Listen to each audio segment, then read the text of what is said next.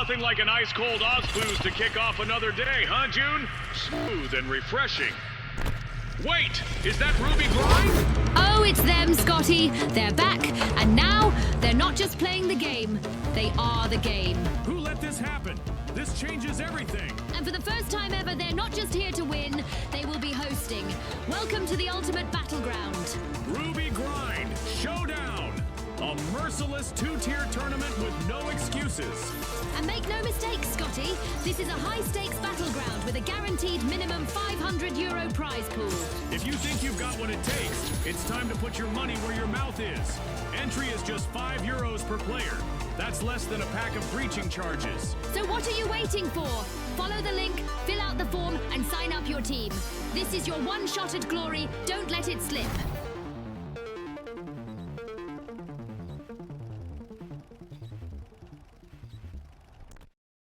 Ladies and gentlemen, we're back. Day one is behind us. The warm-up is over. The excuses are packed away. Welcome back to the Ruby Grind Showdown, Tier A, Day 2. Yesterday, we watched 16 teams light up the bracket with reckless abandon. And now, just 8 remain, scarred, battle-tested, and one step closer to glory.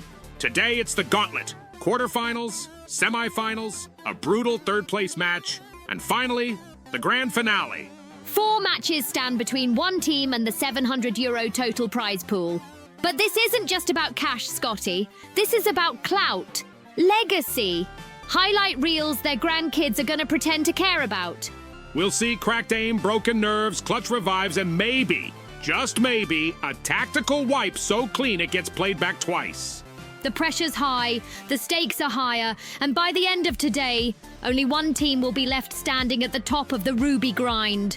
So strap in, grab your Ozbooze, maybe 2, and settle into that gaming chair like it owes you rent. Because what's coming up isn't just a show, it's a firefight dressed as entertainment. This is high-octane, caffeine-fueled chaos, and it starts right now. And calling every shot, scream, and shattered dream. Your casters for Day 2, Rio and Waltz. Let's finish what we started. Hello and welcome to the Ruby Grind Showdown Tier A Day 2. My name is Rio and I am joined with one of my favorite people. Waltz, how you doing today? Rio, I'm doing well. I am incredibly excited to get to cast the Tier A Day 2 games. These are going to be some fantastic players. Everyone that has gone through the crucible of the first day, made their way through their qualifiers, made their way through their first round of games. It's now the top of the top. It's now the cream of the crop, and I'm excited to get to cast it. Absolutely. So today we will be bringing you the quarterfinals, the semifinals, the third place match, and then, of course, the grand finale. And all of you viewers out there, don't worry, we have tons of stuff for you guys. We have giveaways, we have great games, we have a lot going on today. So today is truly going to be a lot of fun. Real quick, though, I just want to kind of go over some of the matches that we had yesterday to kind of go over it.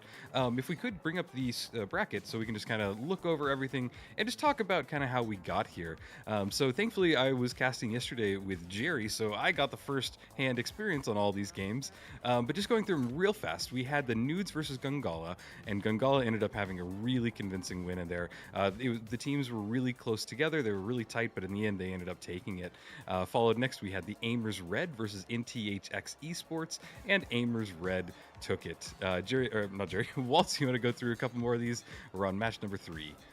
Yeah, so Burnt Nuggets took out Gamblers. Burnt Nuggets with a team that I've seen around a little bit. That is Norton, Palma, and Nagiri, players that if you've been watching for a while, you probably recognize those names. Fantastic players. Not surprised to see them moving forward.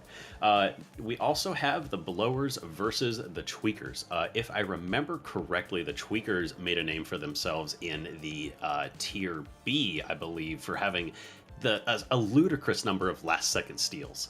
Yes. And a very, very fun team to watch. It's unfortunate to not see them make their way in to the quarterfinals, but it sounds like they couldn't quite. Maybe they were a little too last second on some of those steals.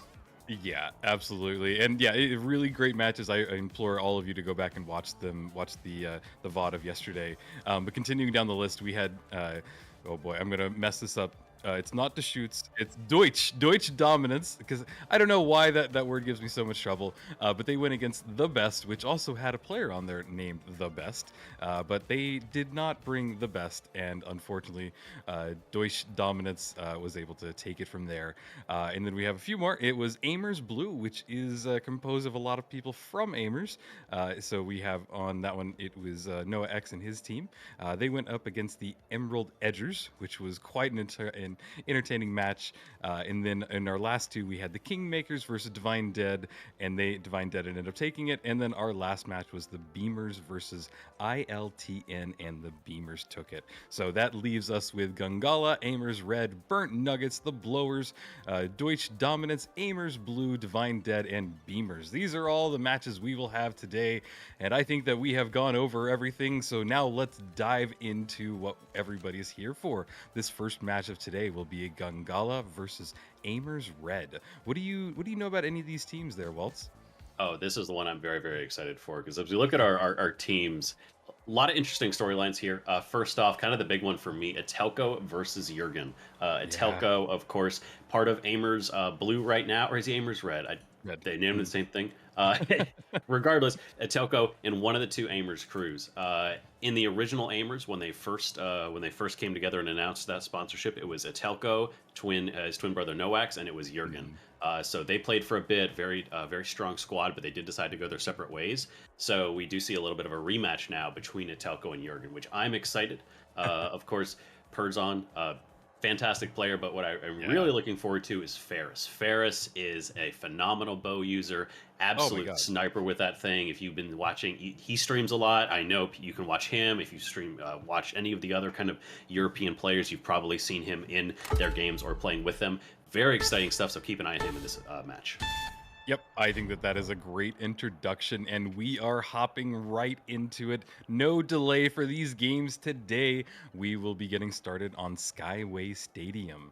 If you guys have a favorite team, favorite player, come on, chat. There's a lot of you in here. Let me see who you're rooting for as we're going to get started on Skyway. We do have the standard issue and Sunny, so we are able to pick the variations now, and basically able to have the basic nice variations without worrying about things like suspended structures, especially on a map like this. But it does look like Lasky will be running light. We have a light, medium, heavy loadout. So pretty much what I expected from this team. Yeah, and one thing to notice is that Honeypack not running, actually neither team running heals. This is going to be a double, a DMAT face-off, which I have seen a lot more common with these people, with these teams as they run light. The heal beam just doesn't mean as much when you're running that light. There's not as much health to recover. They're going to die in a couple seconds anyways. And you really, as two, you want to be doing as much damage as possible. So not altogether surprising, but we do see a lot of people, especially in NA, still going back to that heal beam. So it's going to be a lot of long-range picks for now until a team does get some edge, though.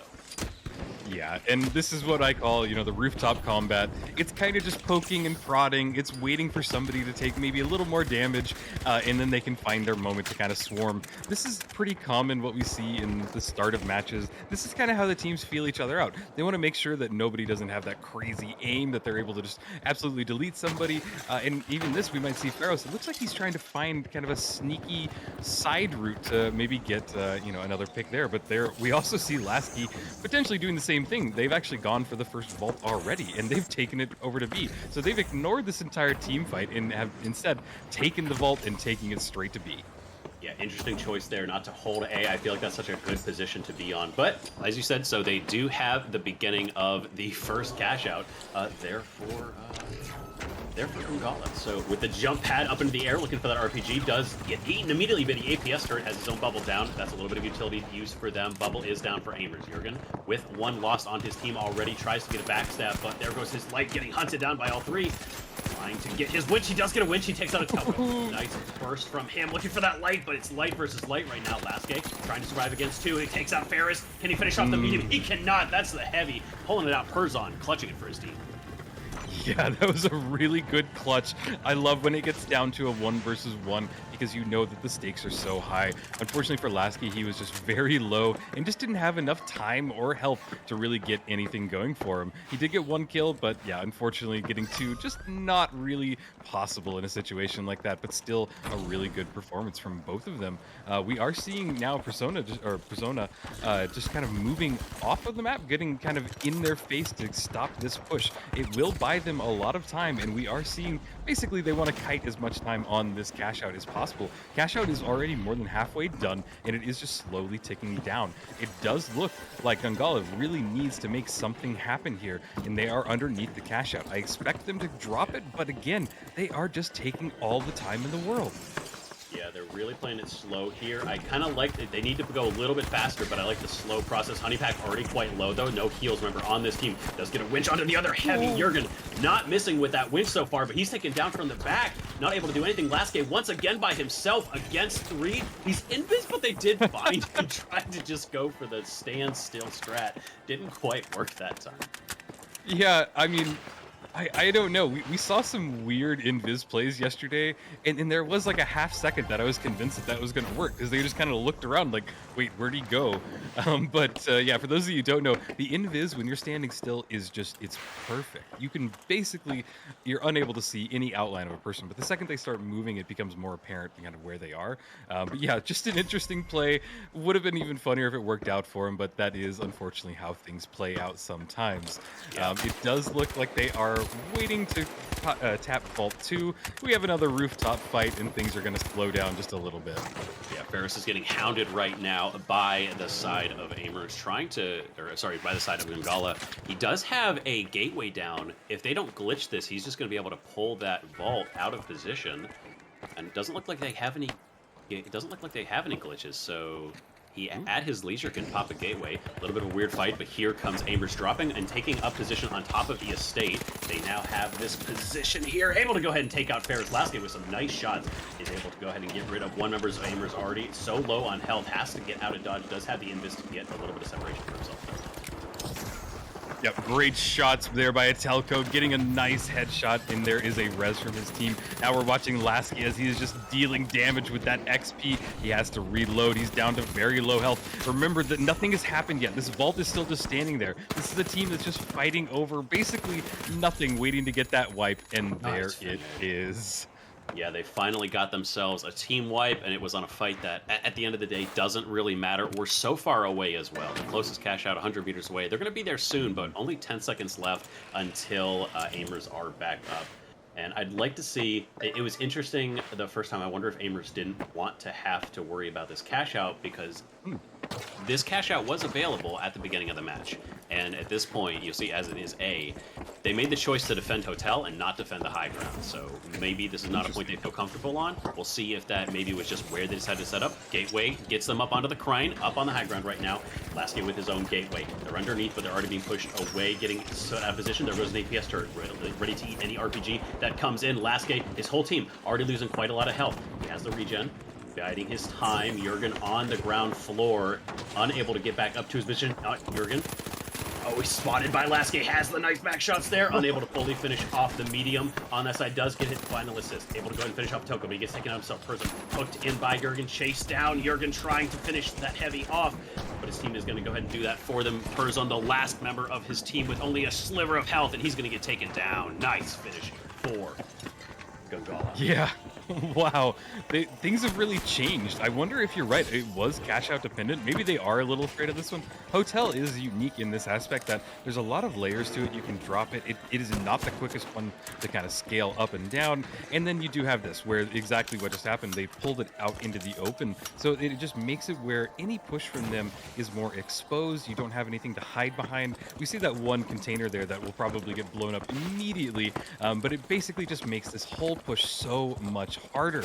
So they're going to have a really tough time. And you know what? Amers, if they want to take this win, they have to do something now. But here it goes. We see that winch claw going off. There is a lot of damage with the SA. Jurgen goes down. We're watching Persona go down as well. Now there's Feroz with the bow. He's getting one shot. He's trying to just stay alive with 18 HP. He's bringing his teammate back, and that was a team wipe.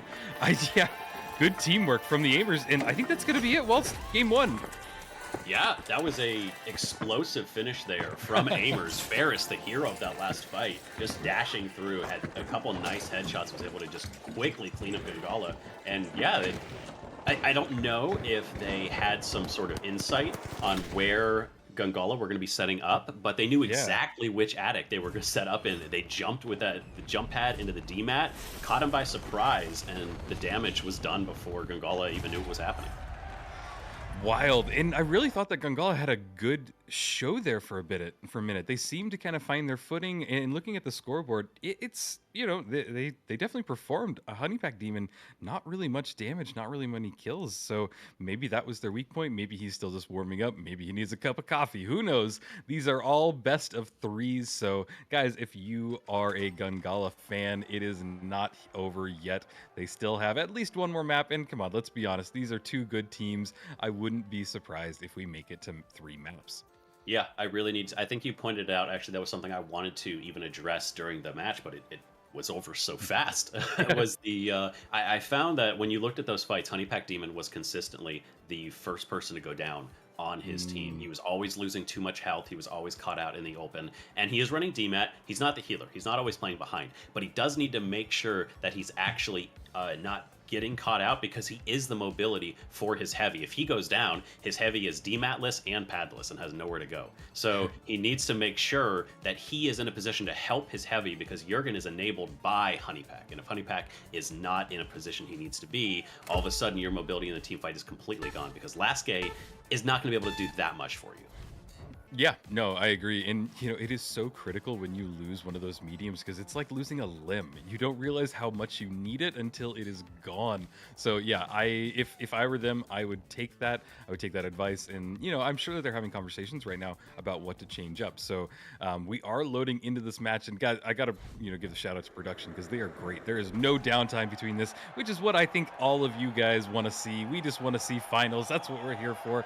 You don't want to hear us yap for 10 minutes, because we're getting right back into it. And I think, yeah, Walt, your assessment was completely correct. I hope that we'll see a different performance from Honeypack Demon as we load into Sis Horizon. 100%. Yeah, we're moving into that right now. I'm excited for Sis Horizon. This could be a matchup that is better for Gangala. Yeah. One of the things that I find interesting about Sis Horizon is, there's a lot of long-range options. You can kind of find your way out in the open. But there's a reason I think people pick this map, even when they're running things like Sledge. And it's because you can avoid the long range. It is not simply a long-range map. And so if you're dealing with this bow user, you have a way to kind of work around that and not have to take those long points. We do see, but the headshot! The bow of me just ate my words. He's just instantly melted. His team already lost Perzon, though. Perzon is down. Ferris trying to look for that second hit. Does get some damage put in. Looking for that third. Actually, by himself, he got that initial hit, but he only has a little bit of health left on the enemy team. Trying to find them before they regen or get a revive. Can he get a look at anyone? He is able to go ahead and catch him before the long revive goes out. There is Jurgen with very little health left, trying to survive. And at this point, he might just wait for his team to coin. Is Ferris going to keep pushing this? That's the real question. Trying to does get a headshot right there. Able to finish it up, though. Keeps falling down these stairs and keeps getting zoned out. His team is coining in, and he's looking for a revive, but he gets taken out as well. Absolute disaster. Ferris just getting caught out after so long.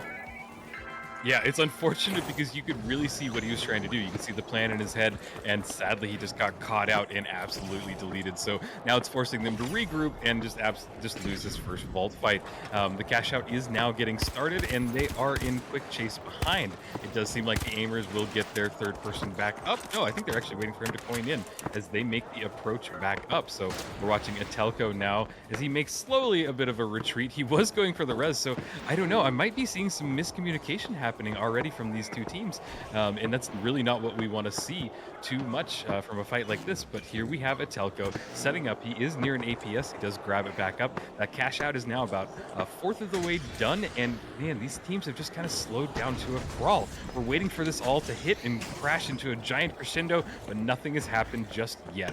Atelko just searching, finding. We see that Persona with the rocket in his hand, the red barrel as well, and look at that. They open up the roof, and here they go. Bounce pad in. There is that bow. Finds one, gets a kill on Laske. He's going for the next. He gets another kill. The elbow and the team wipe by eliminating Jurgen. What an amazing bow play that we just saw from Pharos. Nice movement, and that's one of the weapons that really does excel. I like Ferris's play there. The classic DMAT into the jump pad. We've seen it 100 times before. We're going to see it 1,000 more times in the lifespan of this game. But Ferris waiting a little bit after his team. He didn't jump immediately with them. He waited about a second and then went for the leap after them, which gave the bubble time to already be disintegrated, gave him a perfect view of the landscape as people are already setting up their defensive positions. Laske had already come out of invisibility, and that's what we need to be watching is the battle between the invis light and the dash light. They're going to have to jump right onto the platform. Already Honeypack looking for this ride. There goes the bubble down. Bubble's getting blocked. The Witch is going to go ahead and step the field, but they've already lost one. Person trying to back up and prevent this again.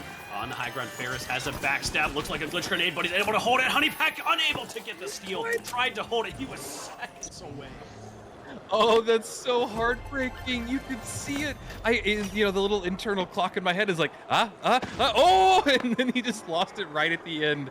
And it is just so sad to see. There were 2 attempts that he basically had that, but unfortunately, the timing did not work out for them, and the aimers will take that first cash out. They are now at Vault 2 and getting that tapped, waiting for Gongala to kind of make their appearance, but they are going a little slow. It does seem like things have maybe slowed down just a little bit because the aimers are really showing a good, strong performance. But there it is. There's the engagement. Glitch grenade goes off, brings that dome shield down. We're watching Pharos get some good shots off. Can he connect anymore? He is sadly missing. He's not at a great distance, so these shots are a little bit harder for him to land. He's now at 5 HP with a flaming barrel right next to him. The enemy team knows it, and they swarm on him, and that will be the end of him as they take a wipe, and aimers goes down.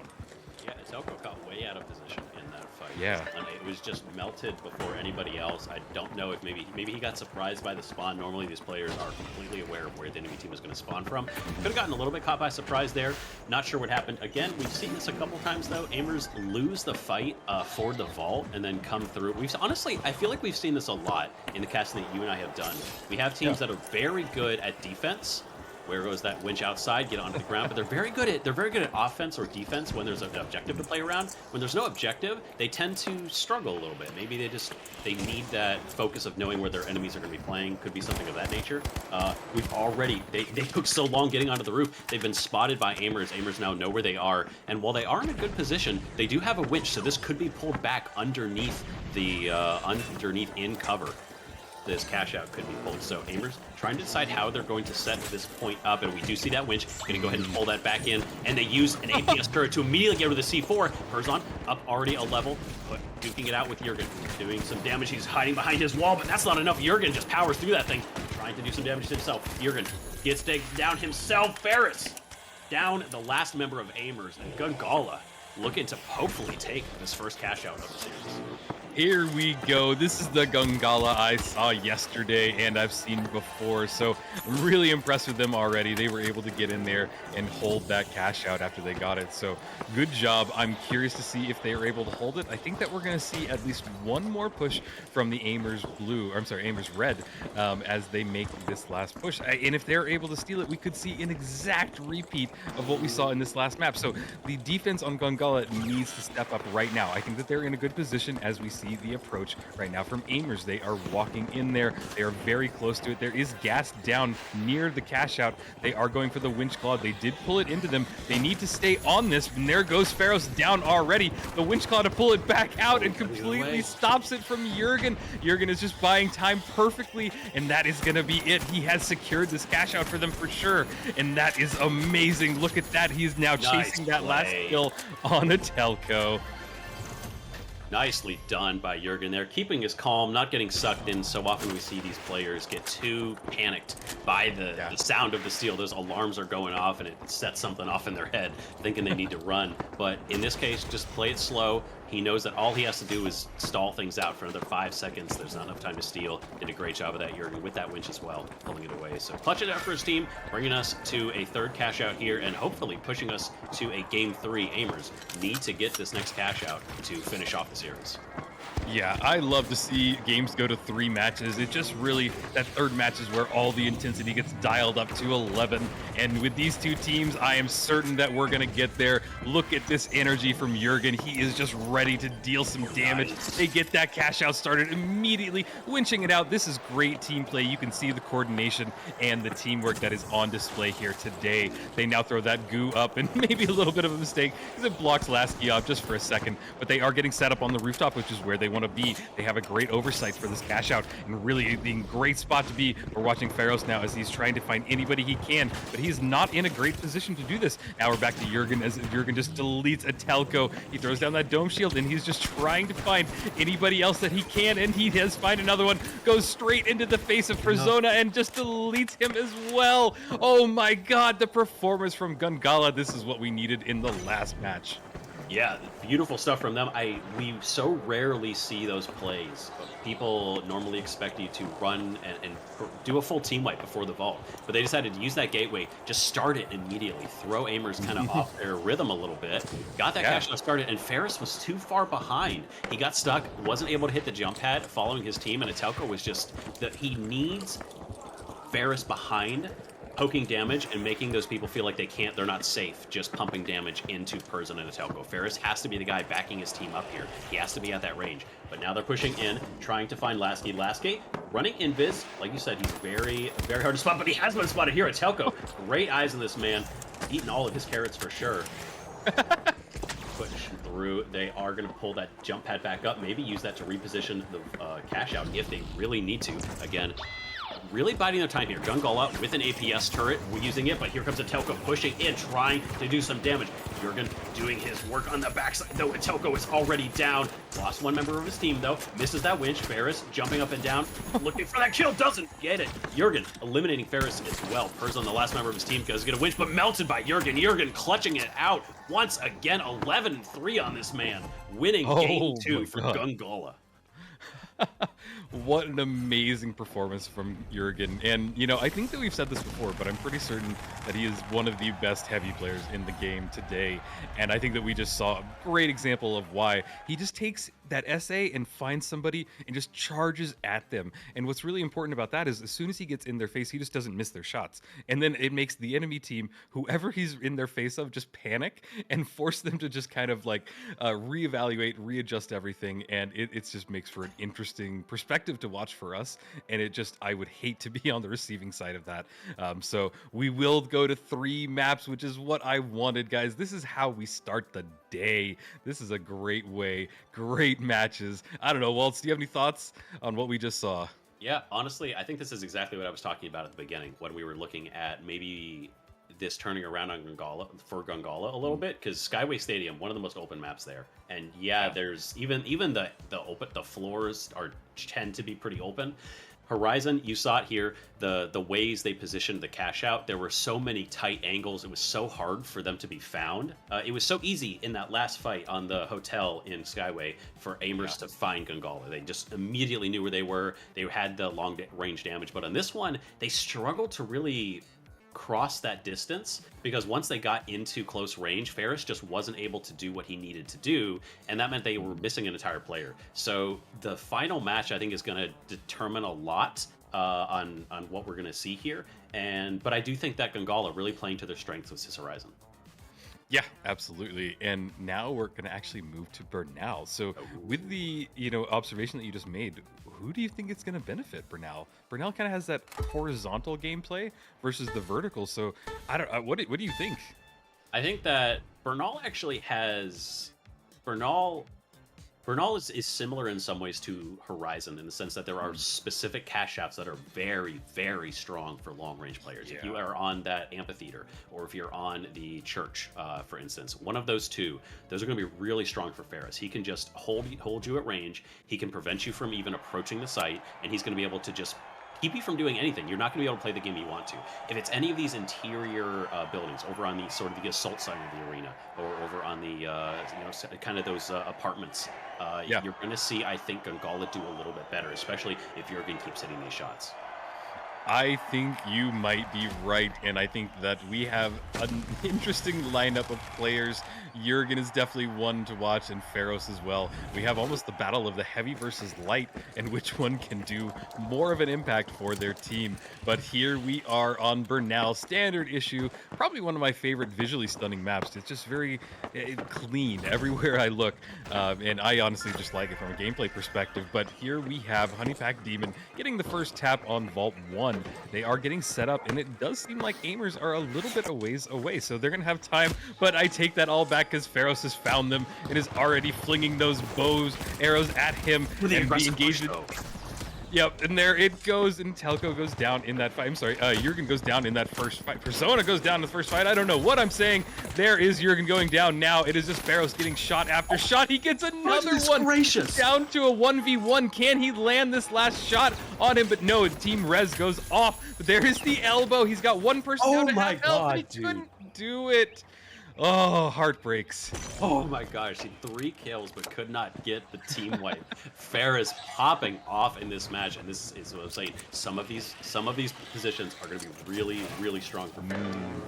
Oh, I really like the play there. Instead of getting a little bit surprised, Gongala taking the initiative. They saw how separated Pharos was from the rest of his team, took that zip line across, and just face rushed at Telco and Jurgen. And I don't care how good you are, 3 versus 2 is almost always going for the side of the 3, and we saw Jurgen just get melted immediately.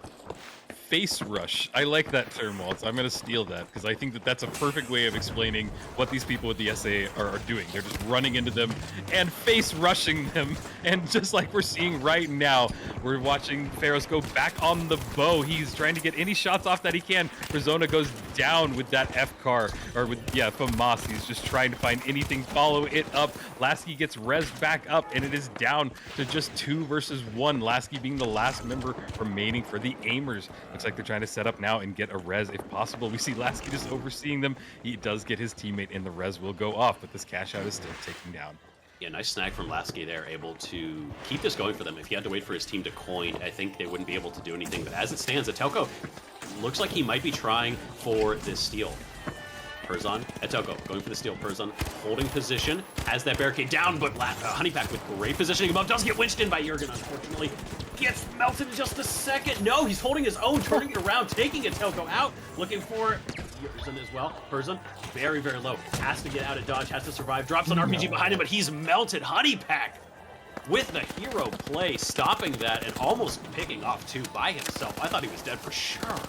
Oh yeah, he jumped in there with like 6 bullets in his magazine, got a few pop shots off, and then had to reload. And you could see the panicked like dive swipes ducking in and out, and he somehow survived and was able to get the kills. So that is top tier movement, top tier just gameplay, and sometimes a little bit of panic in there as well doesn't hurt at all.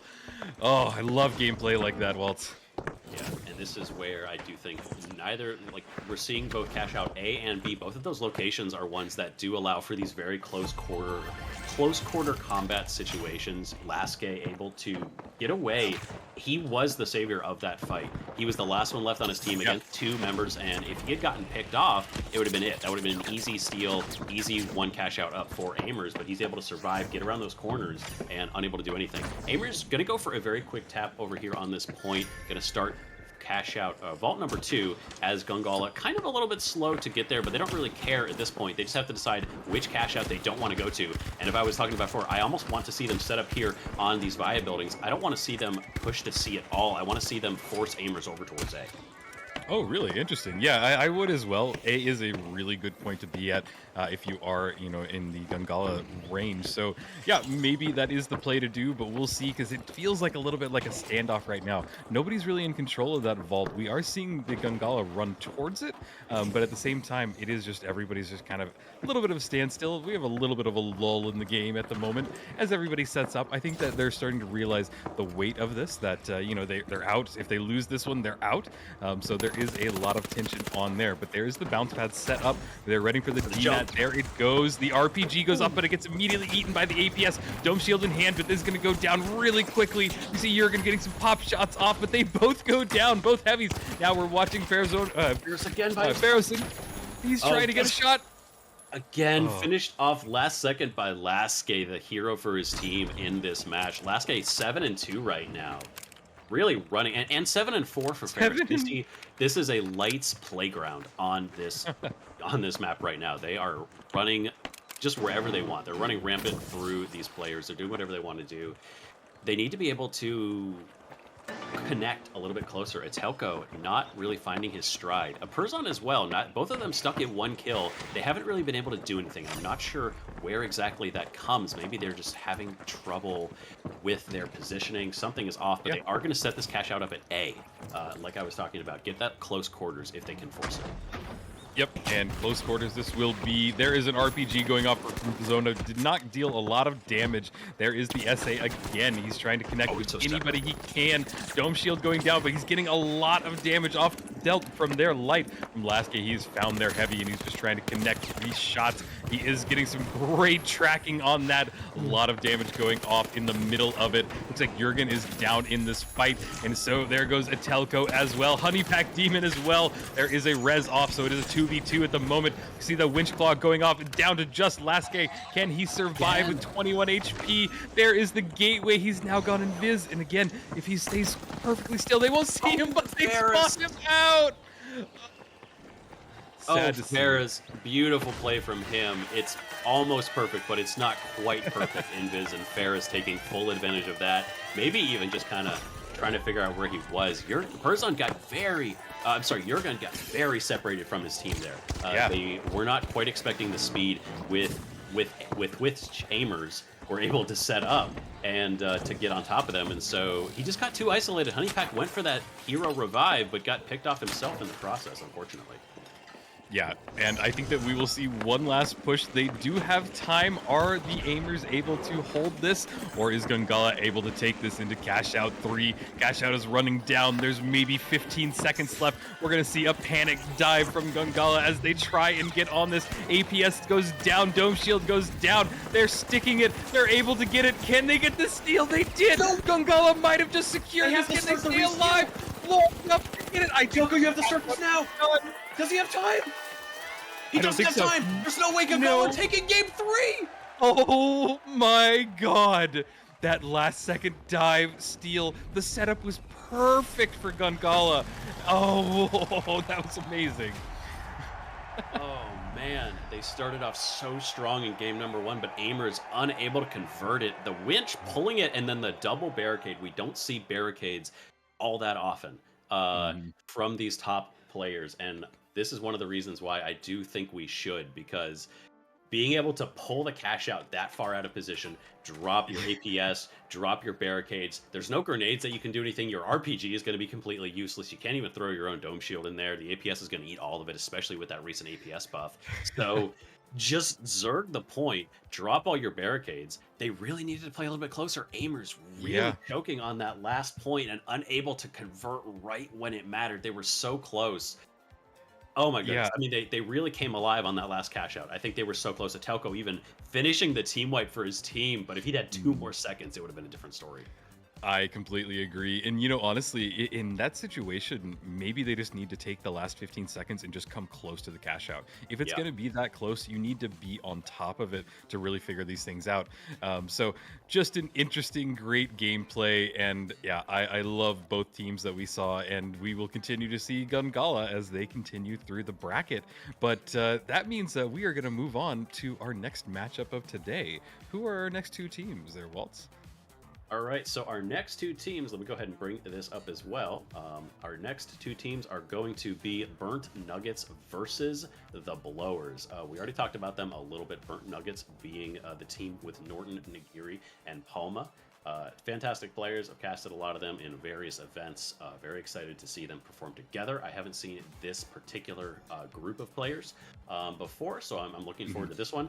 And then it was versus, who's the other team here? My apologies. It was the Blowers, which means that we're going to be pitting them up against, if I can find my list of players here. Who are they pitting up against? Because I can't find the Blowers. I'm blind. Let me see. Teams and players. The Blowers will be Normalized, Zuki, and Athano. They had a great performance yesterday, so this should be a really good matchup between the Blowers and the Burnt Nuggets. So, chat, do you guys have a favorite one? I do believe I remember yesterday there was a lot of cheering for the Burnt Nuggets. So, if you guys have a favorite team, let me hear it in chat. There's almost 200 of you here. I want to see some rooting. I want to see some team names. Anybody, you have a favorite player?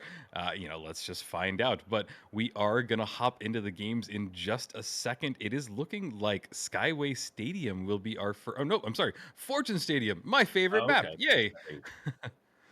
I'm excited for this one. Fortune Stadium, not one we've seen before, but a bit of the best of both worlds, much like Horizon. Very open, but with a lot of opportunities for the ability to close off sight lines, to get into close quarters if you force it, if you're running the right equipment.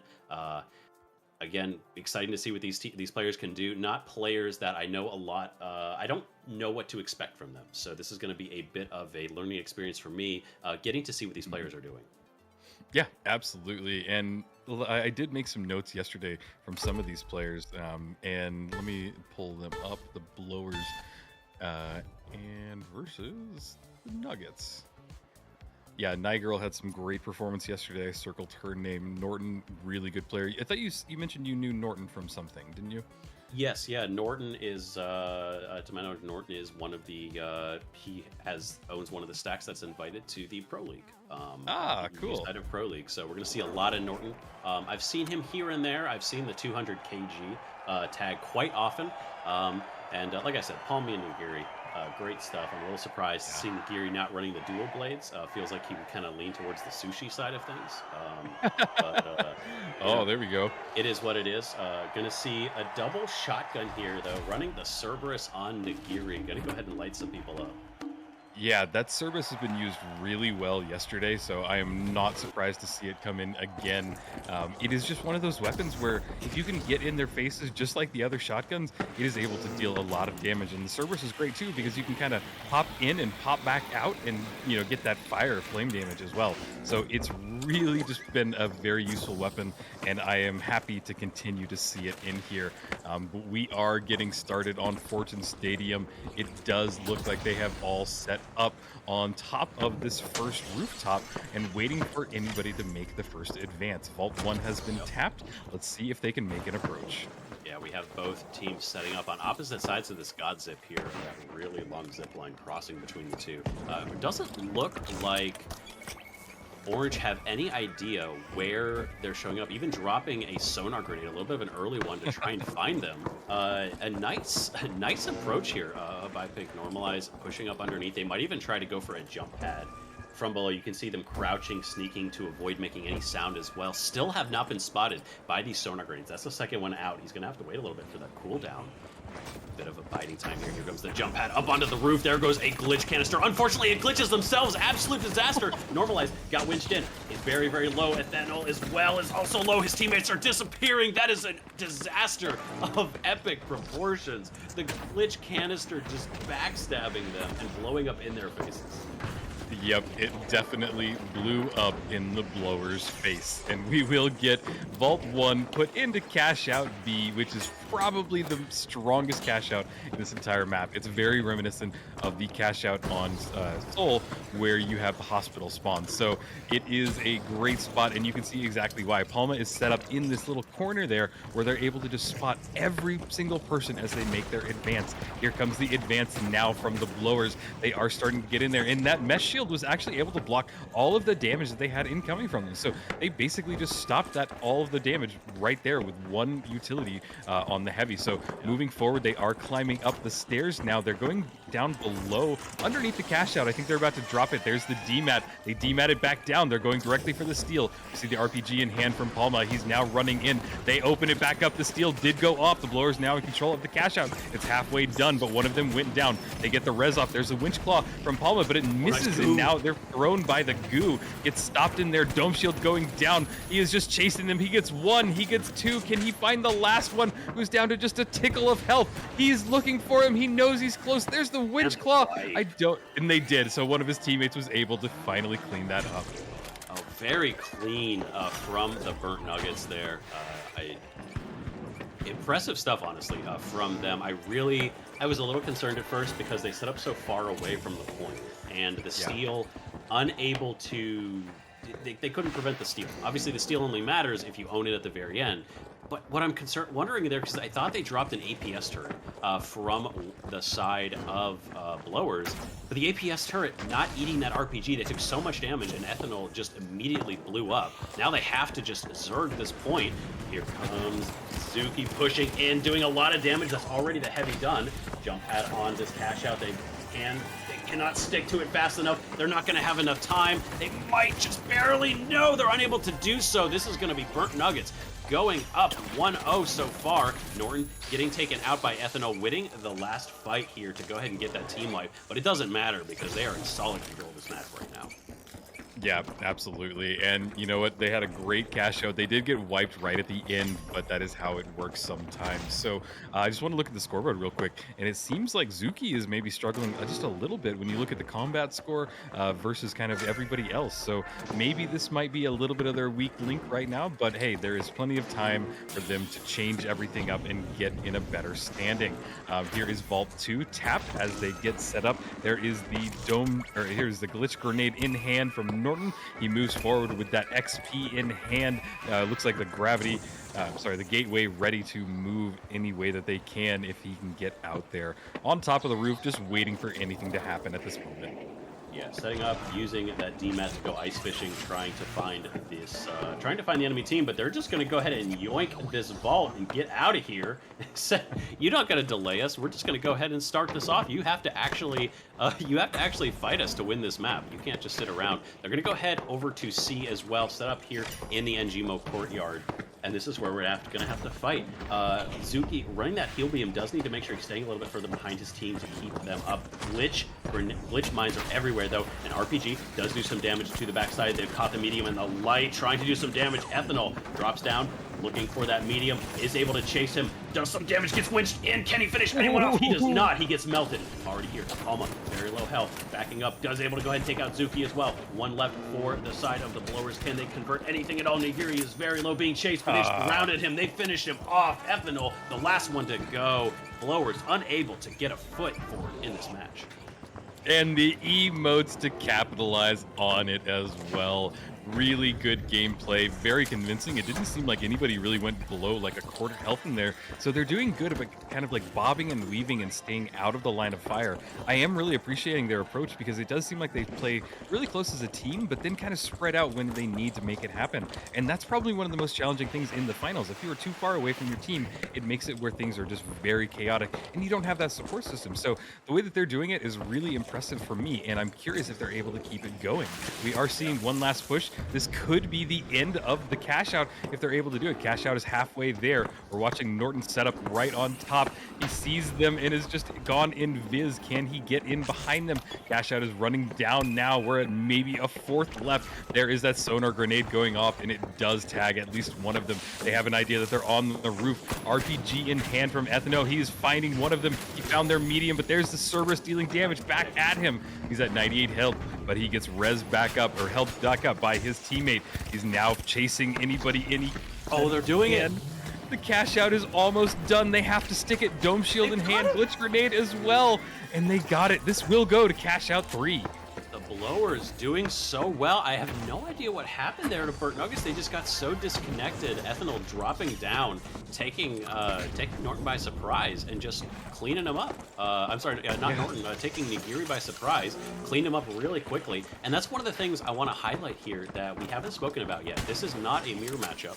Burnt Nuggets running light, medium, heavy, but the Blowers are running a double medium. They're running heal and they're running DMAT. So if the fight extends, they are going to have the edge every single time, so long as Zuki can stay alive on the background. And now here comes the test. Misses the lockbolt completely. They have to see if they can win this fight. There goes the glitch mine. It prevents the dome from going down. Ethanol gets taken out. They are going to have the revive. Once again, all three back up. They have lost Zuki here. That's their healer. They have to look for the last member. They clean him up. A nice team wipe. Blowers' chances in this match have all of a sudden skyrocketed.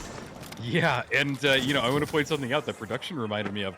It's the fact that the Blowers are actually an NA team playing on EU. To my knowledge, they are the only NA team here today. So the fact that they have such an advantage even right now is really convincing, going against all of these EU teams. And you know what? I love to see it. Are they able to continue their top seed as well? So they have the most score in Season 5, so the Blowers definitely have every right to be here.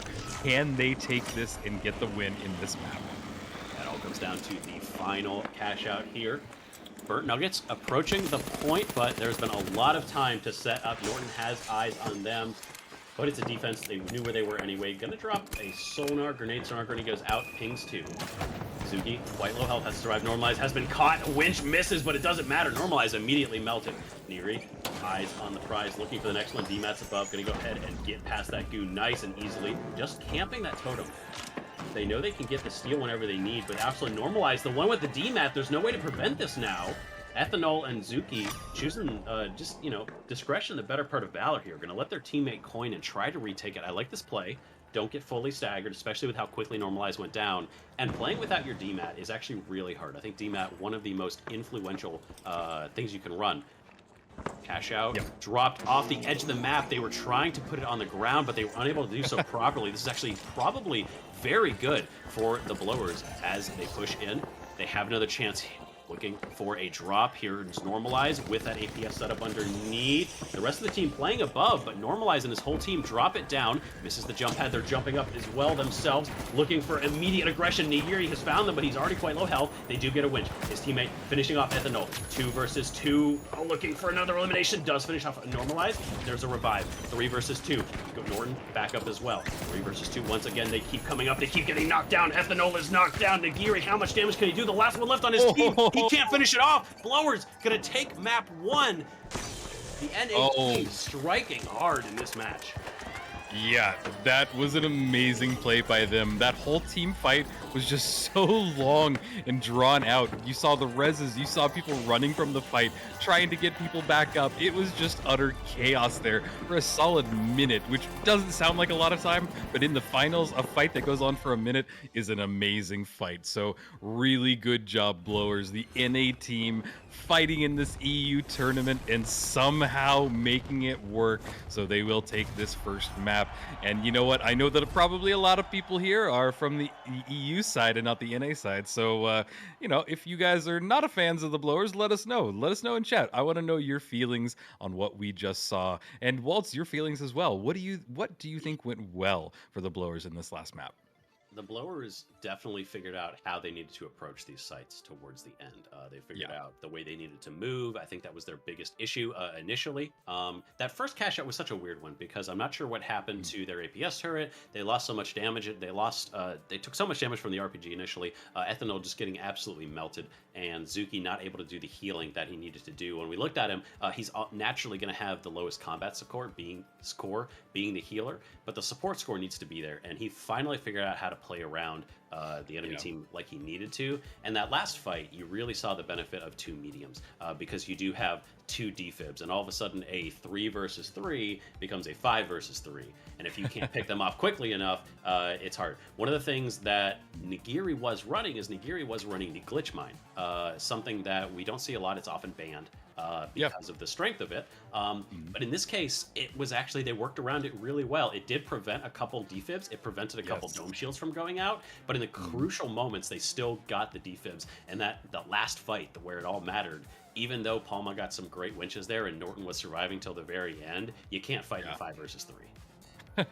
Yeah, you're absolutely right. And you know what? That is just the benefit of having 2 mediums. Just bringing those defibs back up, making sure that your team is there. But also what we saw yesterday was a lot of people getting these really bad reses off. Like they would res at the worst time and it would just end up just like falling apart for them. You either stagger your team, you put somebody in a spot where they're just going to absolutely be deleted.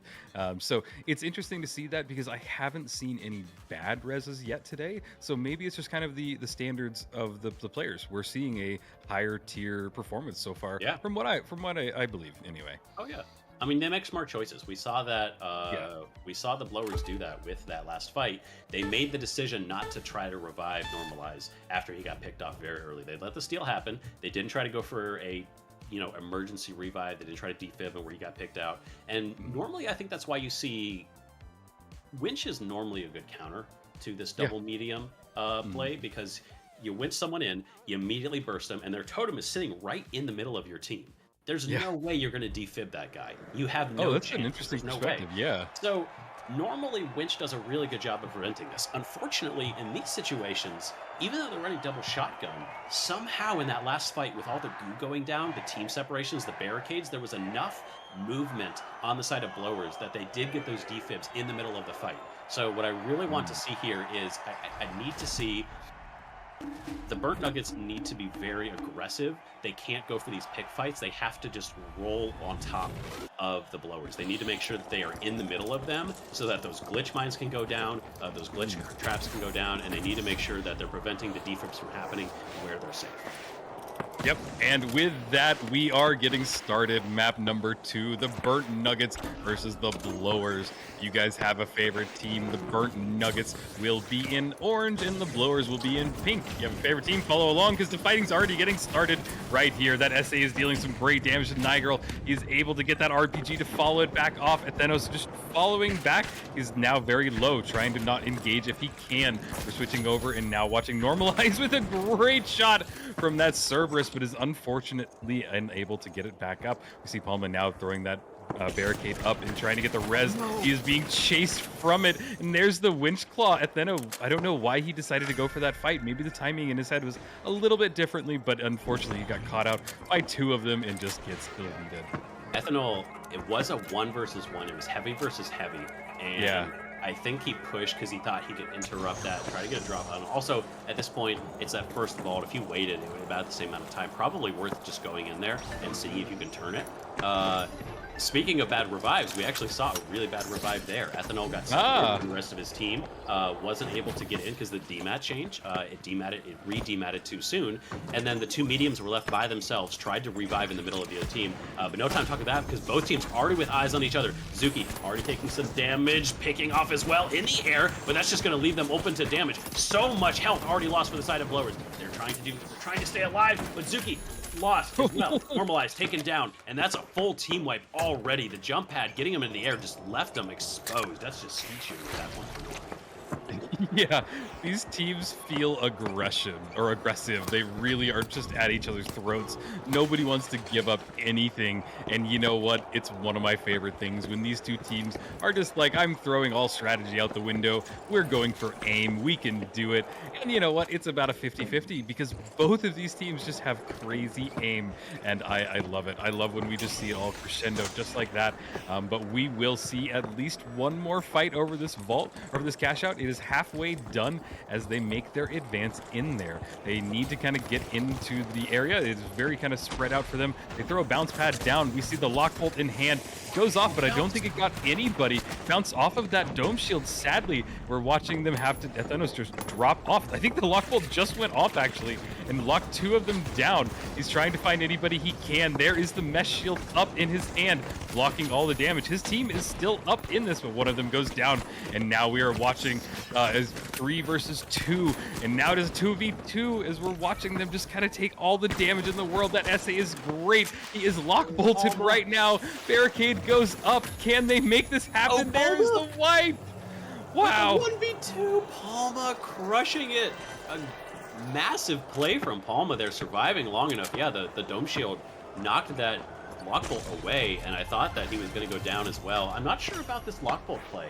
I got to be honest. I don't know if I like its pick. I can see use if maybe all of your team is running shotguns, or maybe it makes sense, I suppose, when you're running a double medium because you're going to try and get close, but it just doesn't feel like it's ever really paid off for them. Every time they've gone in, just like right now, it's going to go ahead and catch 3. It catches 2 of them so far. Bubble shield down for both teams. Zuki trying to get a revive on his team, but he's taken out as well. This is a quick wipe for 2 of them. Ethanol, the only one left on his team, and he's going to go down in just a second. Nothing he can do here, just delaying for time. But that's another quick wipe for the Blowers. Again, we saw this last map. They started off so weak, but they turned it around. What do they need to change, Rio? I don't know. I think that what I just said earlier is that like they're just playing with so much aggression. I love seeing aggression, but it's not working for them. They need to kind of dial things back, find a pick, and then play off of that. If they can change, I don't know, because these teams are just full and ready to fight. So taking that back, taking that step down, not always what we're going to see. Nice winch claw. Every time that they get the spawn in the vault over here, they want to just bring that out into the open. It's a really great spot. You see Nigro running up the stairs, doing some great traversal, but here we have Thanos just coming in from the bounce pad. The cash out has been ticking down. It is about a fourth of the way there at this time, and they need to make something happen. Yeah, approach from blowers. This is do or die. Obviously, they did tap map 1, so they have a little bit of leeway, but obviously they want to win this if at all possible. Pushing it underneath. Again, there is the jump pad with the DMAT. This time, the glitch canister actually works, but he's unable to convert. Zuki already down. He's the healer. Palma, very low. That's an instant team wipe. It's just over already. What happened there? That's insane. What I just said. They're just playing too aggressive. They're just getting in each other's faces, and then it's just not going in their favor. Yeah. Change, guys. Y'all were doing so great. Maybe it's map dependent too. Maybe it's just this Horizon isn't working for them the same way the last map was. But I feel like we're watching a completely different team, don't you? No, it's so weird, and it's funny because you asked me what I think Burt Nuggets need to do, and I said they needed to be more aggressive. And I feel like the wrong team heard me. Like I feel like they heard aggression and they said we can do aggression better than them. You have the healer. You play the long fights. You are not the one who goes in. I like this though. Just drag it in. Use this lock bolt. Here's what that lock bolt is for. Don't even winch it. They have, because they don't have that winch. Brought it through. How much longer do they have on this steel? Seconds left. He's not able to hold it. Trying to find a way to delay this for every second, but here the aggression again from blowers pushing into Palma. Palma half health already, has to survive. Can he win his 1v1? Normalizes down, but that's a trade. Suzuki, the only one left, does get the revive. Normalize goes down. He's again by himself. He's just accepting defeat. This is it. They couldn't convert. Blowers go down. It's now 1-1. Okay, we have seen a complete change up. I did not expect to see this. I really thought that, oh, you know what, this will be a quick match, it'll be over quick. But the Burt Nuggets were like, nope, we're here, we're ready to play. And sometimes that does happen where, you're getting in a tournament. Sometimes people just have the jitters the very first match. And the second map, they're like, okay, we can do this. We can really get at it. So really cool to see. I love when a team does that, because I think, to me, it means behind the scenes that they were able to talk. They were able to have communication. Something changed, and it's what you want. It's what a top-tier team should be able to do. Yes, they clearly took some time. They're playing a lot tighter than they were in match 1. They got a little bit too separated, especially on that second cash out on Fortune, and that led to them, I think, just losing momentum. I don't think they did anything wrong necessarily in that final cash out fight. It was just an unfortunate positioning for them. There was so much goo. And they're just playing a lot tighter. Norton, 8 kills, 2 deaths. One of the things we see so often with these Invis players is they tend to play a little bit further away from their team. In these cases, Norton playing very tight. He's playing just behind his team. They know where to expect them. And maybe the sonar grenades are actually doing that. I know there's a conversation that often happens among these top players about, do you bring sonar or not? Because the idea is, if you are on comms and if you're talking, then you're going to know where they are anyways. And if one person sees them, everyone sees them essentially, right? But sonar just extends your eyes a little bit further. And it gives up a slot. Maybe you're not going to run Vanish Bomb, or, maybe you don't run Breach Shards. Like, you don't run something else, but it gives you a little bit of insight. So I'm actually kind of coming around to this sonar grenade play. I think it does give them an interesting, kind of positional advantage. It gives them a little bit more vision of where they can see, and then that means Norton can be very, very specific on where he sets up in the fights, and it clearly paid off for him. Yeah, absolutely. I think that your analysis is literally spot on, especially because of sonar. In a game like this, knowing is half the battle. Just knowledge, just being able to have that idea of where your team might be or the enemy team might be, it's so powerful. Knowledge is power, and definitely in this game. But we are hopping straight into it. This is the third match. Both teams have won one, and we are getting started on Vegas with the new redesign. Chat, do you like the new redesign? Let me know in the comments. But more importantly, who do you think is gonna win this matchup? Let us know. Spam the chat. There's a lot of you here and not enough of you typing. Nuggets trying to make this a reverse sweep right now. Ethanol has switched over to that shack. I do not believe he was running that earlier. He was, in fact, running the SH12. They decided to swap it up. A map that people normally think and consider honestly, people consider this map a close-range map. He's deciding to go for the shack, giving himself a little bit more long-range potential. We've seen a couple skirmishes start. They're trying to find orange right now. Burnt Nuggets are just incredibly evasive. The jump pads are just constant. I don't know what these people are jumping at. There's nothing happening in this match right now. Just settle down, guys. You know, just chill. The ADD is strong with this team. I can feel it. Oh, but here we have Atheno trying to climb, but he does get blocked by one of them and just gives up and goes straight for the zip line. It's what I would do too. But they are on top of each other. Do they know it? There is the jump pad. There's the dome shield going down. That shack could be doing a lot of damage, just deleting Palma. They see the other person on the mega dome, but they are a little bit ways away. And it does seem like this is now a res gone off. They bring the person back up. These stairwell fights are never clean. There's another one. Palma going down. It is just on Norton. Can he stay alive? He is invis. He does go for the vault. He's just not wanting to fight. He's like, I want to bring the fight and I want to get this started. No, he just whacks it away. Play it. I like this. Very smart. Prevent them from starting the cash out. Clearly, he's going to sit here, wait for his team to respawn. And just an extra couple seconds here, because if we, as we take a look at Norton here as well, he only has 5 seconds left, and his full team is up. So we know that extra 5 seconds that he delayed, 10 seconds, throwing that across, his team is now fully up, and he's doing a lot of damage. Ethanol gets picked as he's trying to get to the cash out. They have started it, but now they don't have the time to set up that they normally would want to. Looks like they're going to set over to the anterior room. Try to find a defensive position, but Norton, with these sonar grenades, has the eyes on them. He knows where they are. This is not going to be a surprise anymore, so they can position all the way on the far end. They're so far away. Are they going to be able to prevent this goo going down as well? Palma dropping the barricades. That's a full steel glitch canister. Does pop all the shields, but no, there's no chance. They've already stolen it. Goo going down for both teams. Trying to demat, but the goo preventing it. There's just a reverse steal. They're just stealing it easy. Nobody's died yet, and we've had 2 steals. Rio, what's happening right now? This is the weirdest fight I've seen in a long time. Nobody's gone down, and people are just trading back and forth. Guys, stay on point. Go for a fight. And now both teams are just wanting to kite this out. Cash out is halfway done. We're watching Nigel as he pushes in. There is the Cerberus shot going off. Everybody's just clashing right on top of each other. We're waiting them go down one after another. They're waiting for a res, but the Tash out is just slowly ticking down. There's that healing beam doing a lot for his team. Both teams are going for a res, and this fight is still going, Waltz. Yes, it's still happening. Zuki, the hero of his team there, did so much, kept them all alive, and Nagiri not able to convert. They're up on the ceiling again. They have eyes, but the steal once again happening. This time, they were able to prevent it. Lots of damage coming out. Norton trying to find eyes on the enemy team underneath, but he doesn't have the position. He needs Shack from range. Already blowing up Palma. He's down. That's 2 down. Norton, the last one left on his team. Can he finish off? He does finish off 1. Drops to the ground again. Has that gateway play. He's all around. He's above them, but he gets taken out. Norton unable to convert. Blowers taking cash out number 1 in Vegas. Okay. Wow, that was quite the fight. It was really weird, and then it worked, and just the amount of reses and deaths that we saw going off in just that fight was amazing. They just didn't want to concede any bit of it. So these two teams really know the stakes they're at play here, and it shows. We see them now set up on the Mega Dome. There is the bounce pad. They're going to make their way towards the next vault, which is going to be spawning a little bit away from them.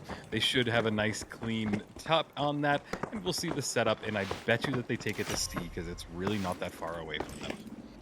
Yeah, it looks like both teams about to get into a fight. They have been spotted. At the very least, Burnt Nuggets have an idea where blowers are. Both teams now know.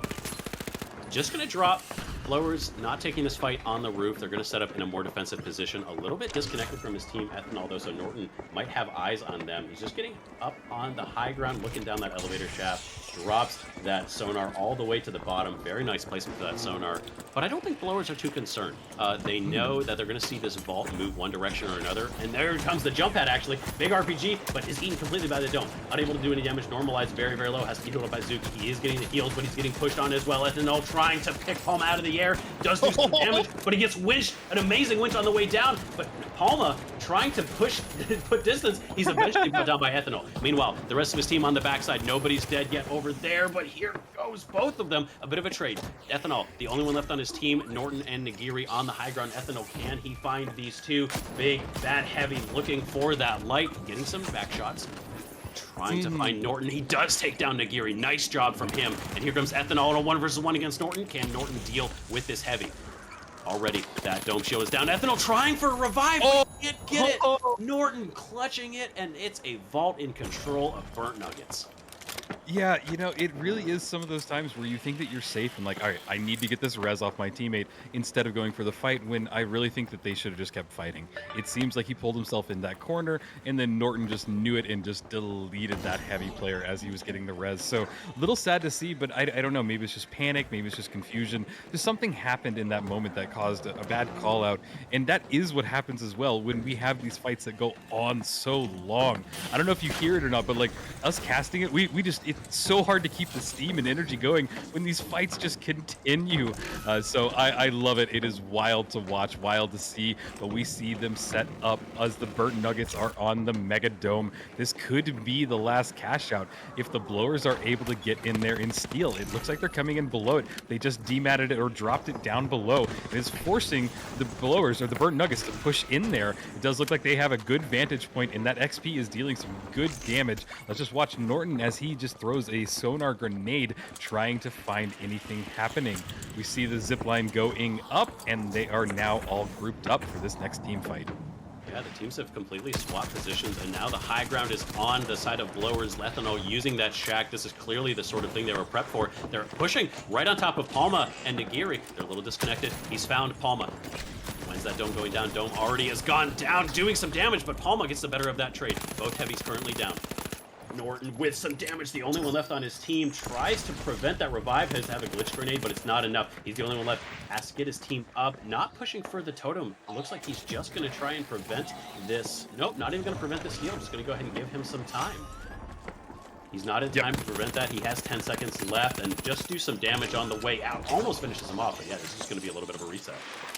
Yep, this is not looking good if you are a fan of the Burnt Nuggets. This cash out is running down. They're going to have one final push to get on this. We see an APS turret along with the goo. There's about 10 seconds left. I don't think they're going to be able to get on it. We see that the team is now surrounding it, and there is the push, but I don't think it's going to be important, and that is it. Oh my gosh. Wow, what a game. Yeah. I'm blown away a little bit there. Norton, I was just talking about how that sonar allows them to kind of position better, but that move from Blowers, fully resetting, just walking all the way back across to the other building, getting up onto that dome, that full top, that top dome, and then having the high ground allowed them to instantly spot that Norton was disconnected from the rest of his team. Got a quick wipe on the heavy and medium, and at that point, that's all she wrote. It's just over. There's nothing the light's going to do against two mediums and a heavy when they're trying to steal. It's just impossible. Closed it out really nicely, and Blowers, moving forward, our NA team continues to survive in a sea of EU players. Yeah, it's really impressive. And I don't know if you guys have played, over the continents, but basically I've played with a few EU players, and I just can't do it. I know I have a few EU friends that are able to play on NA servers, and I commend them, but like when the roles are turned, it is just so hard. So they do have a disadvantage, and it's amazing that they are playing so well. Yeah. So they will move on, and that does mean that Gungala and the Blowers will be moving on to the semifinals. And that means that we are going to go into our next match also. But real quick, I want to make an announcement after we get through the quarterfinals. So 2 more teams, we will be doing our first giveaway. There will be a total of, I think, 2 giveaways. And so one after the quarterfinals and then one after the grand final. And then on top of that, there will be a giveaway within the Discord. So if you guys are not a part of the Ruby Discord, Ruby Grind Discord, hop in there. They should be spamming links in the chat right now. Hop in there, and we're actually giving away a t-shirt. So if you guys are a fan of the finals and you want a finals t-shirt, hop in there because somebody is very kind in the back end and they are donating that there. So if you guys want to enter the first one right now, it's not going to be for a little bit, but just type enter into the chat room and it will enter you into the giveaway. Yeah, I got to get myself in that as well. I'd love a new t-shirt. Love that Yeah. merch. And I'm excited. Rio, I have to back up and we have to talk about that first cash out though, because I have never seen anything like that. Not a single person. I don't think anybody even took any damage. There was no damage. There were no deaths. It was just 2 teams stealing cash outs back and forth until they decided to go for a fight. Like, yeah. Why? What's that? I don't know. I mean, is it just the idea that like the kiting meta is back? Is that really what both teams were just trying to do? Was it just kind of the Scooby-Doo trying to find each other and unable to, going in one door, the other team goes out the other? I don't know. I'm gonna have to go back and rewatch that because it was just so atypical for what we see. And so I love it, but wild without a doubt. Yeah, it was a weird. It was very strange. I will say I do think that this is where the barricades, the goo especially, is one of the things that takes people by surprise. We're seeing more and more teams run this. You've seen people like Brendy been running it for the entire time they've been playing the game. Brendy has always run goo. He's been such a staunch advocate for the goo grenade, and I think we see why. You can't demat goo. And so it's a wall. It's a wall. It's a brick wall that you just throw up, and somehow more solid than the actual walls in the game.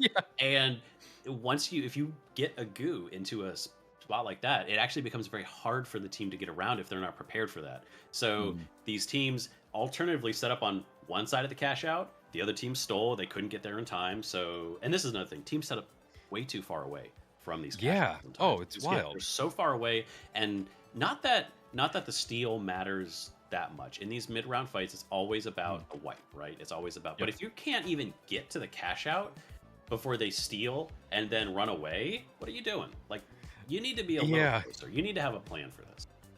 And I think you might have just said exactly what I was going to hit on, is that they need to have a plan. And I think that we're just seeing so much of emergent gameplay versus like the plan of like strategy and attacking it. And just like when we saw the cash outs going back and forth, it's like, that's not a plan. That's a like, let's go for it, dive on it now.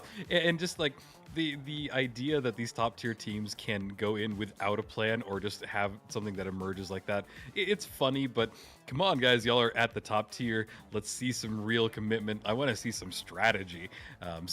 But with all that said, amazing games. Of all the matches we've seen so far, I'm gonna have to go back and probably watch the Burnt Nuggets versus the Blowers again. But with that said, we're gonna move on to our next one, and we're already getting into the lobby.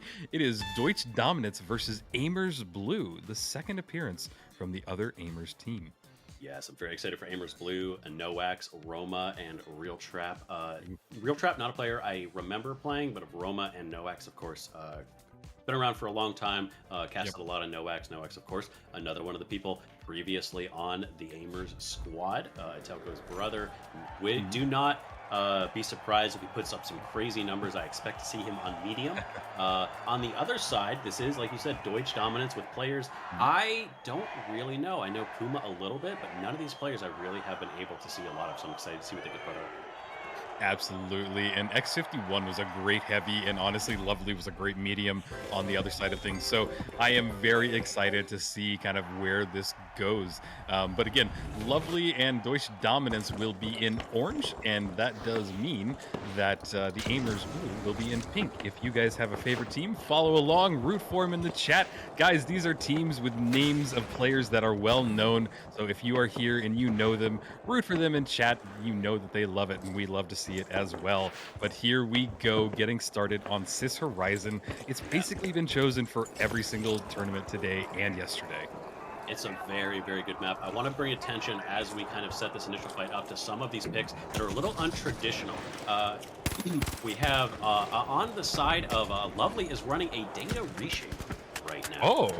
And that's a very interesting choice. Very interesting choice. But that might deal with the barricades. That might deal with sonar grenades from God Mineta. It also might deal with the APS turret from Noax. So data reshaper might actually be a good pick here with the sonar coming out, with the barricades that are down, all of this stuff that you can throw in the way. We were just talking about that. All the things that you can use to just put in the way of a steal. A data reshaper is going to remove all of that. But the aggression is coming out. Lovely himself already taken down. Beautiful shots from Noax. Now he's pushing after Puma as well. But right now, X51 chased away. Noax on the hunt takes out Puma as well. That's the second kill, and that's a team wipe. Noax just punching his ticket to the next round right now. He's doing his best to carry his team. And punch he did. That was a great shot. Great just explosion of everything. They are going to bring this over to Cash Out B, and I bet you immediately bring it out into the open. They don't want to stay there if they can, but maybe not. I take it all back because they're not moving it. They're just going straight for the fight. They want to try and intercept this enemy team before they're able to get in there, and it does look like they might have gone the opposite way, and this is going to allow them to kind of sneak in from behind. I don't think either team knows which way they're coming from, and now we see the setup. We see them just waiting. Cash Out is ticking down, but both teams are a little bit a ways from it. We see the approach from X51 in their team as they move into it. They are going very slow, but they are getting on top of it, and there is the combat. They are spotted out. Lovely goes down to half health. Puma down to half health. His entire team down to half. They need to make something happen right now, readjust, but instead they just leave, and they are now even further out of position. It's not what you want to see. Lovely is just trying to run away. He is being chased by two of them. He gets Noah down with that car and getting a lot of good shots off, but sadly he gets chased, and it is all down to Puma, their heavy or their light player. Can he stay alive with that XP in hand? He goes down the zip line. He is spotted out, and it is being chased by their light player using the AR. He is following in chase, but it seems like they were able to get away a little bit. We're seeing another one of these fights that just goes on and on, Waltz. Yeah, it's just continuing. Puma running to the ends of the earth to get away here. The beam from God Mineta with that AR, and that is a massive stagger now. They're going to have to go for that revive, but he has great vision. God Mineta on the high ground, the God hold right now, just gargoyling on the edge of that wall.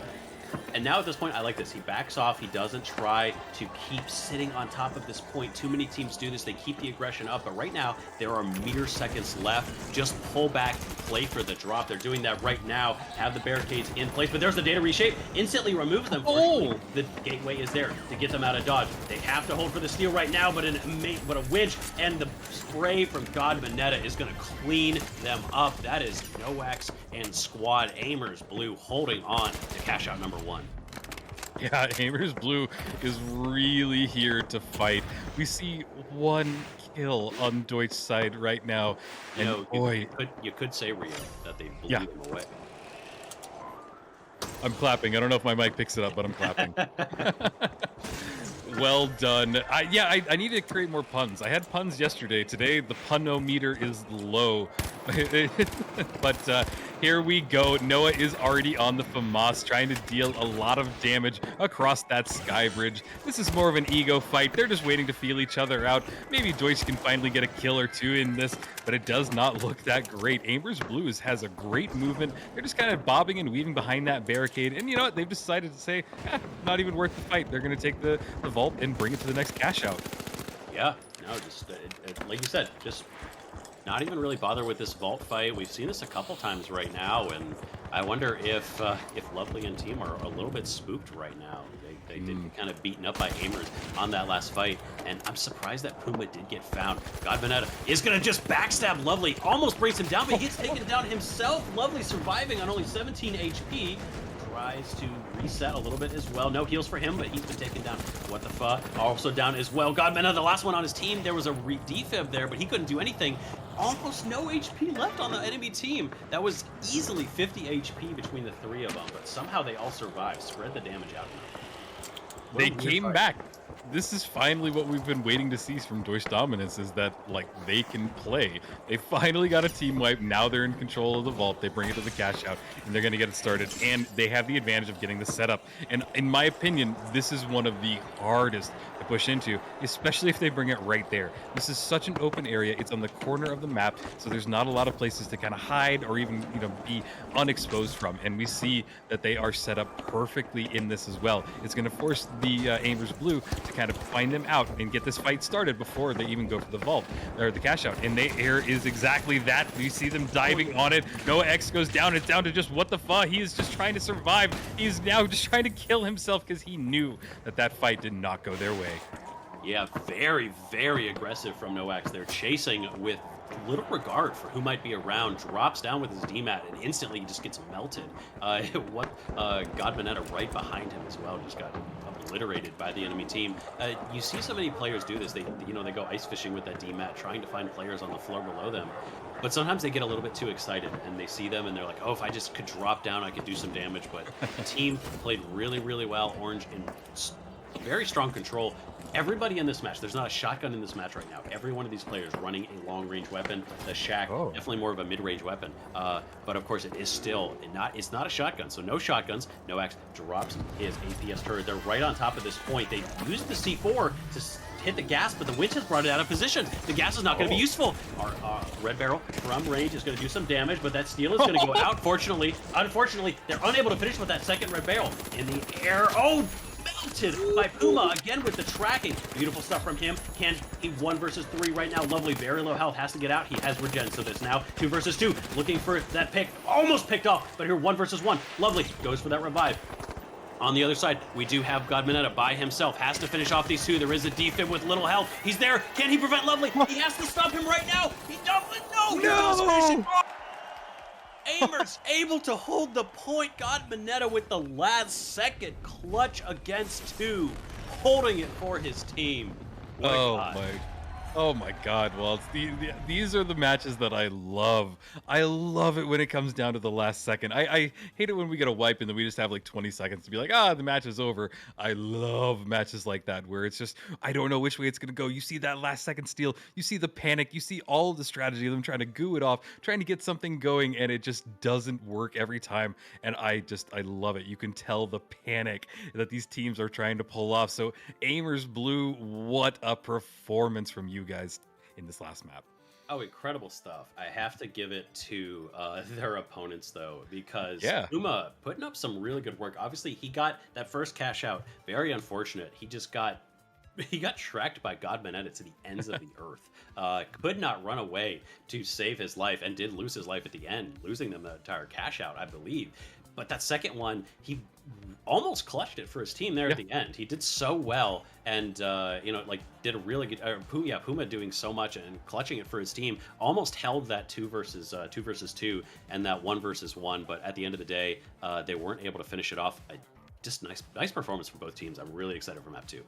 Yeah, me too. And I think the thing that I noticed from Deutsch is that they seemed to they were struggling at the very start, and then they found their footing and they were starting to get kills, because there was a time there that we looked at the scoreboard and they had 1 kill to their name versus like 4 or 5 on the other side. So they started to get their footing. They seemed to have a hold of it, and I think that this is what we can expect in this next match, is that they have an understanding of this enemy team, and I think that this might be Deutsch's map coming up.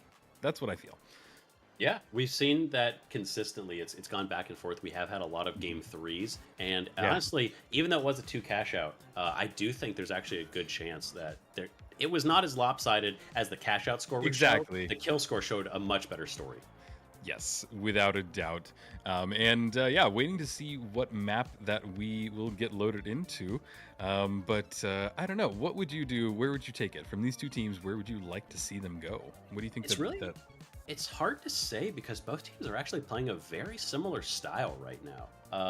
Oftentimes I feel like we look at these teams and it's like, oh, well, these people clearly want to play a close range engagement. These guys are more about sort of the map rotation, so they want a larger map. They want to be able to kind of work the map in a way.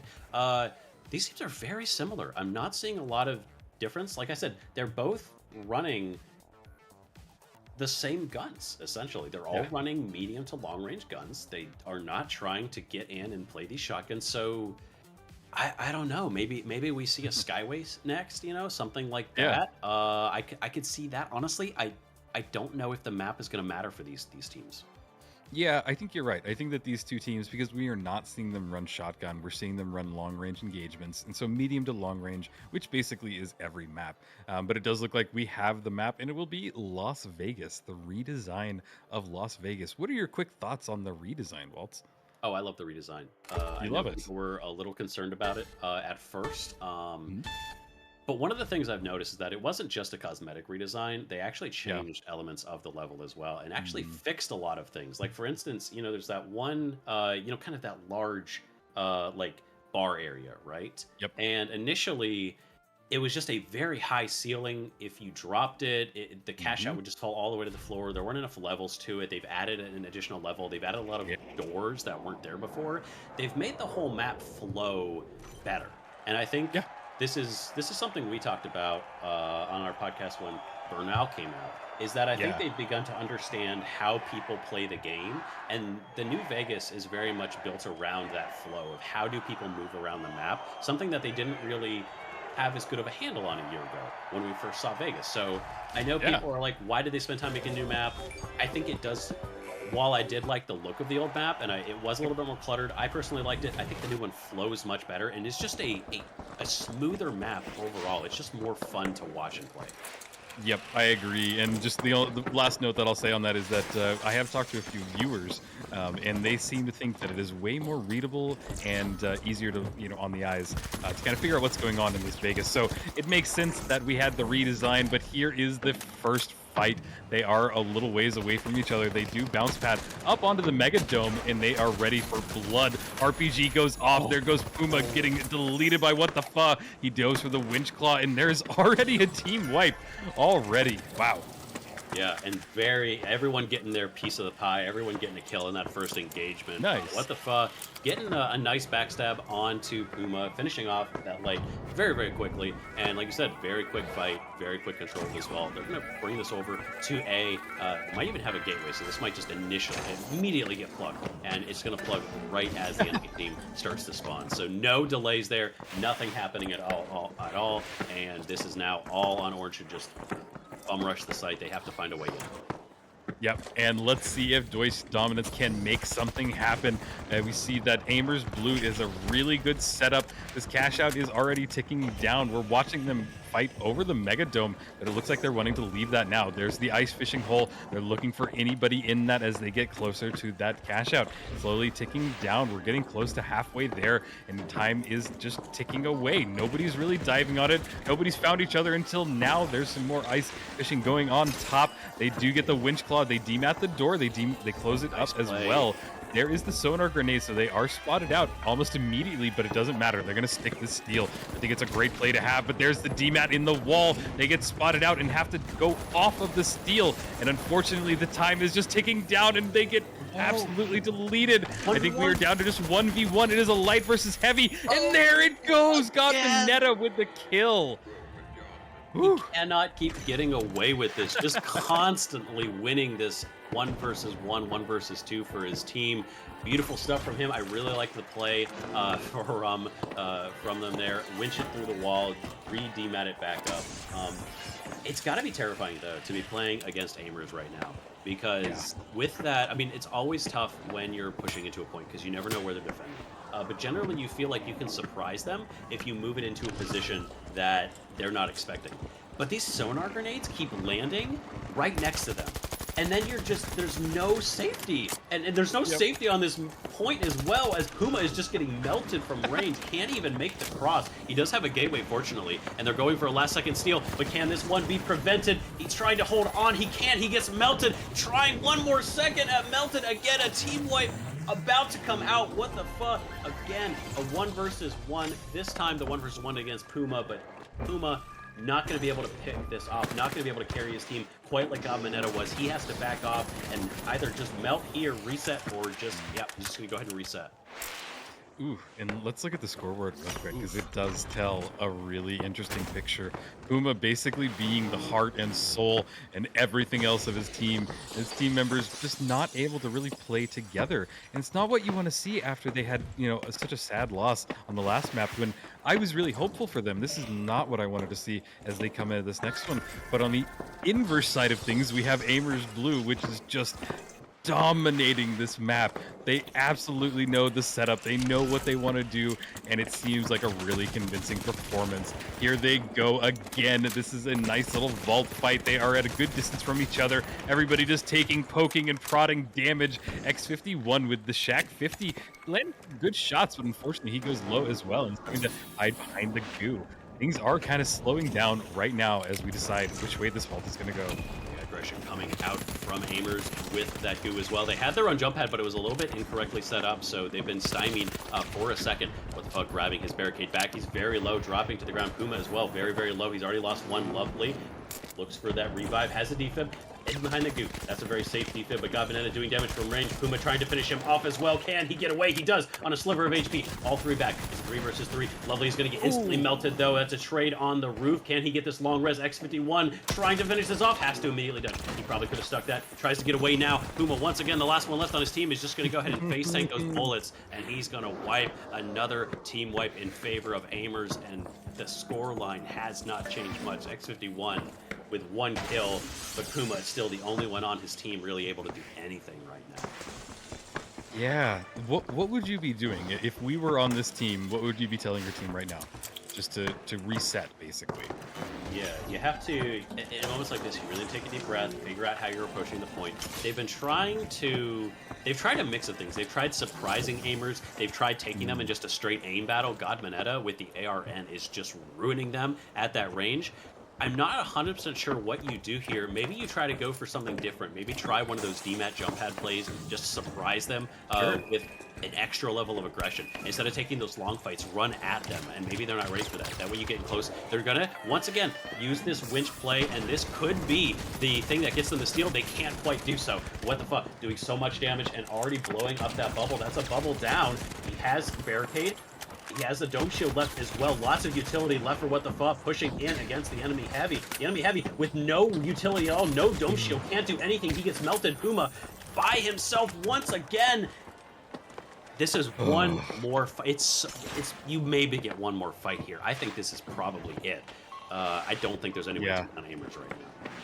Yeah, they have 17 seconds. It's really going to come down to the spawn gods. If they give them a nice spawn that's about 70 meters away, we might see what I like to call a suicide push on it. Basically, they're going to have one chance to just dive on it, put as many barricades, dome shields, whatever they can down on it and try and get the steal, but it is their only opportunity as they make their advance. It is in the corner, and Deschutes Dominance has everything going against them as they try and get close to it, but it is still very far away, and we're looking at the last 15 seconds of this cash out as they slowly start to get some damage dealt to them. RPG in hand by What the Fuck. He blows up that gas, which is going to make it a little bit harder for the advance. They push onto the rooftop. There's the winch claw. Another one goes down. It's just down to Puma now. He's their last player, but there's not going to be enough time. He's at 48 HP, and he just is going to die along with all of their hopes and dreams to move on. But Aimers Blue blew us away with a performance like that. Yeah, that was the most dominant performance we've seen so far on Sis Horizon was close, and I thought I don't know if that's a map. I think that I think Aimers just woke up, or there was something going on the side of Deutsch Dominance. I'm not sure what happened there, but they definitely were struggling to put anything together. That final fight, they were just running like lemmings up this zip line, just running into 3, getting instantly blown up. Puma was on the backside trying to split the fight up, but again, there was no time left anyways. I'm not sure if they were ever going to get that steal. It was they had to put something together beforehand, and they kept trying to make these kind of like tricky plays work. They kept trying to pull the cash out into weird spots, but they just lost the aim battles. You can't, as much as the cash out matters. Kills don't matter, cash out matters. That's the only thing that matters. But also, you can't steal it if you lose every gun battle. And at the end of Yeah. the day, that's what we saw here. Puma was the only one able to really put anything together this fight, and I mean, still they made it this far. Massive props to them for getting to this point. But that is Aimers Blue with a dominant performance. Absolutely. Yeah, and yeah, I don't really have much to add to that because the last map was just so one-sided, unfortunately. But it does mean that Aimers Blue will be moving on to the next spot in the semifinals, which means we have one more matchup before we start going to the semifinals. So the next map will be Divine Dead versus the Beamers. And I think that both of these are teams that you and I have already seen in Pro Hubs or Pro League. So do you have any kind of, first off, you want to run down the team members of both these teams, and then we'll kind of go from there. Yeah, so obviously the first one you stated there, we do have Beamers. That's made up of Thorax, Skip, and Sexy Bunny. I mean, the name, it's all in the name, right? They chose the name for a reason. I think these guys are all, I think there's a clan tag as well that these guys have. I assume there's probably some sort of like 200-meter F-car beam challenge you have to do to get into the clan or something like that. The name says everything. These are guys that are known for their aim. They are known for being incredibly precise with their recoil control, and you do not want to get into an aim battle with them. If you're on a roof and they see you, you have to not be on a roof anymore because it is going to go poorly. On the other side, we have Divine Dead, a team that I know you and I have seen before. Alone in Paris, Oli, I believe it's Oli, and Raze are all fantastic. Rose, my apologies. It is Rose. All fantastic players. You casted them a little bit yesterday because I know these players, but I cannot, off the top of my head, remember their playstyle. What were they running yesterday? What was their kind of playstyle? I believe that it was a heavy, medium loadout, but we're gonna have to see. I wish I would have taken better notes yesterday. Yesterday was quite a blur of just tons of gameplay and everything. But I do remember that it was one of the more entertaining matches. So hopefully we will see some really good matches between Divine Dead and the Beamers. But as we mentioned before, these are kind of well-known teams, names, everything. And chat, I haven't heard enough from you guys. If you guys have a favorite team, favorite player, show them some love. Throw it in the chat. And while we're talking of chat, there will be a first drawing coming up after this next series. So when this one concludes, there will be a drawing for a battle pass, and you can actually go ahead and enter right now by just typing enter. Just write the word enter, and you will be entered into the drawing that we will have coming up. Oh, and just a quick note from the Beamers, they were actually running the sledge last time, and they're running, one of their players, Skip, is probably, as far as I know, the only sledge Ruby player in the entire game. It was really interesting in the matchup because they were trying to just kind of work around the sledge, the enemy team who they were going against, ILTN, but they just really couldn't make anything happen. They were just constantly in their face. So really interesting gameplay for them, and I'm hopeful that we'll see more sledge gameplay because I don't think that Skip uses anything other than sledge. That would not surprise. Ironic that the one of the team members of Beam is the antithesis of beaming. Maybe the beam he's using is actually just like a physical beam, like a roof beam. He's just gonna slap him around with that big piece of wood or something, you know. Regardless, I'm excited. I'm always excited to see a sledge player. I think sledge is not explored enough. We've seen a surprising number of sledge players recently. I know. With some of the matches we've had lately. I mean, Average Man was playing in the earlier. He was in some of the qualifiers. I don't think they made it through qualifiers, but he was in Tier B. Also, Llama qualified to the Pro League NA side. He's running sledge. Yeah. One of the things that I love about watching a sledge player, especially at this level, is they play like a light. You see them making movements that they should not be doing, and it ruins every player at this level has an internal mental image of the way the game works, right? You expect people to be in a certain place. You expect them to play a certain way. You expect the light to be off by themselves. All of a sudden, a heavy comes crashing through the wall by himself. You saw the medium on the other side of the map. You're like, okay, the medium is next to the heavy, but this guy is right on top of you. He's not next to his team. And then you guys are bunched together because that's how you play the game. You play close to each other. And then he swipes, he hits everybody for 200 damage, and all of a sudden your fight is lost. So Sledge ruins the way these people play the game. And I think that's why we've seen it surprise some people. And I think it actually genuinely has a place, because a lot of these teams that group up and try to play really close just get surprised by these heavies showing up. Yeah, I think you're completely right, because I know from my experience that's exactly what happens to me. It's like, la-di-da-di-da, I can shoot, and then, oh no, a sledge, what's going on? Yeah, that's exactly how it goes. But here we go, diving into it, the Beamers versus Divine Dead. Do we see the sledge? There it is. So Beamers will be in orange and Divine Dead will be in pink. If you have a favorite team, follow along, root for him in the chat. Let me hear you, everybody, because we are getting started on Monaco. And I want to see bonks in the chat every single time Skip gets that overhead slam. I want you to be spamming it in there, because it is going to be fun to watch.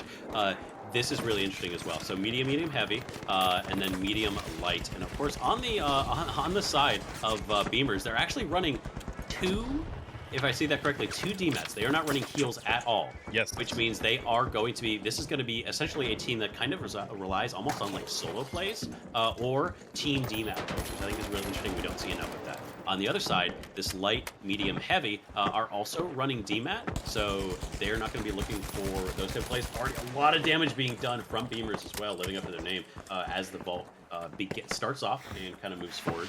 But yeah, so it's going to keep an eye on them. They all have long range weapons as well. We're running the XP, we're running the FCAR, we're running the Shack. Again, not the longest range weapons. They could be running longer, but these are not shotguns. And when the sledge gets into the middle of them, we need to see, this is going to be the big thing. How do they respond to a sledge? Already on the rooftop, bit of a rooftop battle. Thorax, Nene goes quite low so far, but Thorax has a great eye on them. So much damage put out already. He's already lost one, but he brings them back up. They don't have much defense though, but here comes the sledge right in the middle of them. Skip has his own dome shield, has to back away, wasn't able to go ahead and finish anything, but the chaos he is causing is going to provide the cover that his team needs. Yeah, absolutely, and you could see that really good movement from Skip. So he was able to throw that goo down, build himself a wall, and then break through his own other wall. Really great gameplay that you want to see from a sledge player just like that. So now we're watching Ollie with that Shack 50. He did spot one of them out, gets a few pop shots off, but not enough to really capitalize on it. He does take the run, makes the movement, getting up on top there, looking for another kill. He is right on top of them, but decides not to go for the shooting at them. It's interesting the way that he's playing. He's really playing very passively, not wanting to get himself spotted out. Maybe they're just trying to play around that sledge, making sure that he has every opportunity to capitalize on that as well. One of the things that's interesting about running these double DMATs is both of these players have the ability to show up from any angle. Normally it's just one person, and this time, even if you take out Thorax, you know, Ghost is going to have a DMAT as well. He can show up right beside you, and I think maybe that speaks to kind of Oli's hesitation in some of these movements. He's trying to be really, really safe, because you never know when somebody's going to show up, and they have to fight. It's not the type of playstyle you're used to. Okay, of course, already we have Beamers with that cash out started and set up underneath. They don't have the luxury of long range, but that sledge in those close quarters is going to be brutal if they get pushed. Alone in Paris is trying to find an entry point here, trying to do anything he can, but Skip is just prepared with that sledge. just gonna bonk them if they get even close. Yep, I'm ready to see some bonks. They are all on top of each other. Nobody's really gone down in the fight just yet. We are seeing that sledge pull into the combat. There goes one. He's swinging, and I think he got another. There's the winch claw trying to chase one down. Can he get the second? Lone Paris goes down, but unfortunately there goes the sledge as well. We're watching Rose trying to get any damage they can, nice, but there is a team wipe. So Divine Dead takes the first team wipe, and they will likely get this steal and have control of the cash out. Yeah, a nice pick there. Not sure what happened. There was an initial trade at that bottom floor, and then all of a sudden, the revive came out. I guess Alone in Paris was able to get a revive, keep them on top of the numbers. But a surprising play there. I was expecting them to play a little more passively. It's almost as if Beamers got a little bit impatient with where things were. This is a play I'm actually not sure about. I'm not sure they want to pull this out into the open, especially considering they just won. But here's an initial jump. The rock drops down, already lost quite a lot of health. Skip gonna drop his own bubble, looks for the steal, has to back away. He has a winch ready though. He's lost his teammate, goes for the long res. His teammate is holding, and he goes very, very low. There's only a couple seconds left. He has to winch this and start for a steal right now, but the ice fishing is going out. They've caught eyes on them. So much happening in seconds, and there's no time left. This first cash out is going to be handled. And that's just going to be a quick wind up. Beamer's unable to do anything at all. Skip is being chased. He's going to get taken out. The last one left on his team. It's a disaster for them. They started off so strong, but all of a sudden, they can't do anything. This entire cash out fight, they've just been lost. I don't know where they've been. Yeah, and let's look at the scoreboard real quick, because I think we might need to follow Rose a little bit. They're already at 7 kills. Almost 4k damage and 7 kills. So they are really having great positioning. They seem to have just a really good control of the map. And Divine Dead is looking really good already at the start of this. I know it could be map dependent. I know they could just be kind of finding their footing, but I don't know. It's really looking like Divine Dead might have a control over Monaco, which is not what you want to do if you are the Beamers. There is the Beamers as they are set up on top of the cathedral. We see that Rose is just trying to get any damage they can from the XP. Good distance, good shooting, but sadly not enough to really bring anybody down. Look at that tracking though. Good aim, good everything that you want to see from a light player. Sonar grenade in hand, they're waiting to call out anybody that they can. Nagos, their sexy bunny, as they're jumping around with the defibs in hand, making sure that they have as much vantage points as they can. Everything is kind of slowed down a little bit as we look for the next vault. Yeah, Thorx has great eyes onto them. Gonna already do some damage from range, but this is gonna be a quick drop down from Oli. Reset this fight. On the side, Rose is looking for a bit of a backstab. You can see him out there in the middle of the courtyard with his invis. He's up on the roof now, has the gateway, looking for a backstab. Steel's going out, but here comes a glitch grenade through the wall. Drops into the wall, drops in, looks for a kill, has to back away. That Sledge was coming for him. Gets out of dodge, but he gets followed down by Ghost. Can Ghost finish this off against this invis light? Trying to do so. Can he win the battle? He does. Rose looking for his second pick. Looking after this heavy, tries to finish him off. Picked off as well. That Skip with an overhead bomb. Gonna take him out. Currently 1 versus 3. Alone in Paris by himself. He's just gonna go for a long res, get his team back up and try to retake this fight, give themselves some time. Light is back up, but they've already been spotted. Here, trying to get away. Skip following after. RPG misses. Doesn't do anything. Misses the winch as well. Looking for that medium kill. They're just chasing to the ends of the earth. Almost picked off, has his own dome. But a surprise him. Alone in Paris has been gone down, and there is Rose by himself once again, the only remaining member of his team. His team is about to point though. Heavy's about to be back up. There it is. 2 versus 3. Can he get to his medium? Only still about half a minute left on this point, so they still have some time as the fight continues. Rose from range trying to keep them from getting comfortable, not giving them time to set up, and we see 5 seconds left. They're going to be at full strength. Yep, and this is really kind of a nice stagger that they were able to do, and the Beamers just bought themselves so much time, and it is going to mean that Divine Dead is going to have to dive on this, but if they're able to do it, they can get the steal and they can get the win. We see Rose with the gateway setting it up, ready for their team to get on there. Sonar grenade going off as well. They're going to know where everybody is. That hit them perfectly as it's hitting everybody up. The cash out is slowly ticking down. Rose with the XP dealing great damage. It looks like they dematted it down. We're trying to see them get into there. It looks like Nagos goes down, but the cash out is almost done. It does look like they're going for the steal, but they're unable to stick it, and I think that is going to be it. It will go the way of the Beamers, but they are unable to get the steal in time. So we will take this to one more cash out. Very nice delay, and that's what you can do with 2 DMATs and a Sledge. Yeah. That thing is good. There's no end to the number of drops. You could drop that thing 30 floors if you wanted to. It doesn't matter. Could be on Soul for all we care. That's our first match is turning out to be an absolute banger.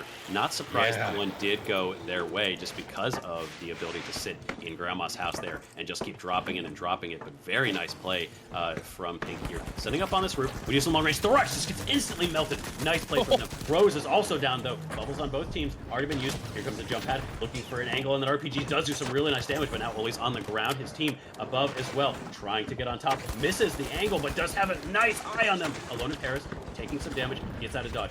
Running up those stairs, tries to get away. He's been taken down himself. Team 2 versus 3. Right now, the Beavers on the high ground have the advantage, but Ghost has been taken out. Looks for that res. He is back up 3 versus 1. Once again, Rose, the only one left, is able to take out Skip on the reverse side.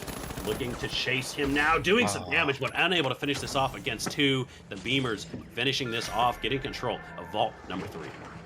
This honestly feels like a death match. The amount of like kills, the amount of just like non-important fights like this one, and it is just a bloodbath on both sides. Rose now has 10 kills somehow, and really just looking at the rest of the team, they seem to be capitalizing on that as well. So I'm a little surprised that Divine Dead seems to be not doing as great as I'd hoped, but this is very close. We see them bring the cash out into the wide and open, barricading it as well, which is a really great strategy as they get onto the cathedral for this last cash out. I have no idea which way this will go, but it does seem like the Beamers were in a great spot. There is the gateway. They get on top of the cathedral. They're making their move. Divine Dead is staying as a team. They have an APS ready to drop down as well. I think they're about to dive on it, looking for anybody they can from the top, holding a great vantage point, but this cash out is slowly ticking down. Let's see what happens next.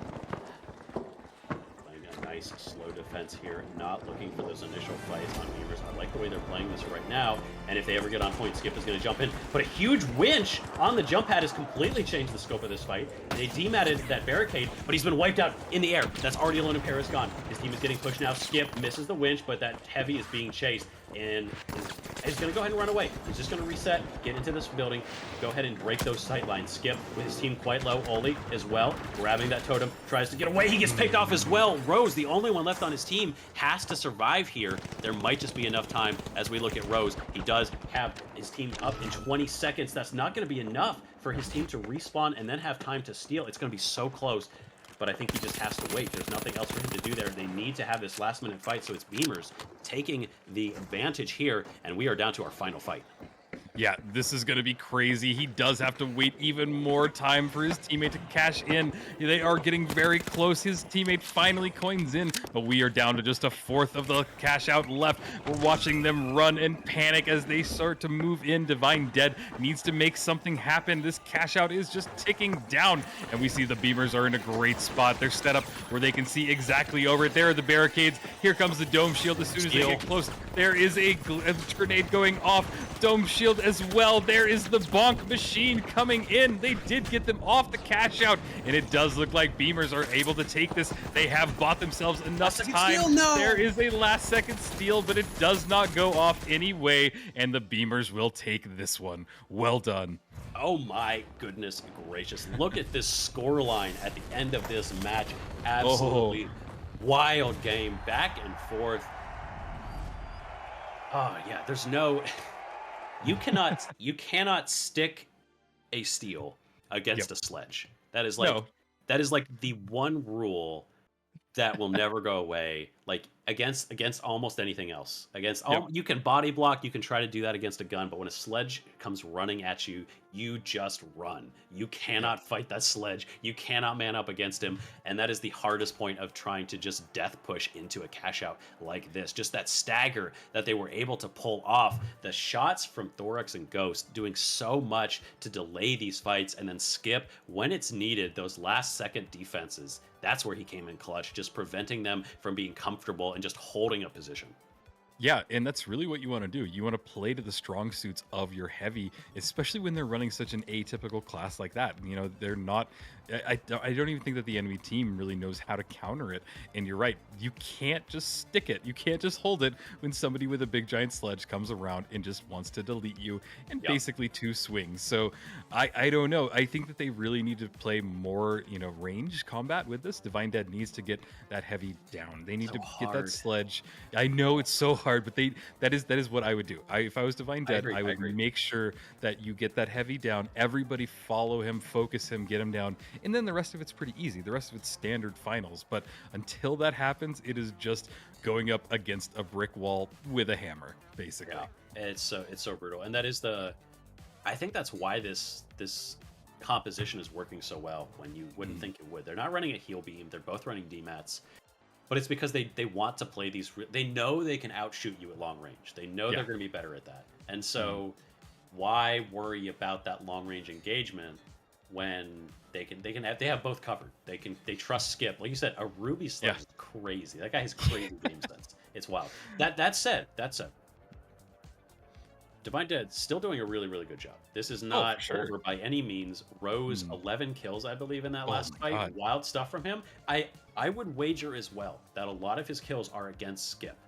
It feels counterintuitive, but I feel like Light is in fact the natural enemy of the sledge heavy. Because the sledge, you can instantly wipe them. It's easy to kill them. But the idea is that the Light should never be in a position where they are killed by the sledge. True. You should never be close enough to do that. And the damage the Light can put out and the maneuverability they have is going to prevent them from being caught. So I would not be surprised what really needs to happen here in my opinion, is that Yeah. we need to see Divine Dead playing really closely, not closely around Raze, but they need to be waiting for that call from Raze, because Raze is going to get Skip, Skip is going to get defibbed, and that needs to be the moment they're looking for. Is in the moment when Skip is going to be low, they have to find a way to get that aggression timed with the defibs, because the defibs are going to come out. There's no way to get away from that. They have two mediums. They're going to get it off, and Rose is playing from range. But Oli and Alone in Paris need to be ready for that. Yeah, and we're going to see here in just a second if they are able to change anything up. I think that there are a lot of people rooting for Divine Dead, so if you have some support, you have some friends on the team, show them the love, chat, you are there. And just another reminder that when this series round wraps up, we will be doing a giveaway for a battle pass, so feel free to hit enter or type enter into the chat and you will be entered into this giveaway. But it does look like we are moving to Soul and Under Construction. How do you think that that'll play out with the sledge and all of the cranes everywhere? Under Construction is, I actually think it's really bad for Sledge. Yeah. It's bad for Melee in general. And this is one of the interesting things. I actually think they would be happier if it was not Under Construction, ironically. That's one of the things, like when we were watching ATA play the other day, we had Average Man. They went to Soul, and as soon as I saw it was Under Construction, I was really worried for them. Because everyone likes Under Construction. But Under Construction has just... It's so open. There's no way for you to sneak up on people as a Sledge Heavy. It's just brutal. There are hype. Even if you get rid of that crane, it's just really tough. So, that said... Oftentimes, these Sledge compositions play around their Sledge. They run Heal Beam. Thorax and Ghost have the chance to make up for that difficulty. If they can win these long-range battles against Rose, Skip may have a chance to survive on Construction. We're most likely going to see every cash out if Divine Dead have their choice up on Construction because of those sight lines. But I would not be surprised, do not be surprised, if Beamers get the vault and go to a cash out that is not Construction, because they might not want to play there. Yeah, no, that's kind of what I would do, and I think you're right. It does make it really challenging if you are running a Sledge for just having, the Construction variant of it. But we will have to find out here. I'm not sure what's going on. We're waiting for the match to get started. But while we're here and just kind of waiting, I think that we actually just released a new episode of something. You want to talk about that? We did, yeah. You and I have a podcast where we do talk about competitive finals. And one of the episodes we just announced was an interview with Jerry. One of the things we talked about was also why so many players from Rainbow Six Siege like to come in and play the finals, and sort of how those two games kind of intersect with each other. So really interesting stuff, and I think does tie into sort of the creativity that you can have in game, which is what we're seeing right now with Beamers. The creative loadouts they put together are really really doing wonders for them right now. Awesome. Yeah, and so we just released that episode today, and a really interesting thing is our next episode is we are actually going to be interviewing the winning team of this tournament. We want to get inside their heads. We want to figure out what they're doing and what helped them win. So, guys, just remember, if you have a favorite team, root for them to get on the Vault podcast, and absolutely come check us out. Give us a subscription if you feel like it, because it would really help us out. But there are links in the chat, and we do appreciate everybody on the Ruby Grind for kind of giving us a nice little platform and a place to share our creativity and what Waltz and I really enjoy doing. So with that said, we're going to continue doing the other thing that Waltz and I love doing, and that is casting these games. We are getting started on Soul in Under Construction. We have Divine Dead versus the Beamers. Chat, I want to hear you go crazy and root for your favorite team as we get started.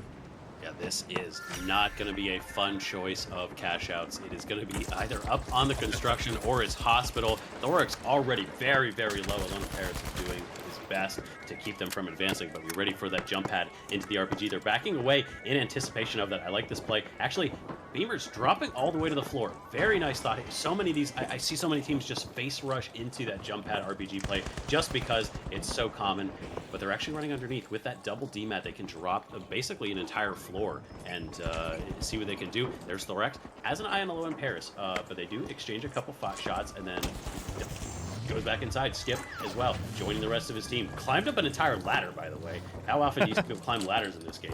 But he did it this time. And They're now going to set up on the other side here. D-Mat's the vault down as well. Going to steal that from under their noses. Do a lot of damage to Rose. Rose has to get away. He has survived for the moment, but right now, Beamer's in solid control of this, but Thorax is going to get melted. Ghost with only two people left on his team now is going to get that defib, brings him into safety. Trying to keep his heavy alive. They'll skip with the bonk. Gonna crush that, man. Finishing off the second. And there's the third. Trying to get up that zip line, but it's over. Skip with the bonk is taking him out. That's Beamer's in control of this cash out. Bonks in the chat, everybody. Bonks in the chat, because we finally saw it, and there goes that first crane as well. And I bet in any second we're gonna see that sky bridge go down as well, as we watch him just slowly chip away at it. And there it goes. Yep, there it falls. I love the destruction in this game. I have 1,000 hours in this game, and it still never gets old. So just one of my favorite things, and I love seeing a sledge just destroy everything that they can. This is a really strong cash out for them. This is what we call the hospital spawn. It means that they have only one passageway to really get to this, and we're seeing that right now. We see Nagos in a really great sight line that forces basically everybody to approach from below in this one straight way. Rose just gets absolutely deleted in the approach there, and this is why this cash out is so difficult. We see them just beaming them from across the road, and that is what the Beamers are doing great. They are just buying as much time as they can, and it does not look good for Divine Dead as this fighting continues. It does not. That was really their one card they had to play. Rose had to get across this point and drop a gateway for them. They had to be able to get into that point because you're not crossing otherwise. And one of the things I want to point out, this is why other people also really like to run goo. Oftentimes you'll see teams get up onto this roof and they'll drop a jump pad to give them an accelerated push. But there's no way to do that. They have a mine here. There's a glitch mine. If we can get production to look at these glitch mines on the other side here. There's no way for a light to get through there without being spotted. How are you gonna? The glitch mine removes your invis. They know that they have look at Rose. Here comes Rose trying to cross. Can he get through this time? He has to survive. They haven't spotted, but there it is. His invis is disintegrated. His team is able to get there. He has to get away this time. Finally, his team is there, jumping up on the high ground. Rose behind them. Already so much damage. They've taken out the Rex, pushing in. His team has to delay, but there's only about 10 seconds left. They have to start this soon. Winning 2 versus 2 currently. Alone in Paris. Ghost with that DMAT. Playing the angles really well. Can drop this as well. The second they try to go for this steal, the steal has started for them right now, but it gets dropped. It's into the gas. It's dropped once again. They can't do this. This is a successful cash out for Beamers, and then the entire team on the side of Divine Dead is about to go down. No, is able to go ahead and take that up. Is able to get the defib as well. Ghost by himself. Being pushed by Alone in Paris. He's able to win this 1 versus 1. It's now a second 1 versus 1, and this time Oli is going to take it. A successful push from Divine Dead, but it's too late. Yeah, I mean, Divine Dead had everything going against them. They were trying so hard to get across this rooftop area. We pointed out all of the ways that they stopped them. Rose tried twice. They put a barricade on the wall so that it couldn't be dematted through. These people know how to play Soul. They know how to play this hospital spawn cash out. And yeah, that is probably some of the best strategy that I have seen in this game so far. Just the foresight that you need to set that up to really kind of get everything in position that they just did is just, oh, it's a chef's kiss. Really amazing, and what I'd love to see in the finals with these top tier gameplay gamers that we have in here. Vault 2 is over to the left, and it does not look like either of them want to tap it. They're spotting each other out, trying to find any kill that they can, and this is a really great spot, and probably for an ego fight for these two teams to figure out who is going to be on top. Yeah, you know, I want to just throw this out there, Rio. If Rose had grappled, you know, he could have gone around the backside. You know, he could have taken a very surprising angle. Could have gotten that gateway down. I'm just saying. Maybe. All right, Rose, you heard him. You heard the master. Grapple all day. We're not going to see anyone grapple this match, of course, Rose with that invis. There's not going to be another hospital cash out, most likely. So this is going to be an easy position for them to take at this point. They're not going to have to worry about crossing no man's land. And now the question really is, can they survive on these under construction segments? Beamers placed underneath the vault. Is there a gateway on this vault to pull it away? There was. But unfortunately, there's the double DMAT. There's no chance you're getting this vault, even if you have a gateway on it. And now, Divine Dead, kind of out of position. Yeah, they really need to make something happen, and we can actually even see, Ollie getting a lot of damage dealt to him. Sorry, Rose that got dealt a lot of damage. And now we're watching Ollie trying to find anybody from above, but he does have to fall down to continue this fight. He is really just kind of separating his team. Looks like Divine Dead decided to take the vault, but I don't know if this is the right play to do. They're just leaving the Beamers there and just saying, hey, I don't want this fight, and they're going to take it into cash out, into Vault A, into cash out A to get this started, because it's really where, they want to bring the fight to. So I commend them for wanting to try this. I think this is probably the best chance that Divine Dead has for getting this cash out. And honestly, they need to make something happen, or this is going to be the end. If the Beamers end up taking it, this will be it. It'll be 2-0. So this could very well be the last cash out. So let's see as Divine Dead tries to hold it as the Beamers make their approach. Skip with the RPG in hand. He is holding it. Bounce pad. They are ready. APS absolutely eats that rocket, and they throw down the barricades. There is the sledge in hand, trying to find anybody he can. He wants to bring down this crane. It's a great thing. 2 swings, and you hear the pipe sound as all of it starts to fall. Cash out is ticking down, and not much time has really been spent anywhere near that cash out. Divine Dead in a very good spot above. They've put the APS turret down, but it does look like their heavy is at a very low health. Ollie just a little bit of a tickle away, but they are just still beaming the Beamers from a good distance. What a great little sightline that they have in this fight. This is really nice placement here, and both teams, both players surviving on very low HP. I love Alone in Paris even prepping the defibs for the second his team goes down. Meanwhile, Ghost taking a lot of damage here. Again, these sightlines being held by Rose, being held by Alone in Paris, doing so much to keep them back. They've all lost a lot of health, but Thorax is very low. A nice aggression here from Ghost. And Skip immediately blows them over with that RPG. Hits a winch. There goes the bonk. Holy is down. And that's almost a team wipe still. Alone in Paris, the only one left, does get a defib. 2 versus 3 right now. They're trying to hold for the steal. There's glitch mines all over the place, and Skip is right underneath them. Alone in Paris looking, is able to beam out one. Takes out Thorax. 2 versus 2 right now, but Skip looking behind him is able to go ahead and get that winch. He finishes off. Alone in Paris is down. Rose by himself. Can he delay this? He has to go. He cannot hold right now. He has to go in. He doesn't. He doesn't. He's too late. Can he finish off Skip? He cannot. He got the kill, but he wasn't able to finish the steal. He wasn't able to finish off the team, and he gets melted. That's it. Beamers taking map 2 and taking this entire set series. Oh my god. The sledge continues sledge dominance, and I don't know about you guys out there, but maybe we are seeing a new dawn of a new meta for the finals, at least for some players. But wow, what a convincing performance from the Beamers. They absolutely put Divine Dead in their place. Divine Dead really had some tough battles in this one, and I think that they did even better on the last map, but boy, the Beamers were just able to take control of both of those cash outs, and it's what you love to see.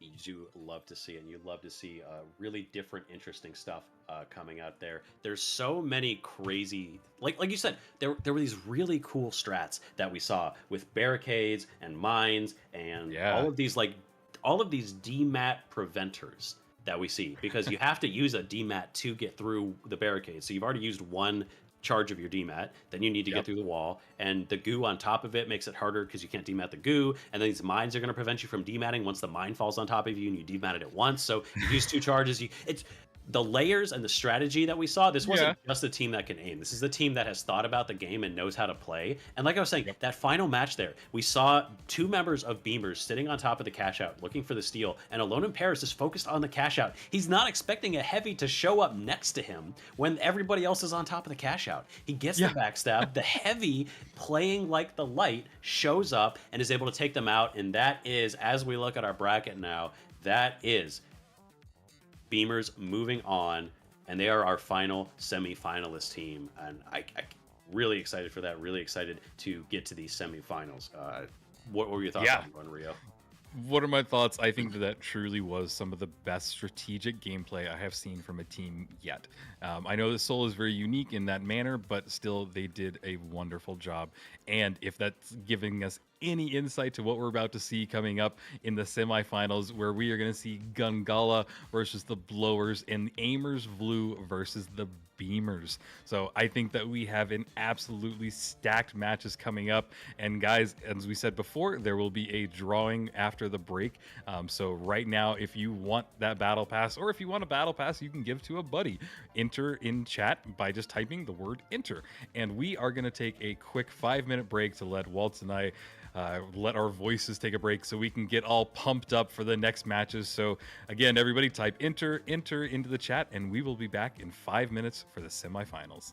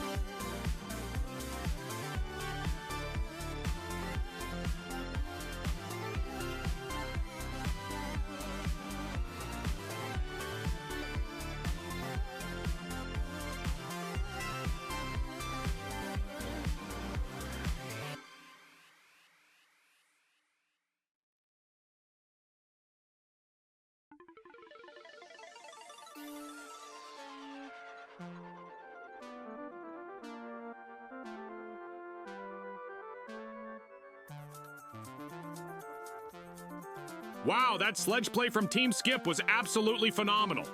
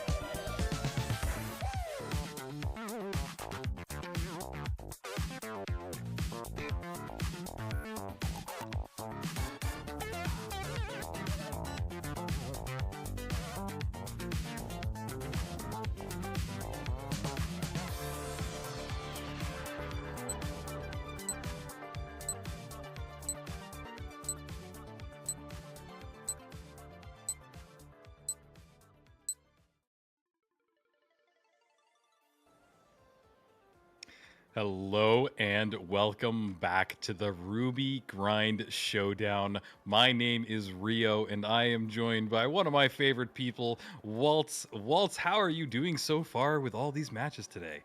I'm having an absolute blast. These have been the matches I was hoping to see. We have Yeah. some amazing players. We have some off meta stuff. We have a mix of styles. We've seen some heal beams. We've seen some double medium. We've seen light medium heavy. We've seen sledges. We've seen ARNs. There's not a lot we haven't seen, and I'm really Yeah. excited for that. We've seen some glitch mines to counter the invis light. We've seen a dash light. We've seen bow. It didn't get through this match, but it was close. Yep. I'm That- having a blast. This is what I wanted to see. Yep. And for those of you didn't are not following along, we have now down to 4 teams. We started off with 8, and now we're down to 4. It is Gungala, Aimers Blue, and the Blowers, and finally the Beamers. But before we get into any of the matches, I believe that we have a quick giveaway from the wonderful people at Ruby Grind. So if you want to enter this giveaway, just type enter into the chat and you will be entered into this giveaway. And as y'all are typing that, let me just give y'all a little info on Ruby Grind. Ruby Grind is a Discord for all of the players that are in any rank in the game as they're wanting to kind of get competitive and play more as kind of teams or find people also in the scene that you can play with. It is truly one of the best Discords that the final has going for it. And if you're not in it right now, I don't know what y'all are doing. Join. Come on. There should be links being posted in the chat. So follow along, come join, and especially if you're a Ruby player, this is the best place to be for, getting competitive matches and really just continuing being in Ruby. So huge shout out to everybody there and a huge shout out to everybody behind the scenes that has been working literally tirelessly to bring us this tournament and really just have a wonderful production. So really big kudos to everybody, and thanks for giving Walt and I a nice little platform to just chat and have some amazing games. So with all that said, we will be doing the drawing here in just a second if the production wants to kind of get that rolling. But if you are still wanting to enter, type enter into the chat and we will get started in 30 seconds.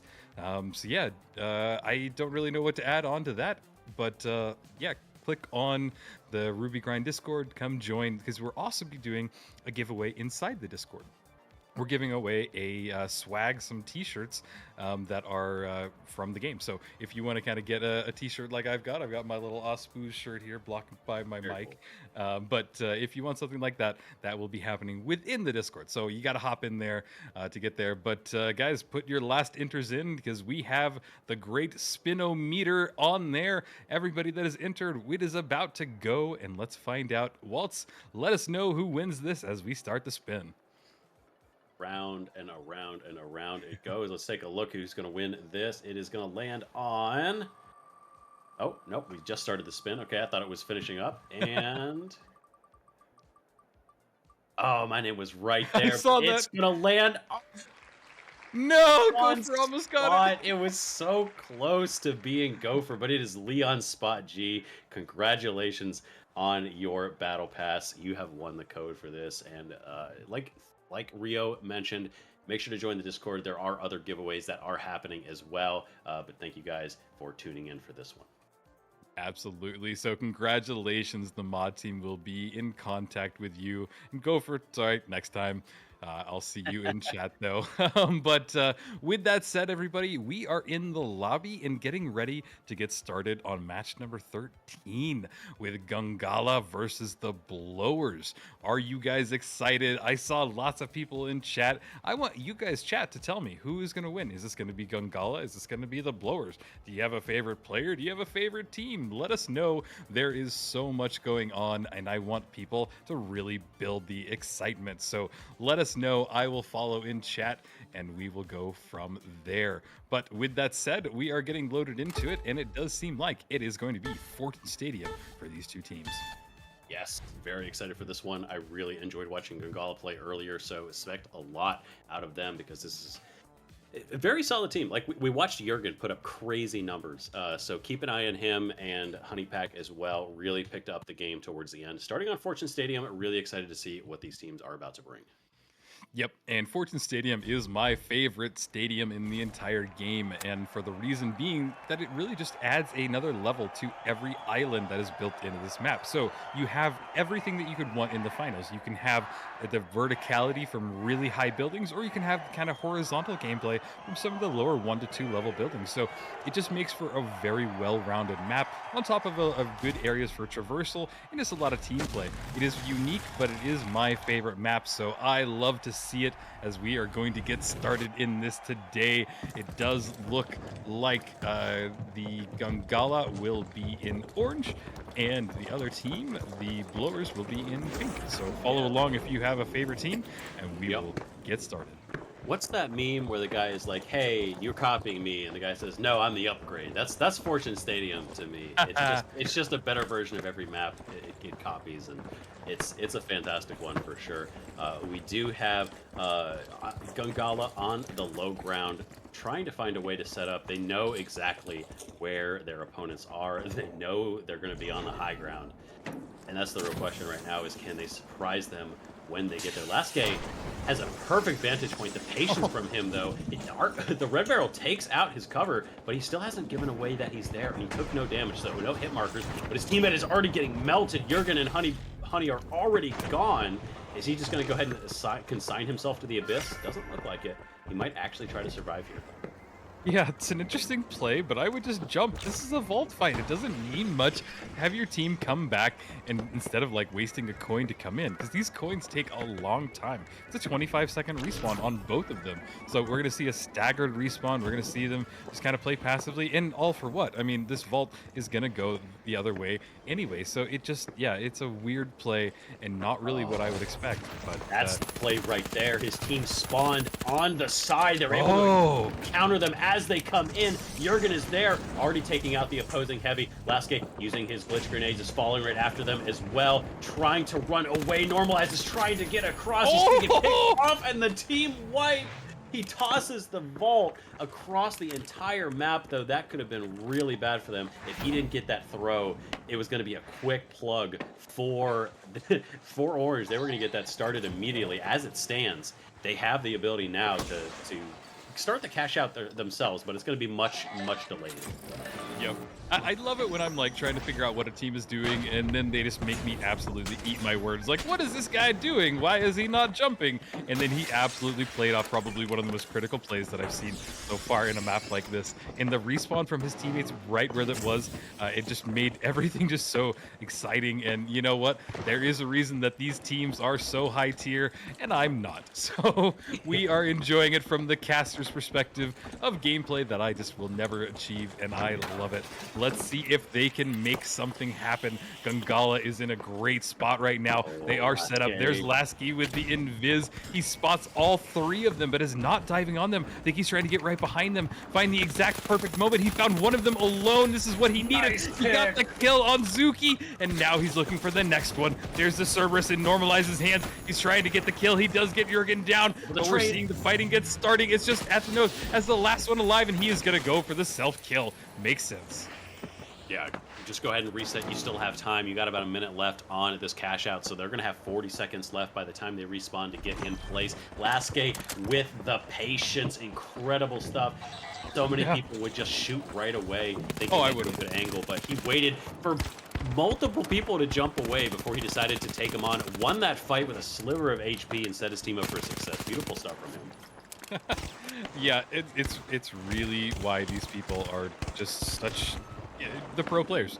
This is what we're seeing right now, is a gameplay like that. Just the ability to not take the shot when he probably could have dealt like 2 of them or 3 of them, you know, to half health, but he waited until one of them was exposed, and that's just perfect. That's what you want to see. But here it goes as they try and make their approach. Gangala is making a nice little push into it. Can they make it happen? The cash out is just slowly ticking down, and it does look like it's going the way of Orange team. They can't make anything else connect on here. Jurgen trying to find anything he can. He does get the wipe, and they are able to secure the cash out. Gongala with an early lead to this match. That first fight was a little bit rough, and then, yeah, Lasky, again, knowing where that respawn was coming and knowing they were going to want to head over to B with that respawn play, set his team up with the advantage they needed, and they just, multiple amazing plays. The game sense from Lasky has been carrying them right now, and then Jurgen has been there to just, you know, pick up the slack wherever it's needed. 4 kills from him so far, 0 deaths on Lasky, only 2 deaths on Jurgen. Great stats from them right now so far. And Honeypack just providing the assistance where it's needed. He's running DMAT, but he's playing kind of behind. He's not getting into the front. He's not really doing the damage, but clearly it hasn't been needed here. Yeah, absolutely. And honestly, Lasky has just been in great positioning, but I maybe take that back because he got dealt a lot of damage as they made their way onto this cash out. We see them try to reset, reposition, get back into a formation. There is the lock bolt in hand by Ethanol. He has had a few good plays with it, but it's not always the best gadget to have in hand. They are climbing up the staircase. There's a red barrel, but forces them all to drop as they start this engagement. And those get pulled out by the winch claw. He does put up the mesh shield to try and stop some damage, but gets taken down in the fight. They get the res back on, but Zuki goes down as well. It is a 2v versus 3. 2 mediums back up, and there's the wipe. Well done from Gongala. Gongala stymieing all efforts to push into these cash outs right now. Unable to put anything together. Normalize been doing some damage. I really thought they were going to catch Lasky there as he jumped across. That is the problem of running those shotguns. Yeah. Only one member of Pink right now is actually running any long-range weapons. I believe it's just Normalized as they're coming up. We can check this here. Yeah, we're running a Shack and we're running a FAMAS here. So yeah, so 2 people are running weapons that can do damage for longer, but they weren't prepared, and Lasky getting away just gave them the cover they need. Now they still have time, pushing off to the right. There's that shield, giving them the cover they need as they get across. Zuki taking some damage, but still quite alive. Meeting up with his team, he is the healer. He can't take too much damage. There goes his heavy jumping up onto the point, looking for a conversion. Normalized very, very low, unable to win his 1 versus 1. Jurgen on a sliver of health is going to get taken out. Zuki taking him, finishing him off. 1, 2 versus 2 right now. Gets his revive, bring it up to a 3 versus 2. Getting so low, he has to stay alive, but he cannot. Can his teammate finish him off? The defense sickness not doing a lot for him, but Honeypack down as well. Currently 1 versus 1. Lasky versus Normalized has to go for a steal right now, but it doesn't drop. The DMAT isn't enough. No. He doesn't have enough time, and Lasky, this is going to be an easy stop. Lasky finishing it off. Everyone on the field is dead, but it doesn't matter. Gongala have taken map number 1. Oh man, that last DMAT, he could have had that if it would have fallen down from the first DMAT, but what happened is he DMATted it twice and didn't have a third DMAT to close up both of those holes, and it just let Lasky just fall down in there in the perfect position and get the kill. It's really unfortunate to see, but that was a really convincing performance by Gongala, and honestly, I don't know. I think that they need to just continue this domination, and this might be a 2-0 map pull, but we'll see. Not a lot that they've been able to put together so far, and this is why you see light, medium, heavy generally outperform the medium, heavy.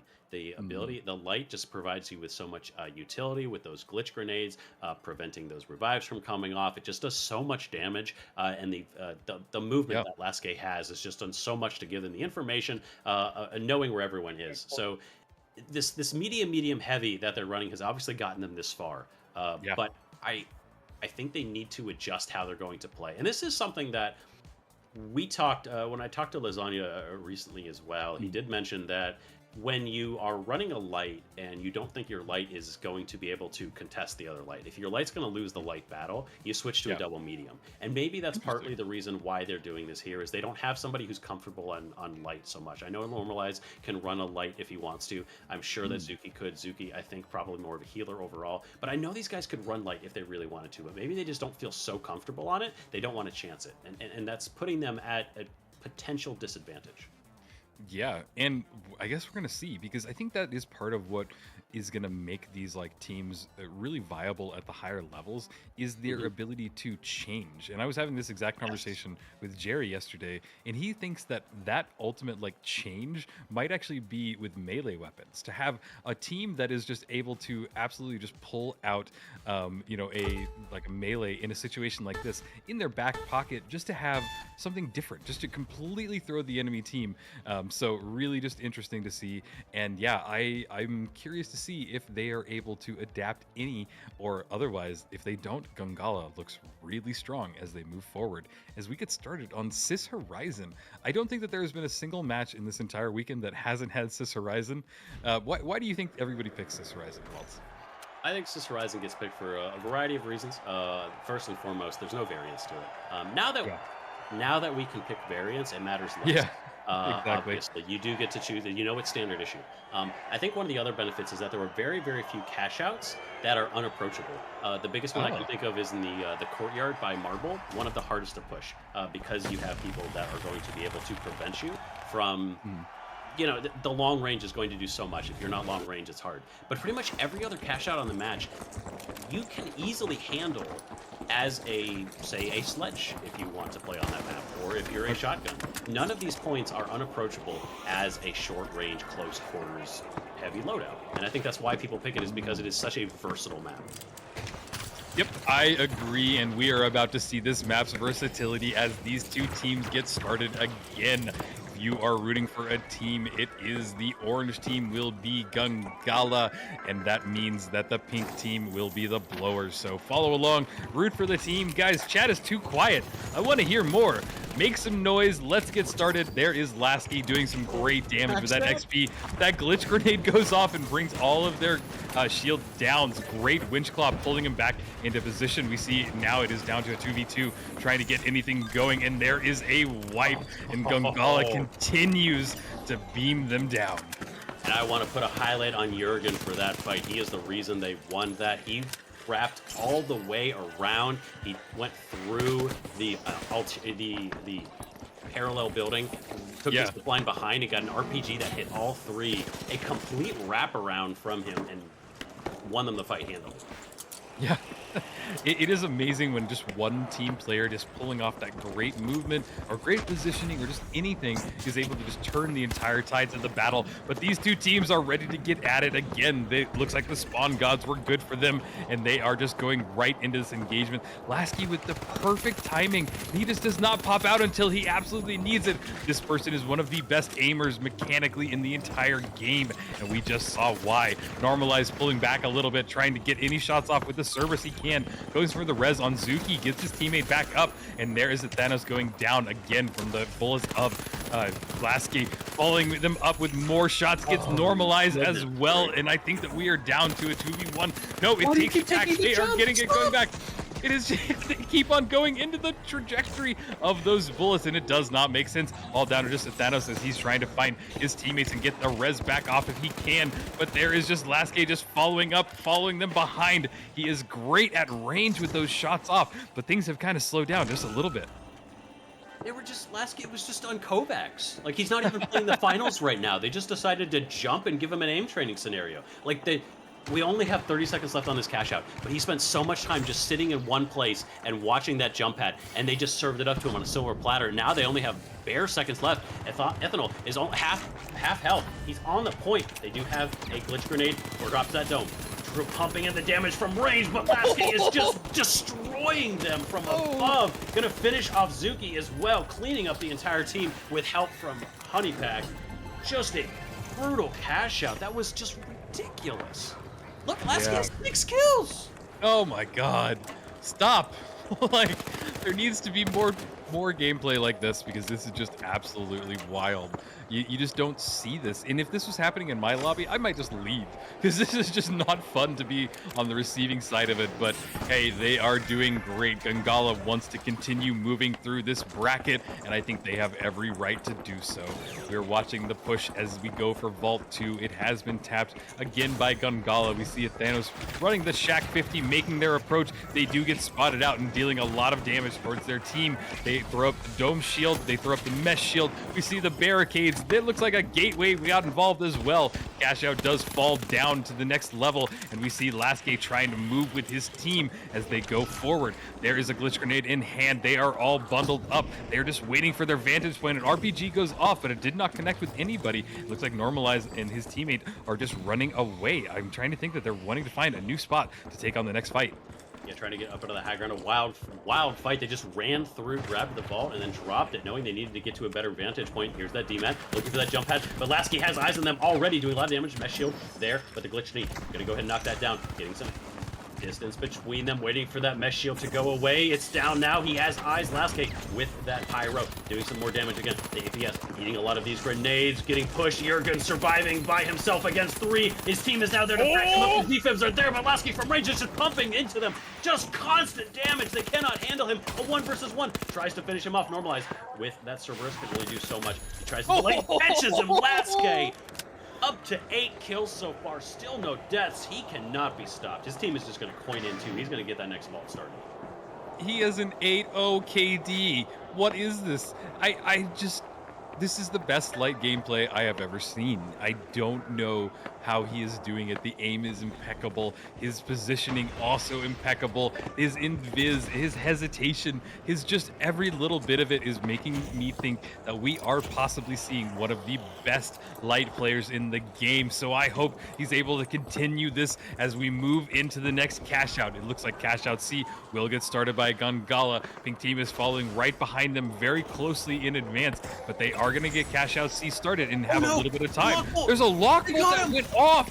Great job getting everybody stuck in that one spot. Lasky following it up, getting some good kills. Everybody by the bounce pad. He's just beaming them from below. There's the glitch grenade going off, trying to bring the heavy shield down. He does bring the heavy shield down. He's focusing on the heavy, pushing in, getting 1 kill. Can he find the second one? He knows he's behind the pillar. He's got to just chase him down. There's a pyro grenade going off, but there is a dome shield. He doesn't have a glitch grenade just yet. He's going to have to bring that down. Can he follow it up? He does not. And we see a res coming off, and that is the first team wipe by Gangala, but amazing performance still by Lasky.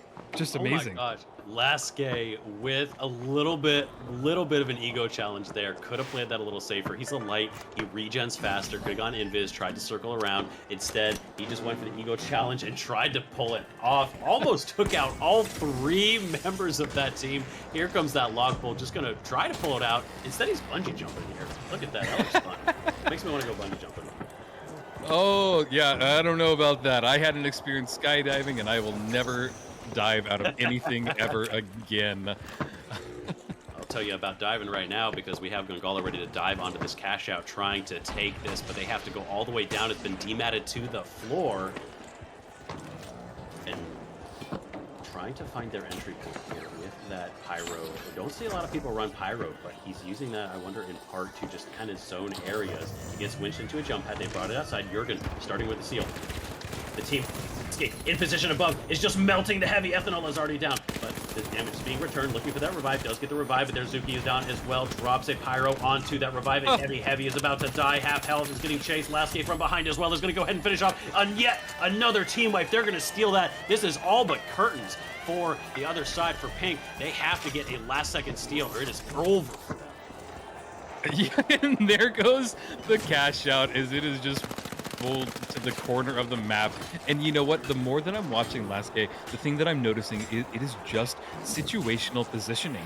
The guy just seems to know where to be. He knows when to show his face and when not to. He is probably the master of this invis because, yeah, look at this. He is now sitting up in this corner. It is not somewhere that they're going to check. They're going to go straight for this cash out because they have one chance at this, but he is just going to sit there. He has enough time. Dude. He's not moving. There is that pyro grenade. Gets eaten by an APS, but it still have time. They are going for the steal, and it's actually looking like it might go their way. He's trying to get it stopped, but there's a winch and it pulls it out, and it's going to buy them all the time that they need. There's the wipe, and Gangala take the win.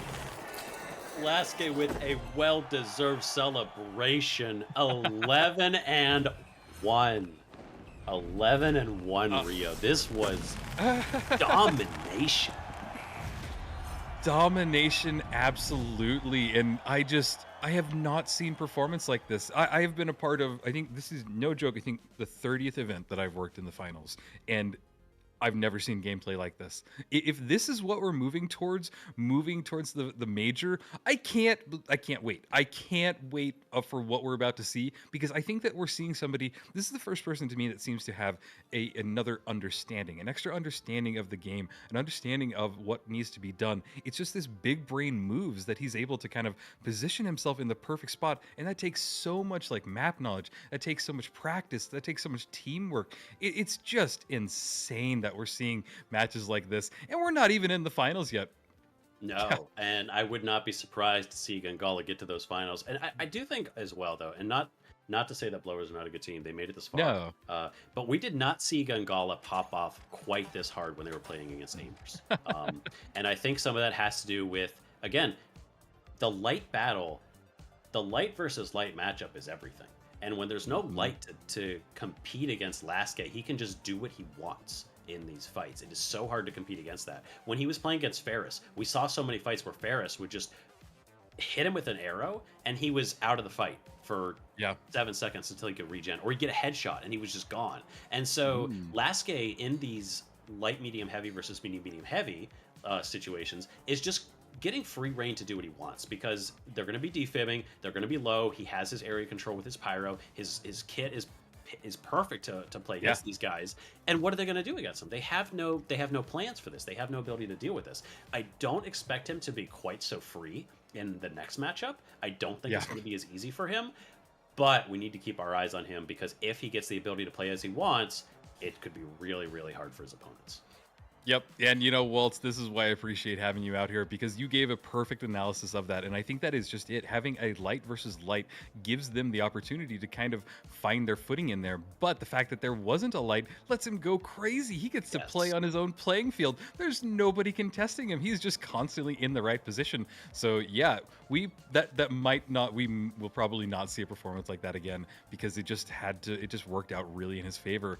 But with that said, everybody, we are moving on to Amers Blue versus the Beamers. We have seen them today. The Beamers beat out Divine Dead very convincingly, and Amers Blue ended up taking the win from Deutsch Dominance. And I think Amers Blue versus Deutsch Dominance was probably our quickest match, right? It was a 2-0 real quick, and I don't think that there was a ton there. So I don't know which way this is going to go. I love Amers Blue. I love their composition, but the Beamers also are really great, and they have that sledge. We're going to see more sledge gameplay on Monaco here in just a second.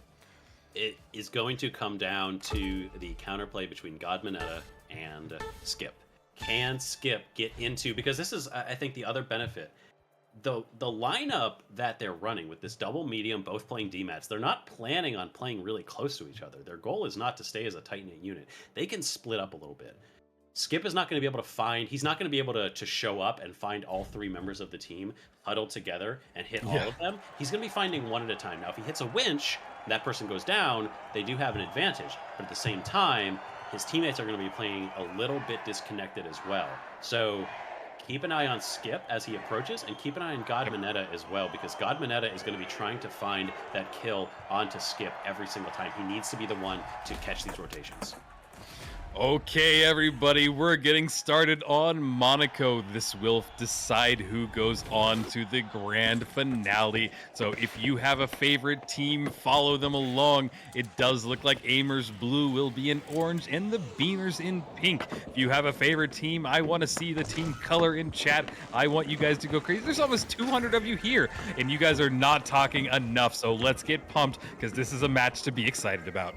The Amers versus the Beamers on the Monaco Emers. That's what we're doing right now. It's been a long day. Work with me. That sounded better in my head. I love the alliteration. Let's keep it up. We got the Beamers currently in control of this vault. They might run towards Grandma's house, but that is going to be the Amers waiting for them with Godmanetta on the high ground, running that sonar grenade. He's pinged out all three of them so far.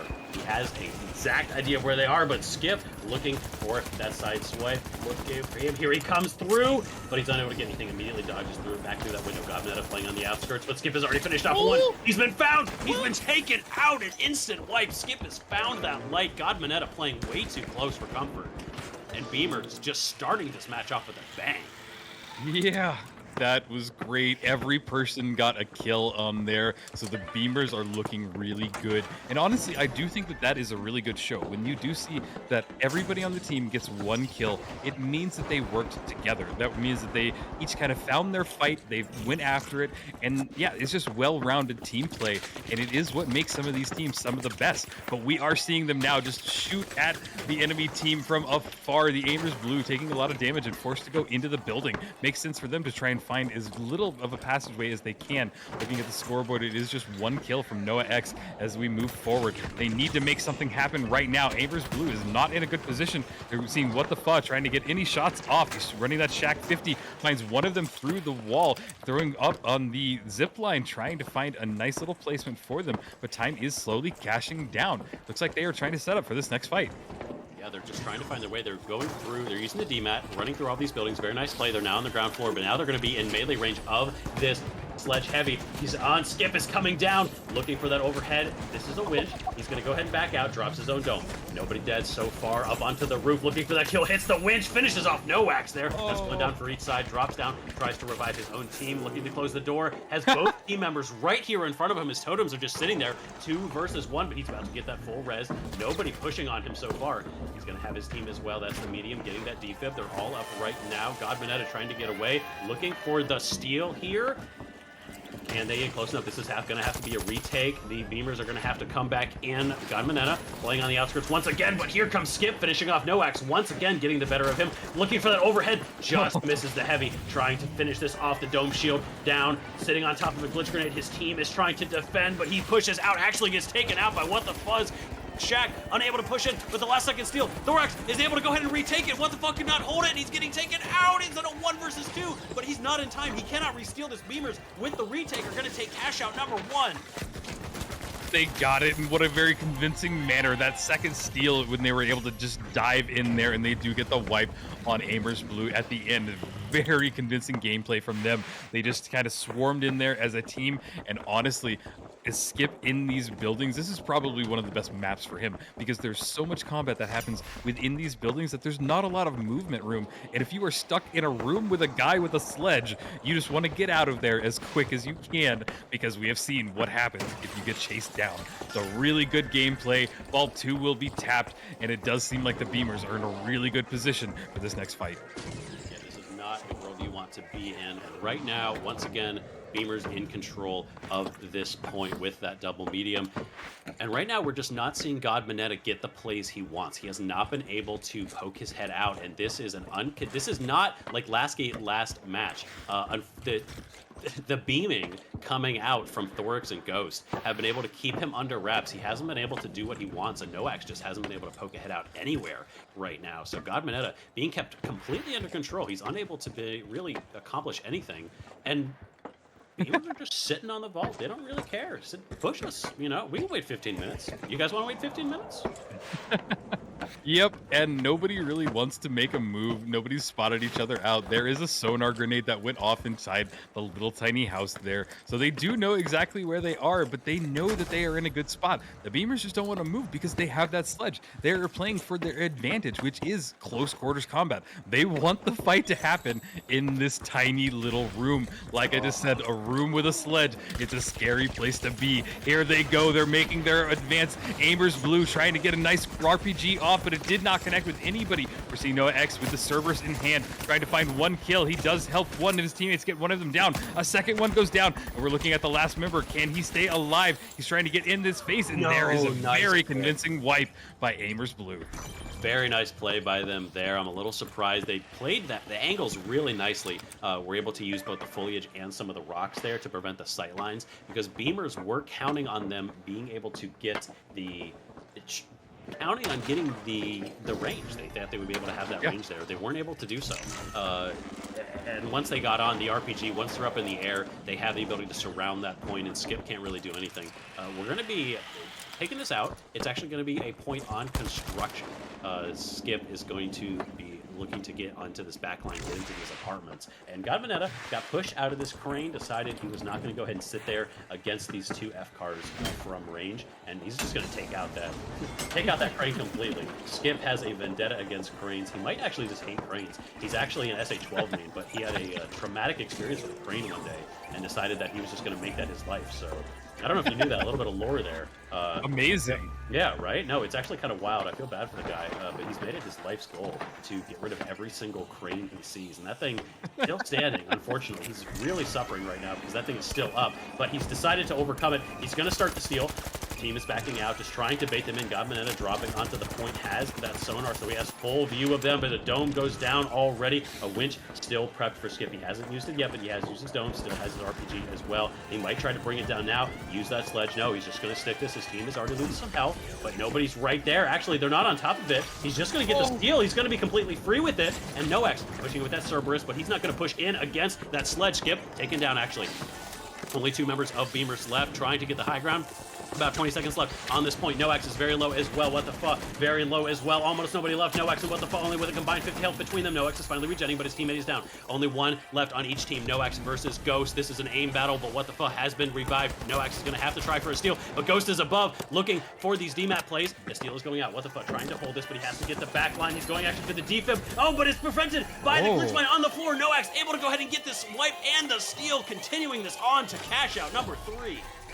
Wow, that was amazing. But one thing that I'm noticing from aimers, both blue and red, is the fact that they just play so far away from the cash out, and it does make it where the cash out will trade hands more than I am comfortable with. So maybe it's their strategy, maybe they just need to tweak how far they're staying away, but I think it's funny that both aimers are doing kind of the same, I want to say mistake, because it is what I'm seeing, and it is kind of leading them. They were able to make it and get the, steal back and get the wipe, so I can't really fault them for it, but it is just, it's funny to see that both brothers are kind of falling into the same folly. But this does mean that we are going to cash out 3, and if there are 2 teams that deserve to make it this far, it's definitely these 2.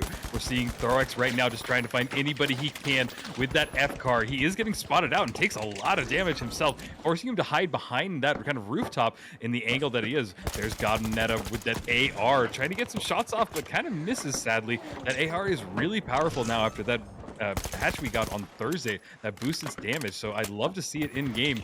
I haven't seen it connect just yet from Godmanetta, but he is a great player on that AR. It is kind of at a standstill now as these teams just feel each other out. Really hard to play against 2 F-cars at range, especially because Godmanetta has nobody that can help him out. His teammate has a Cerberus and a Shack.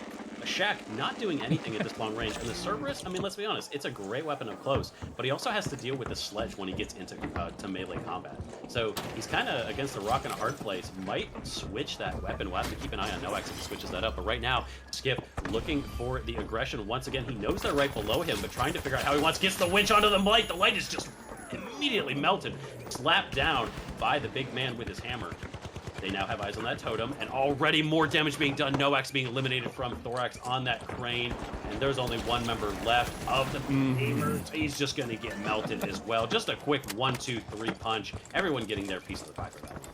Yeah, absolutely. And let's look at the scoreboard real quick, because these teams, it seems really close. I mean, yeah, of course, Beamers might have a couple more kills, but realistically, this is a nice spread from both teams. Nobody really has the huge advantage in kills, and it just seems like there's just good team play from both of the teams. This is why they're here. This is why they've made it to the semifinals, because they can play as a team. And look at this. Look at how they're all just bundled up. I love Monaco for this reason, because you can play in between these buildings, and it forces them to kind of play a little hide and seek. They're now trying to figure out, okay, there's 4 buildings near this cash out. Which one of these 4 are they in? And it just makes it where this cash out just slowly ticks down more and more. They're in a great position, great setup, and we're going to see what happens as this all comes to a clash.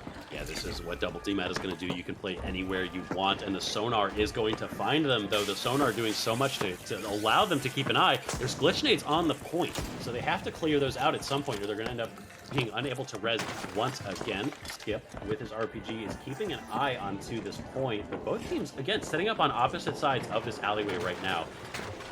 Looks like they're crossing. Skip is on top of them right now, going for the overhead bonk on one, finishing off the second. Can't quite get him, but he's going to go ahead and pick him off there, looking for the third. It's just Godmanetta by himself, all 3 versus 1. He can't wait for his team to respawn. Godmanetta has to pull off something crazy here. And yeah, I don't know if he's going to have time, and this is so hard.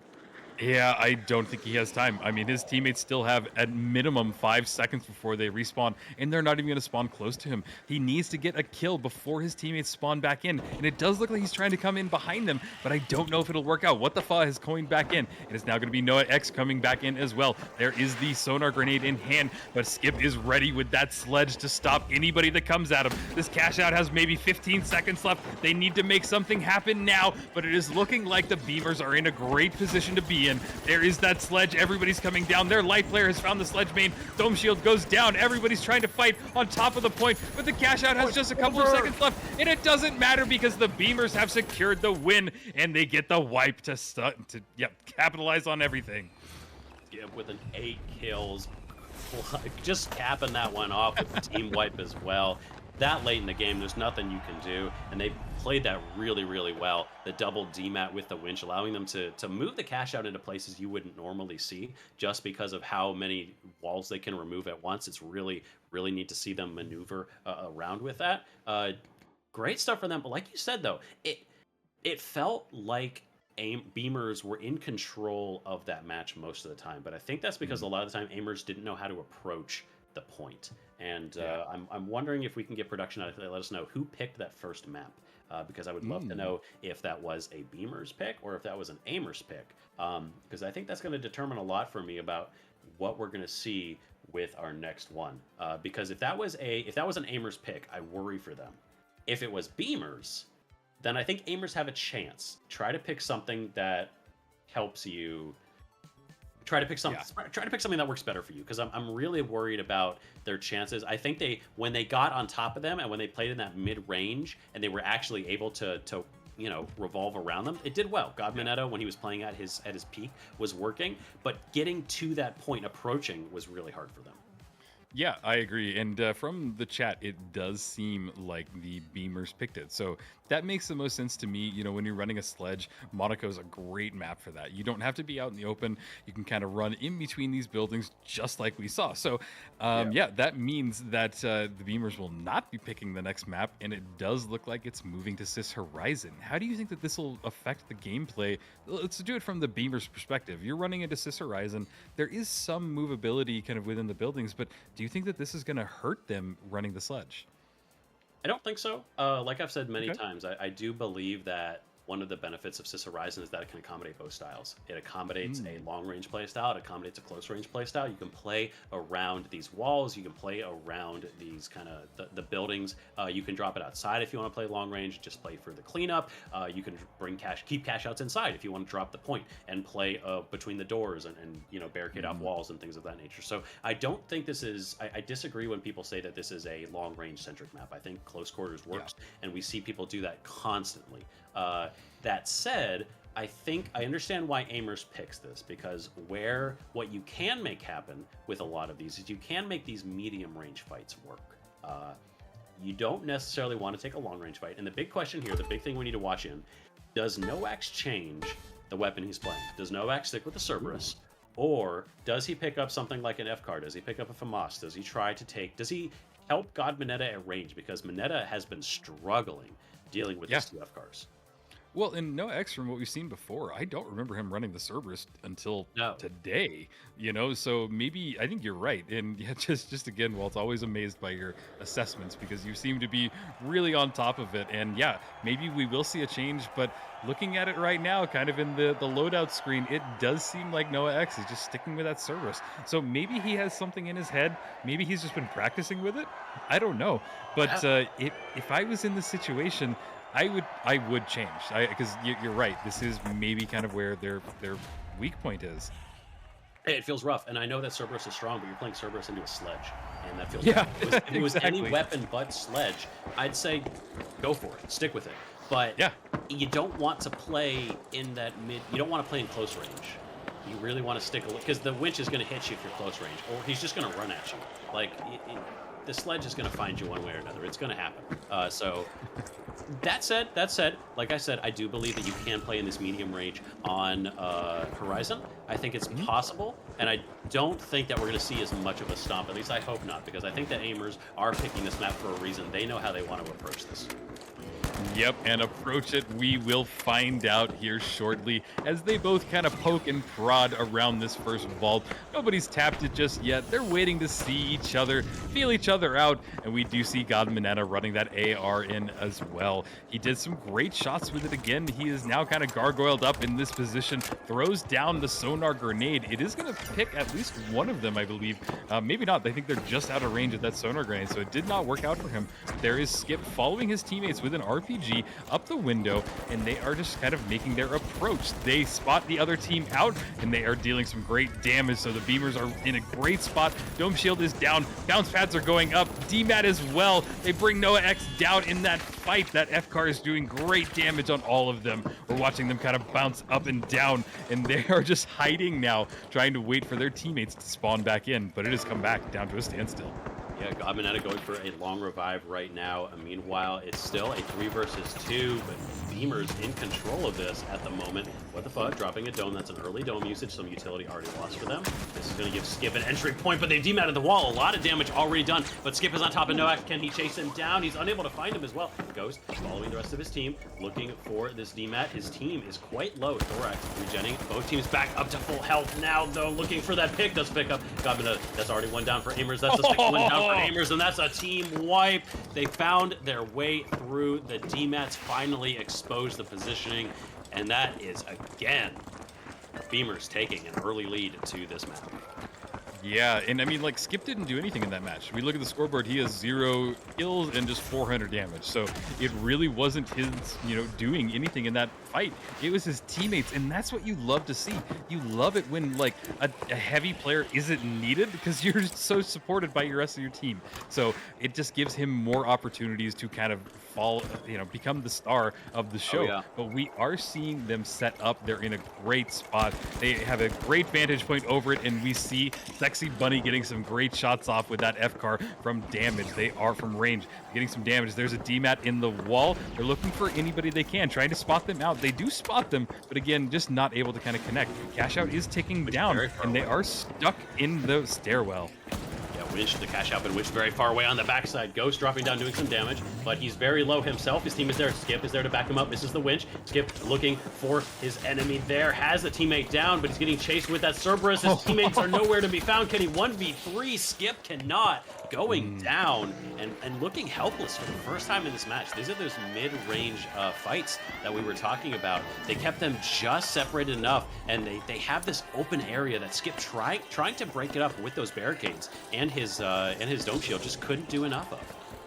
Yeah, and production's really pointing out that the glitch mines are just causing Skip to kind of stutter here because he is just unable to kind of complete what he's trying to do. So it is some great play from Amers Blue as they kind of are trying to counter their biggest threat. They are in a great spot for the setup now. The cash out has maybe about 25 seconds left on it, if that, and they are just watching it slowly tick down. Amers Blue has to make a move now as they pull it in. They winch claw it out. There is the barricade going off. I don't see the Beamers anywhere near. I think Amers Blue is going to be able to get the steal. They do get it. They get a winch claw back out, but I don't think there's enough time for anybody to do anything. People are just diving on to the point. Oh, it's Skip the last one left. They got him. Oh my God. Amers Blue was able to get the steal again. They played the timing perfectly on that fight. Really, really nice play there. They almost had it. The beautiful thing there. So Ghost found Noax above. The reason that we didn't see them right away, and the reason the steal went through, Noax was sitting with What the Fuck, and they were up right above the point, looking to DMAT on top. But then Ghost found him, almost gets Noax right out of the gate, and Noax is just delayed enough. He can't open a hole in the floor. Can't take care of that steal, but Noax with that Cerberus survived on a sliver of HP and was able to win the rest of that fight and get that piece of it.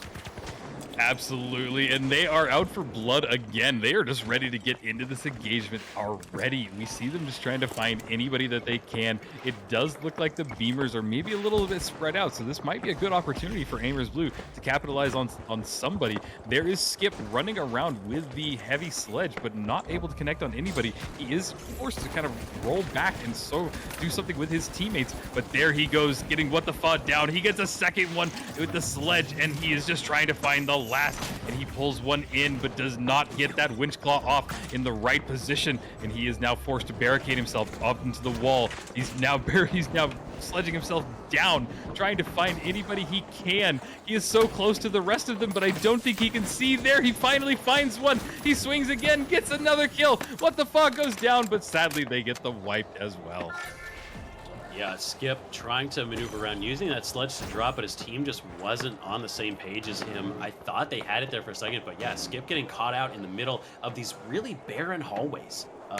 And like you said, the glitch mine's doing a lot to prevent him from dropping down the utility he needs to keep himself alive. But then also, yeah, these being stuck in these hallways, there's nowhere for him to go. His team can't help him, and he's just getting beamed down by Ghost. Ghost with 5 kills so far, leading his team, but on the other side, everyone's very, very even. Everyone has 3, 3, and 4 kills. So everyone doing their part and really playing really solidly as we move into potentially one of our final fights. Skip going right through the wall, actually, already has eyes on them, but they all jumped up into the air. A winch almost successfully hits, but does get blocked by some of the debris on the field. Thorax is down, does get a revive. It's back to a 3 versus 3, but Noax is trying to finish him off. Ghost is gonna get taken down. He's on so low health. He's the last one left on his team. Thorax and Skip dead. He's by himself, 1 versus 2. Has to reset, has to let his team revive. Here's a totem. They're going to be watched. He has no ability to get back in.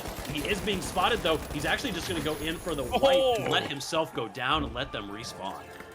Yeah, I thought he was going to do a little more work with that. He did get 1 kill, but it does make sense to just have your team get wiped and go for the respawn, because this could be their last chance. Aimers Blue is looking really good in this match, and I think that basically what they've done is they've just stopped Skip, and I think that they figured him out. And you know what? This is why Aimers is probably one of the most recognizable names in the scene right now, is their ability to adapt, and I think that they have done just that. It took them 1 match to figure it out, and so far it seems like they're really capitalizing on this, and I don't know if there's going to be enough time for them to make this last push to do anything, but it is getting started right now. We see that they are just trying to stay out of position. There's a great gateway. They are a little bit of ways away. It does seem like Aimers Blue drops the cash out, maybe able to get it to stop for a few seconds. It is just trying to buy as much time as possible. They are all spread out. There is the steal. They are trying to stick it. Winchclaw going off. The steal does stop for some reason. We're not sure what happened, but it is still just ticking down. Aimers Blue is looking really good.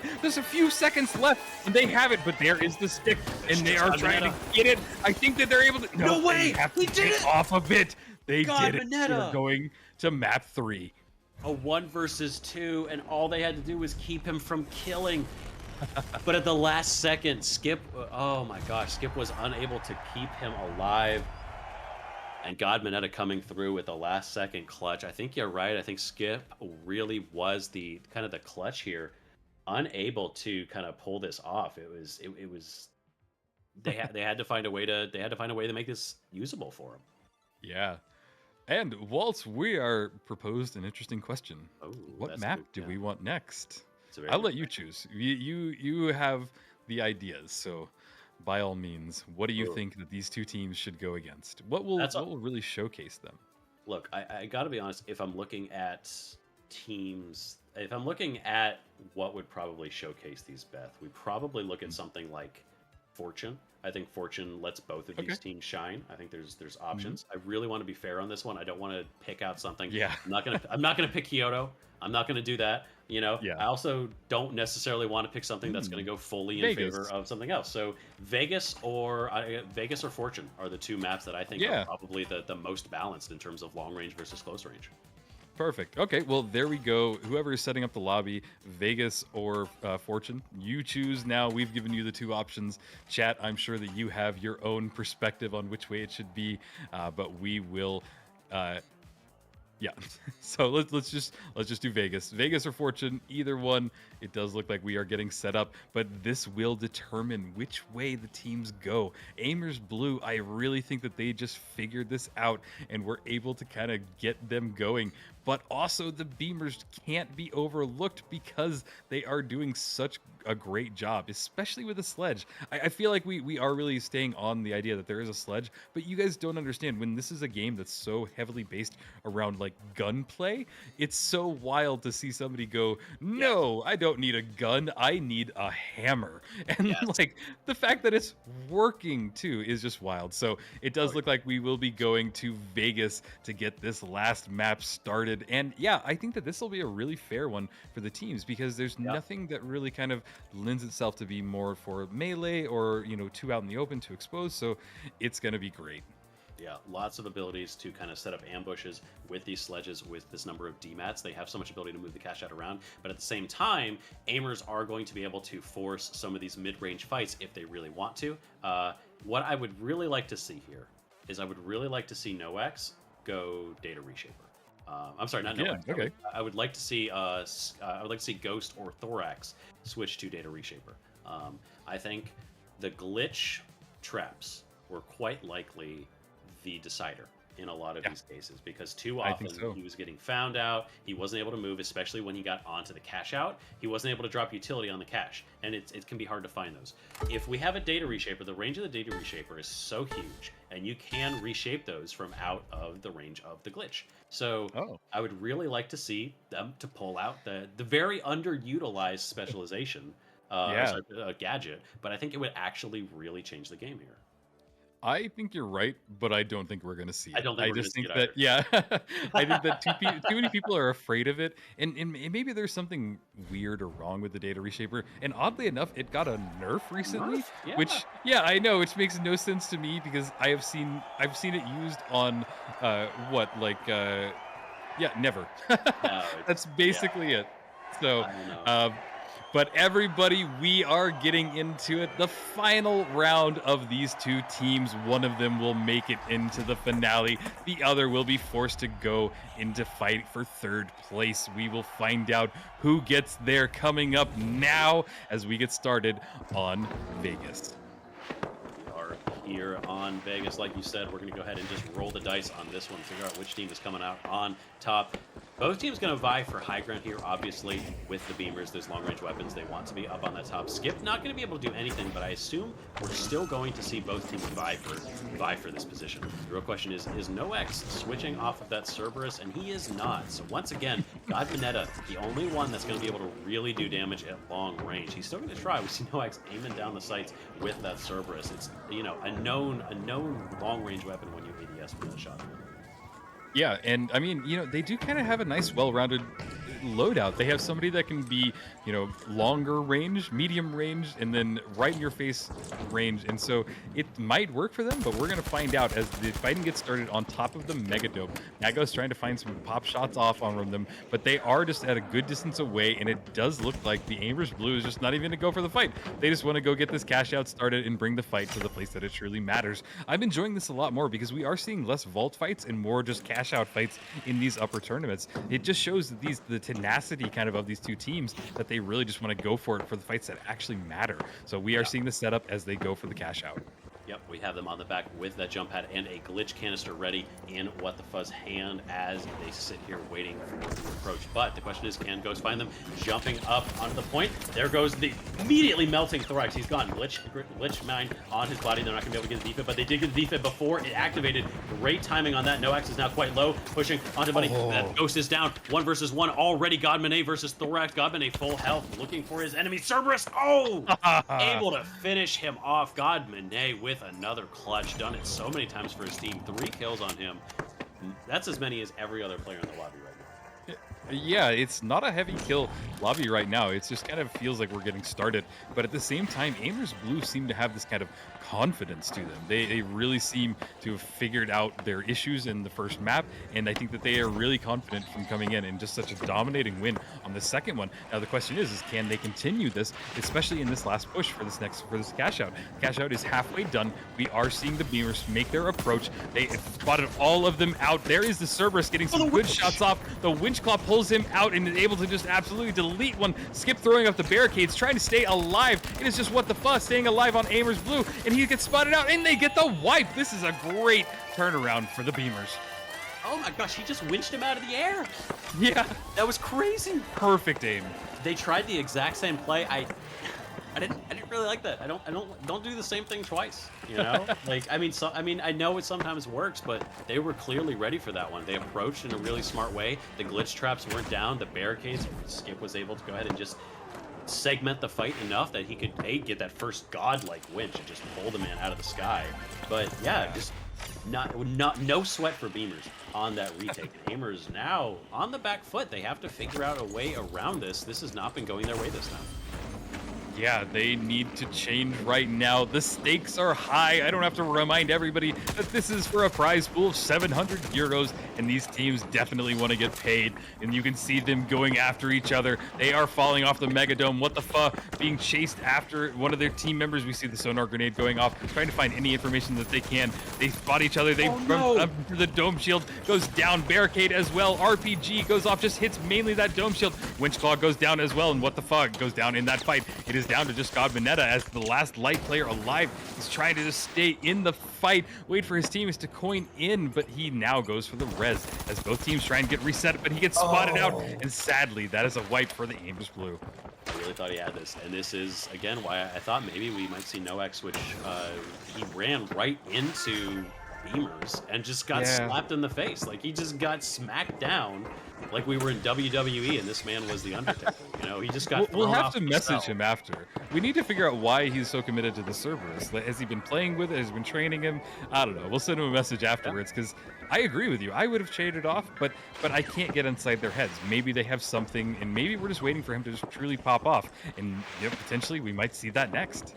Yeah, and they just haven't been able to get close. That this next cash out, I think, is going to be in a better position for them. It's going to be able to provide them a little bit more of those kind of ranges they want to be fighting in if it does end up being in the hotel. But we have to see where Thorax decides to put this. Right now, he's just going to kind of deposit it in a corner. Interestingly, though, Thorax is actually running Cerberus himself. It's not just a one Cerberus lobby. It's not just on NoX. He's going into another Cerberus. So both teams deciding it is a good option. They're kind of sparring right now. A little bit of damage done both ways. They both know exactly where each other are, but still a little bit of a standstill. We've seen this consistently, Beamers describing this vault and saying, hey, come at me, you have to follow us. But no, a gateway play, gonna instantly deposit that. Now Aimers, do they follow through? They are gonna follow through this gateway, but they can't find anybody. It looks like they are gonna go ahead and winch this in, potentially? No, they're just gonna sit on this and go for the steal, but NoX from the high ground, using that DMAT with that glitch grenade. They're unable to get that in time, but very low on Skip. He might try to chase this. That is a lot of damage already lost on that heavy, using his DMATs to get through the walls. Can't find anybody so far. They might try to go for this retake as well. Holding this steal, but it gets dematted down, but NoX is able to go ahead and finish Thorax. That's Cerberus versus Cerberus. He's won this one. Meanwhile, does get the defib. It's now what the fuck, the only one left. He's actually been completely wiped out. He's gonna get destroyed by Skip. No, he wins that fight, but he gets taken down, and that is Aimers going down. I thought they had that. Yeah, well, and on top of that, what happened with Skip there? How did he miss his, swing? He was right inside of the other guy, so interesting to see, but I guess it works in their favor. And honestly, this cash out is not looking good for Aimers Blue. This might be it, guys. I was hoping that we would see 3 cash outs, but Aimers Blue will have at least one more push, and hopefully the spawn gods are nice to them. It does look like they spawned about 80 meters away, so that means by the time they get to the cash out, it's going to be down to the last fourth of it. We're watching the approach now. NoX with the Cerberus in hand. Can he make something happen? We've been waiting for NoX to pop off in this game. Can this be his opportunity? There is the shooting going down. The DMAT goes off. The dome shield as well. It just falls right underneath it. They're trying to get the steal, but it doesn't work. All of the crumbling around them did not work in their favor. There is Skip running with the sledge. He's trying to get down on him. He's on top of them. Boink 1, boink 2. He does go down, but he delayed it. And it seems like Aimers Blue will get the steal, and we will get the third cash out. Oh, nice play from them. There were so many glitch mines, but NoX spent the time to melee them and destroy them. Really smart usage of a time. Sometimes it feels like you don't want to spend that energy trying to get rid of those glitch mines, but he realized that's what's needed, and I thought it was over when What the Fuzz Dome Shield just dropped through a hole in the floor. I thought they were done for. Amazing retake from them, though. Thorax and Ghost just getting too caught up, and Skip unable to delay long enough. Yep, absolutely. But that means that this is all going to come down to one more cash out. Vault 3 has been tapped, and it does seem like the Beamers are going to be in a good spot to set up. I think Beamers might be a little more of a defensive-based team, so this is a good spot for them to be in, but God Bonetta immediately spots them out, is dealing some great damage from that vantage point and that AR. Red Barrel going off as well, trying to open up the area just a little bit more, trying to find anybody that they can, but it does seem like the Beamers have kind of retreated back into it. They now just want to get the cash box and probably take it towards C if they can, but doing so means that they have to cross this open area and grade zip line to get them across. It's called a quick zip, and it really did get them across the area and getting ready for this next vault. Yeah, still holding. A sonar grenade goes down from Gabinetta. Has full eyes on that one. Let's get the hook and Noax on 3 HP right now. Still not dead, though. Nobody dead on this match, but there comes his teammate. Just going to go ahead and clean everybody up. Gabinetta trying to push in as well. Thorax Ghost also dead. It's Skip by himself. Can he hold on to this? He's going to go down in just a second. There he is. A team wipe. Aimers holding on to their life in this, and they're actually going to head all the way over to D. They do not want to fight over at this C cash out. Wonder what it is about this cash out that they do not like. It's probably too enclosed. Yeah, I think so. Yeah, look at that. So it is enclosed. They have to drop it down if they want to, and it is just not really where they want to fight, especially kind of with Skip in there. And yeah, the sledge. So yeah, makes sense. Look at D. D is way more open, has the ability to drop it and from play from below, which is really what I expect them to do. We're watching the setup now. God Minetta spots them out, getting some great shots with that AR off. Nobody really taking enough damage to make anything impactful, though. Take that back as God Minetta loses half of his health, having to retreat back a little bit and find some breathing room. The teams are getting set up, and things are about to get started. Yeah, liberal use of barricades here. An invis bomb on all three. They're moving forward with invis. The other team, both teams jumping up into the eye, but one already melted. God Minetta is down. That's the light down. Does get a revive. He's back up. Which missed by Skip. He's on no health. He has to drop an immediate defib from him. He's back up and playing now. He has that sledge, trying to chase, looking for his enemy. Goes for the overhead slam, but he's already lost Ghost as well. Thorax on no health. It's 1 versus 2. What the fuck by himself. They look for a revive, but they still have to go and actually steal at this point. What the fuck? Gonna get a long res. Is gonna give a lot of advantage that currently needed on them. All three back up for the side of Beavers. He's going to drop this down with a sledge. Hold for the steal. Are they close enough to prevent this? What the fuck is right above, but he's not close enough. They're going to successfully get this steal, and they still have nursing Noax. Noax is not yet coined. They haven't been able to get a revive on him. A defensive position now for Beamers. They're going to turn this and flip it on its head there in the driver's seat, and we only have 40 seconds left before this map is over. Aimers have to pull something out of the hat right now as they're pushing in. God Minetta going to try and drop that sonar grenade, looking for the enemy team. They have eyes on the cash out, but no eyes. NA goes walking, crouching once again, immediately doing so much damage, but the gateway was able to go ahead and save God Minetta for the first one. Not taking too much damage. Here goes the barricade again, segmenting the fight. What the fuck, trying to do so much. NA Ghost is doing damage, using the enemy's gateway to get out of dodge, looking to just keep playing this fight. But what the fuck? He's the only one left on his team. Instant wiping by so many people. He has to go for a steal. It's just over. There's no way he's going to be able to 1v3 this, and he just accepts death. Aimers getting knocked out, and Beamers punching their ticket to the grand finals. Oh, this is so sad to see. Both Aimers teams are out, but they gave us a great show along the way. So Aimers, well done. You guys did great, but boy, that sledge from the Beamers just made everything so much harder. Even when they were able to counter the sledge, they still struggled. So it's just really interesting to see. And honestly, the Beamers, y'all did wonderful. And I can't wait to see you guys in the next round. So what this means, guys, is now we have our two teams that are going to the finals. But before that, we're going to figure out who is going to third place. So we have one map before that, but I think, are we doing a giveaway production? Because I saw some people typing enter earlier, so I want to see if we are doing before the final. Okay, so not yet, but I think that we are getting some more giveaways in just a little bit, but we have one more match, and I think that we're going to take a quick 5-minute break as we get set up for this next match, and then move into the third place and then the finals. So stay tuned, everybody. We will be right back.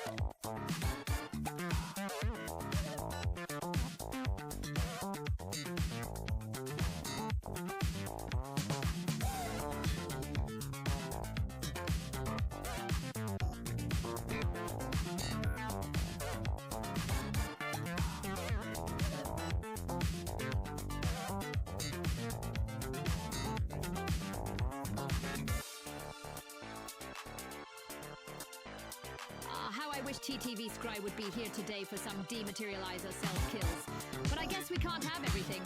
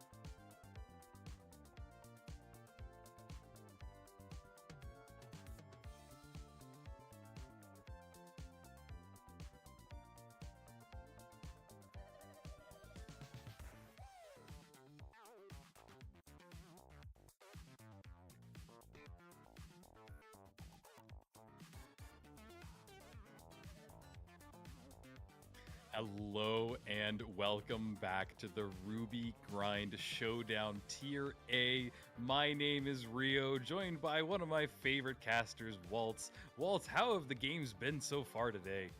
Beyond my wildest expectations.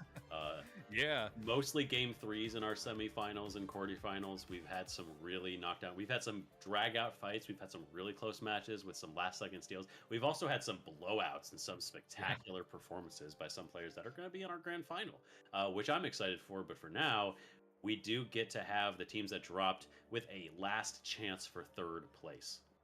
Yep, absolutely. So it will be the Blowers versus Aimers Blue, and they are all battling for a season 6 battle pass. So the winners of that will get the battle pass, and if they already have it, they can send it to their buddies. So it is a little bit of a far reach from where they were if they get first place, but hey, you know what? Any prize is better than none. So I am excited. The Blowers have given us a great performance, and honestly, Aimers Blue, I thought that they were going to win that last map, and it is a little sad to see them go down to third, but that means that we will still continue to see them going into this next map. And I think that we're actually already loading into the lobby, and looks like it's going to be Fortune Stadium. So trying to think back, have we seen either of these teams on Fortune Stadium? We've seen Fortune Stadium twice today, and I don't remember if we've seen these two. I'm pretty sure we saw Ethanol and crew on Fortune Stadium. I believe so. Yeah. Yeah, I believe that was the case. I don't think obviously it didn't work out in the long run for them. We'll see how that goes. Again, I wonder if they're going to probably stick with the medium heavy. Not sure if that's going to change at all for them. But we will go ahead and start that off in just a few minutes. Anything you're expecting to see or anything you want to see, because we just saw both of these teams fail to convert to the finals. And now this is their chance to at least stay in the prize pool and make sure that they can prove that they do deserve to be at this high level. They made it this far, but how did they get to third? How do they get to third? I think that we need to see more strategy from them. I think that Aimers Blue has a lot of strategy already for them, so they might end up taking it, but I think that this is going to come down to strategy. We're in the final matches where these are the teams that have made it this far. They've made it this far for a reason, and I think that we're at a point where it's not even aim. Like, these two teams are able to aim each other on the same level, so it's going to just be, strategy. Who can pull it off the most? And I think also on this one, if we get that cash out that spawns in B, kind of in, I think it's sector 4, it's going to be really challenging for them to make anything happen because it's just so dominating. But we will see as we get loaded into it. Fortune Stadium, my favorite map. It does seem like everybody is sticking around on their same loadout as we saw before. So this will be a really interesting map as we load into it. Yeah, very. I mean, it worked for them. It may not have worked out in the end, but it's gotten them here. So I'm not surprised to see them sticking with their loadout. And again, like you mentioned, we're seeing this light, medium, heavy versus medium heavy. So again, not a mirror matchup. And this, we saw the reason. I think one of the reasons that we kind of keyed in on, and the reason why they dropped, why the blowers dropped down to begin with, was that they couldn't quite deal with that light. And so the real question is, are Aimers and is God Mineta going to have free reign to do what he wants? Is he just going to be able to run rampant throughout this match, or are they going to be able to kind of rein him in? We're going to find out as they spot each other and the engagements already get off. There is that Cerberus right in their faces, dealing some great damage from Normalize. Gets What the Fud down, brings back Noah X. There is gas going off, but it's a great time to have a Cerberus in there. But sadly, it is a wipe for Aimers Blue already. Yeah, a very explosive beginning fight there. Very quick, a lot of aggression. They actually did a good job. They got two of them down, a last-second defib, and, Normalize and Ethanol were there to just kind of wrap things up. But that was actually very close. Kind of on a knife's edge, and God Mineta was a hair's breadth away from actually being able to clean that up in 1v3. Absolutely. And, it's interesting to see that we have two mediums, one on each side, running the Cerberus. So this is almost the Cerberus off. We've seen shotguns off, we've seen lots of weird stuff, but now we're seeing two Cerberuses in here, and I fully expect that that's going to mean that these fights are just going to be right in each other's faces. We did see real quick a nice little goo placement there. For those of you who don't know why they threw that down, if you throw it down to the right of the bounce pad, it actually effectively just stops it. So one of their easiest ways for accessing getting up to these upper levels is now blocked off unless they just get rid of that goo. So really cool strategy, and if you guys have never tried it, try it in your games because it is really powerful. Yeah, it does a lot to make sure that they have to approach they have to come up the stairs, they have to come from a different direction. God Mineta looking for his entrance in. He does have that sonar, which means they are going to know exactly what these movements are. They know that they're currently setting up underneath. Aimers having all of the information. Question is, can they use it to convert this into a steal? The DMAT above, but unfortunately that DMAT is right on top. There goes the steal starting out. Noax is looking for this defense. Can they prevent this all the way? They have stopped stealing. It has been dropped once. Noax fishing. He has spotted eyes on them. He knows where they are. They're coming up the stairway. A big canister is going to glitch them, but the return canister as well. His heavy is already down. Can he get a revive? He's just going to keep doing damage with that Cerberus, just pumping damage, and he's already lost one of his teammates, but he finishes up Normalize as well. With that burn damage, looking for a defib kill. He doesn't do it. God Mineta once again, 1 versus 3, coming in guns blazing, trying to finish him off, but he's chased down by Ethanol, and that is a second team wipe in favor of Ethanol and his crew. Why did Noah go for the defib kill? We have seen him do it before. There are clips of him going and getting amazing defib kills, but it just cost him the wipe. He was sitting behind the door, just hoping he would get it, and they immediately spotted him out. Don't go for clips, come on. You want that battle pass, don't you? Okay, maybe not, but still, it's really fun to just see, and I did hope that as soon as I saw that, I was like, oh, come on, let's get another clip of you getting a defib kill. But maybe next time. These two teams are playing a little less seriously than we have seen before, but I do love that they have a nice competitive nature to it anyway. We see that the Amers Blue have now set up. They're hoping to kind of spot the other team out as they make their advance, but they are now way too far away, and these teams are going to have to regroup as they make their way to Vault 2. And also, chat, what are you doing? Chat is going wild, pasting all these copy pastas, and I just don't even know what to say. Control yourself, chat. What do you want him to chat or do you not want him to chat, Rio? I want him to chat about the game. You instigated this behavior. This is your fault. I want you to take ownership of this situation. I will. It is my fault, and I love it. And chat, keep it going. I'm just kidding. Spam away, because we're here for fun. Ooh, a yoink here? Amers just kind of grabbing it and running. I'm not sure what happened there. Zuki got taken out. Must have gotten clipped by God Mineta there, or even fell. But that is just a quick steal, and the cash out's already been prepped. Where did this cash out even come from? Where did this even begin? I don't know where this cash out came from, but it's now in the middle of nowhere, and I don't know what happened. Blowers are just they have to be on the offensive now. They're setting up nearby. They don't have a winch, so they're not going to be able to pull this in. Ethanol is on that mesh shield. What the fuck, able to actually move that around. They're approaching up. God Mineta has eyes on them and is able to do some damage. At least it makes sure that he knows where they are. Both teams kind of very differently on the escalations right now, trying to find their way to the top. They're taking the long elevator up to the roof right now. Yeah, this is going very slow, very methodical. They're just trying to find any opening that they can. But here they go. The bounce pad goes up, and we see Gobnita doing some great damage with that AR, but is unable to kind of get one following it up. He gets a nice kill and normalized, and that was a wipe in like 10 seconds. I couldn't even finish my sentence before they all got wiped. Well done, honestly. Yeah, what the fuck, coming out strong there with a nice bubble as well. They knew that the movement from God Mineta provided them exact intel. They knew exactly what they needed to do, padded up onto the roof just in time for them to just skeet shoot. They were just shooting him out of the sky as they tried to use that jump pad. By the time they landed, what the fuck hits the easiest winch of his entire life, melts one of them, and then God Mineta, again, from the side, he didn't get too close. He was able to just clean the rest of them up. So much damage from behind.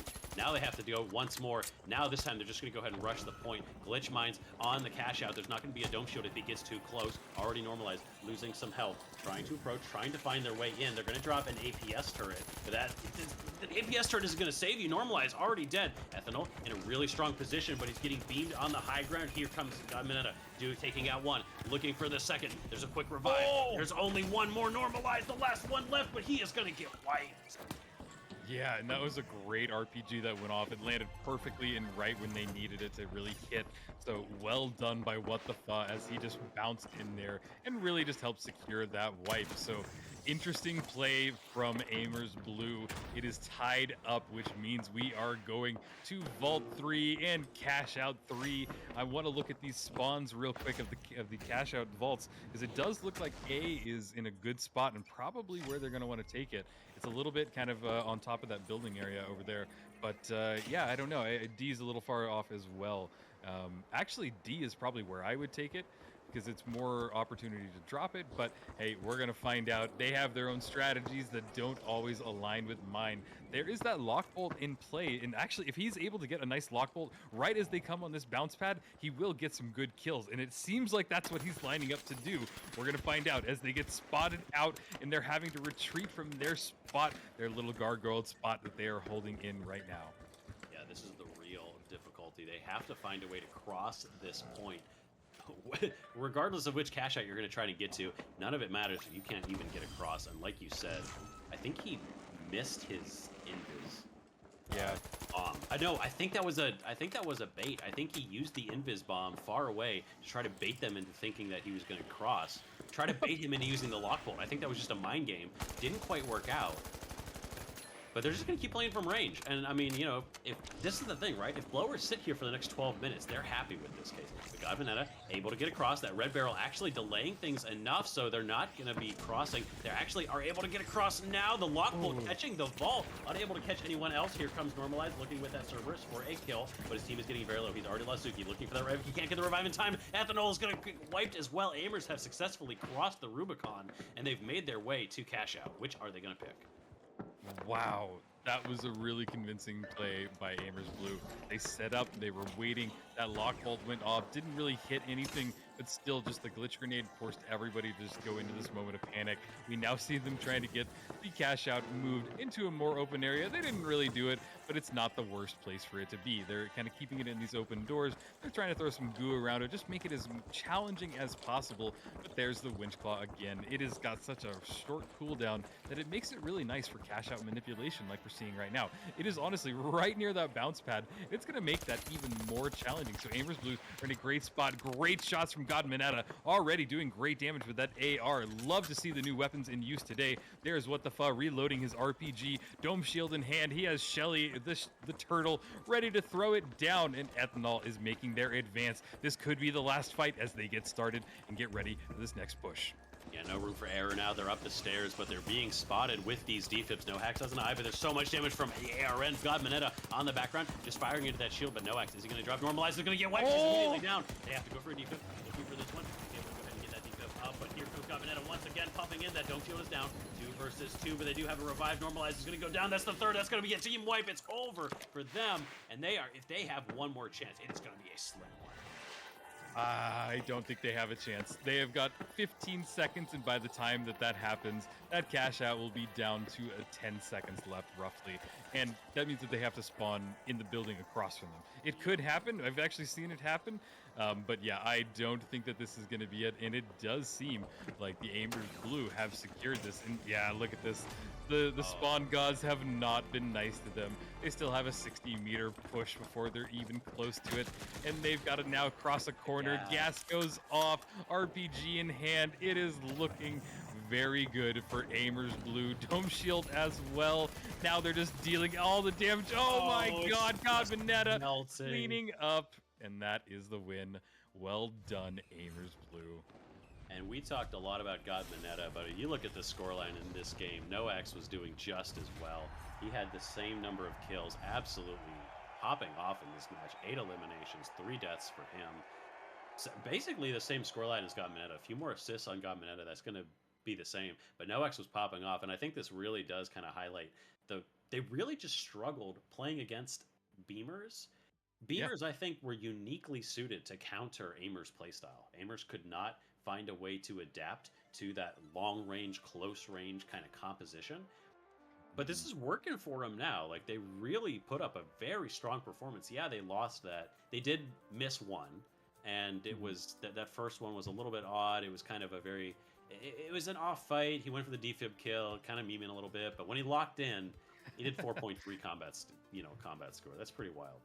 That is wild. Yeah, and I appreciate the style points too. If he would have gotten that would have been the only thing we would be talking about, and I would have gone crazy on the mic. So I appreciate it. And you know what? You guys are here for a show, and that's what we have gotten. Now, this is a best of 3, so this is not done yet because we are going to go right back into this next match with these two teams.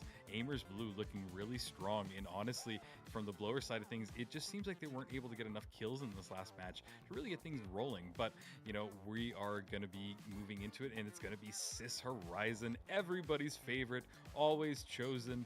And yeah, I think that we can just I don't know, does it lend itself to either of these teams? I don't see these teams being really dependent by maps at all. But maybe, do you have a different opinion? I think they're necessarily different enough that the map will change things significantly. I may give a slight edge of this to the blowers simply because I think if they want to, they can slow the fights down. There's enough kind of choke points that they have the ability to, with the heal beam that they're running, because they do have a double medium composition, there's a chance for them to take these fights slow, do damage from range, soak up that damage, and then approach with a jump pad when they need to. Doesn't look like they're going to be running double shotgun, so it doesn't look like that's going to be their approach. But I don't know that the map difference is going to be big enough here. I think both of them are pretty similar in style. Yep, I agree. But here we go. This could be the last map for the Aimers Blue, or the Blowers take it into map 3. We are going to find out. I think that SIS Horizon is a great proving ground for both of these teams, and we're going to see what they can make happen as we get towards Vault 1.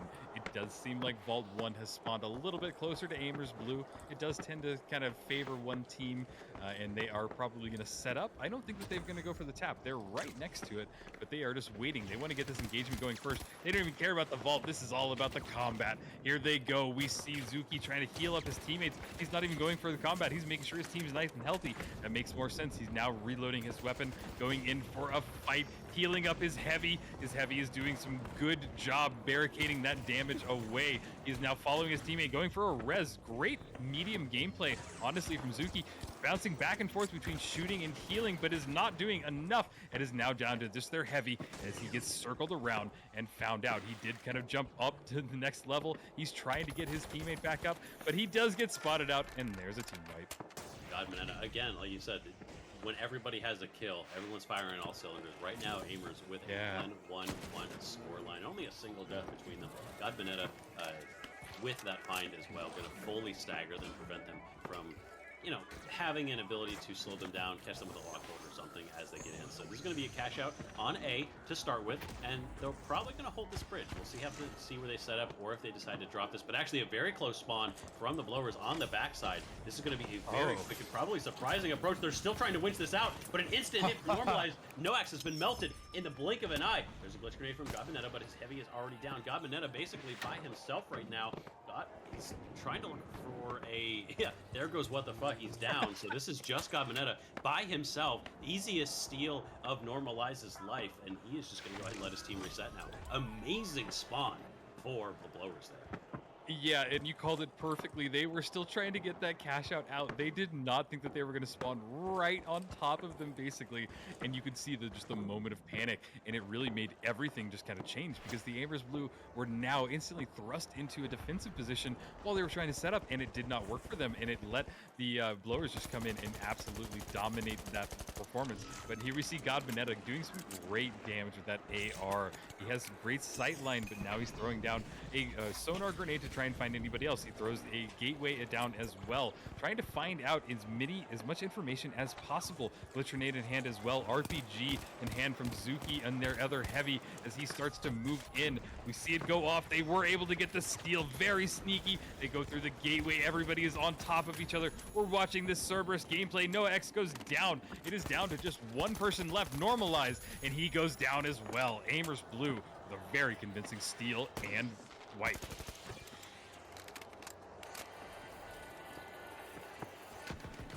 And we might have lost Waltz. There it is. Back now. We've seen this time and time again. These teams set up so far away.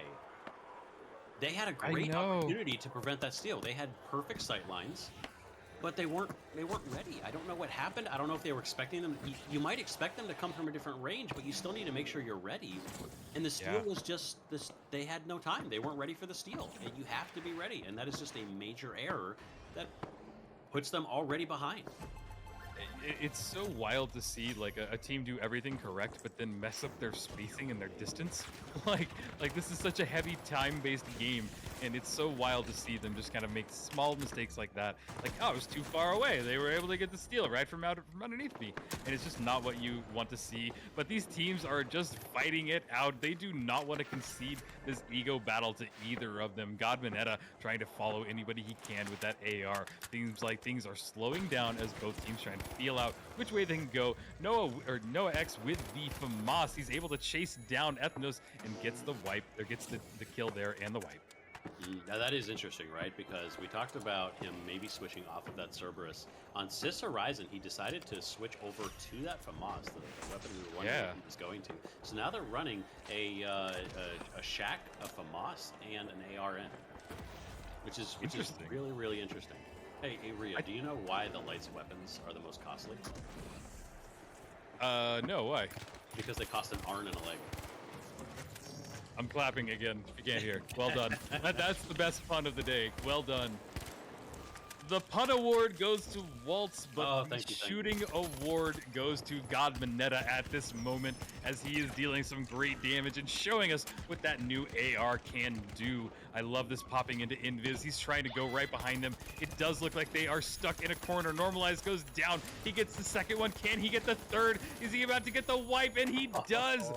Great gameplay with that new ARN. Nicely played from them. There was just no chance for blowers there. They were just completely isolated. A bad spawn for them, honestly. And that's such a hard spawn, and I think they're going to spawn in the same place because you're so exposed as you approach the point. There's not a lot that you can easily do. And so 2 seconds, we're going to see where they spawn. This is their last fight. I would really like to see them wrap all the way around, almost into the museum, and come that direction because you cannot face tank a FAMAS and an Arn to the face. Yeah, exactly. And here they are again. They're almost in the exact same corner, the making shield. the same push, but it is not working out for them. That heavy shield goes down, and then he gets deleted. What are we watching? Amers Blue, where was this gameplay a couple of matches ago? When God Mineta is just going off, and Noah X is also doing great damage with that from Moss. They are now chasing each other, trying to find a little bit of distance if they can. God Mineta gets the heal back up. This cash out is ticking down. We've got maybe 15 seconds. They have to dive on it right now, but Amers Blue is doing great at just kiting it up. Gas is up on the spot, and that is it. It is over. It goes the way of Amers Blue, and congratulations on winning 3rd place. What a final. Ethanol just missed the opening. That is Yeah. so crucial, so unfortunate. They made it so far, but they could not quite convert. And that is it for them. Amers with a fantastic performance this fight. Beautiful stuff from them, and really highlighting why they did get this far in the tournament. Yep. And, you know, guys, for those of you that don't know, Waltz and I follow the competitive scene, and we do kind of give updates on all of the events that are happening and everything like that. And I promise you, if you guys kind of come follow our podcast and listen to us, Amers is a team that you will hear again and again and again. So it is just somebody that is to absolutely keep your eyes on and follow as we move towards this major. But with all of the third place matches being done, it does bring us to our next giveaway. So everybody, if you want to enter, just type enter in the chat. Or I'm sorry, production, are we doing the giveaway in Discord, or is this in a giveaway for Battle Pass? Okay, Battle Pass. Cool. Just making sure. So guys, everybody type enter into the chat like I was saying, and you will be entered into this chat, especially if you just enjoyed what you watched. Do you guys want to win something for watching amazing gameplay? I know I would. So we are going to get this started in just about 30 seconds. So everybody type away. And yeah, do you have any kind of thoughts as they enter this tournament, Waltz, about the 3rd place matches that we just saw?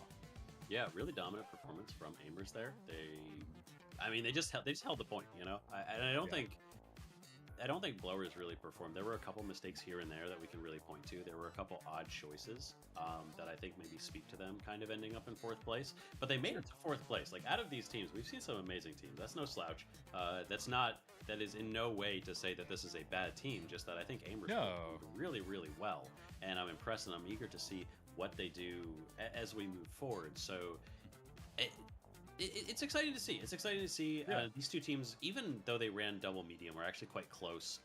But I think that speaks to, again, we see medium heavy falling short once again against the light medium heavy. The only double medium composition we've seen perform well is a double DMAT with a sledge. And I think that speaks to medium heavy is so understood by the professional community right now. Everybody knows how to play against that composition. Nobody knows how to play against the double medium DMAT with a sledge. Not a lot of people, and people are still figuring out how best to play against the light medium heavy, right? So I think that's one of the biggest problems as well, is that you have to do something different. You have to try something unique. Yeah, absolutely. And yeah, honestly, I think that you really hit the head on the nail there. It does look like we will be doing this giveaway in just a second. But, you know, Waltz, you said something too that really kind of piqued my interest, in that these teams know how to counter heavy, medium, which lends me to the other side of things, which means that heavy, medium, light, is this turning out to be meta? Are we finally there, you think? I would argue we've been in a light, medium, heavy meta since mid-January. I would argue. Okay. I think we were seeing light, medium, heavy already become a consistent play style in Pro Hub events Yeah. around mid-January. I think towards in February as well, looking at the Jungle Rumble tournament, things like that. Oh, I yeah. think that was a very consistent loadout. I think you almost always Mm. saw that composition. I think that we are firmly I think we're firmly in the camp of double medium is now an off meta loadout. If you see a double medium, they are not doing what everyone else is doing. They're trying something different. So at this point, lights are here, and I think they're here to stay for a while. Yeah, I think that they are. And, you know, if we go back to like when this whole scene started, there were no lights. I was talking to this about Jerry, and just like we were going through the breakout events and we never saw a light at all. It was just never happened. It was you do that and you're putting your team at a disadvantage. So it's really fun to see that, you know, we are getting that nice meta, and it feels like this is the way that the game was designed to be. It wanted to be where every class has a way that they shine.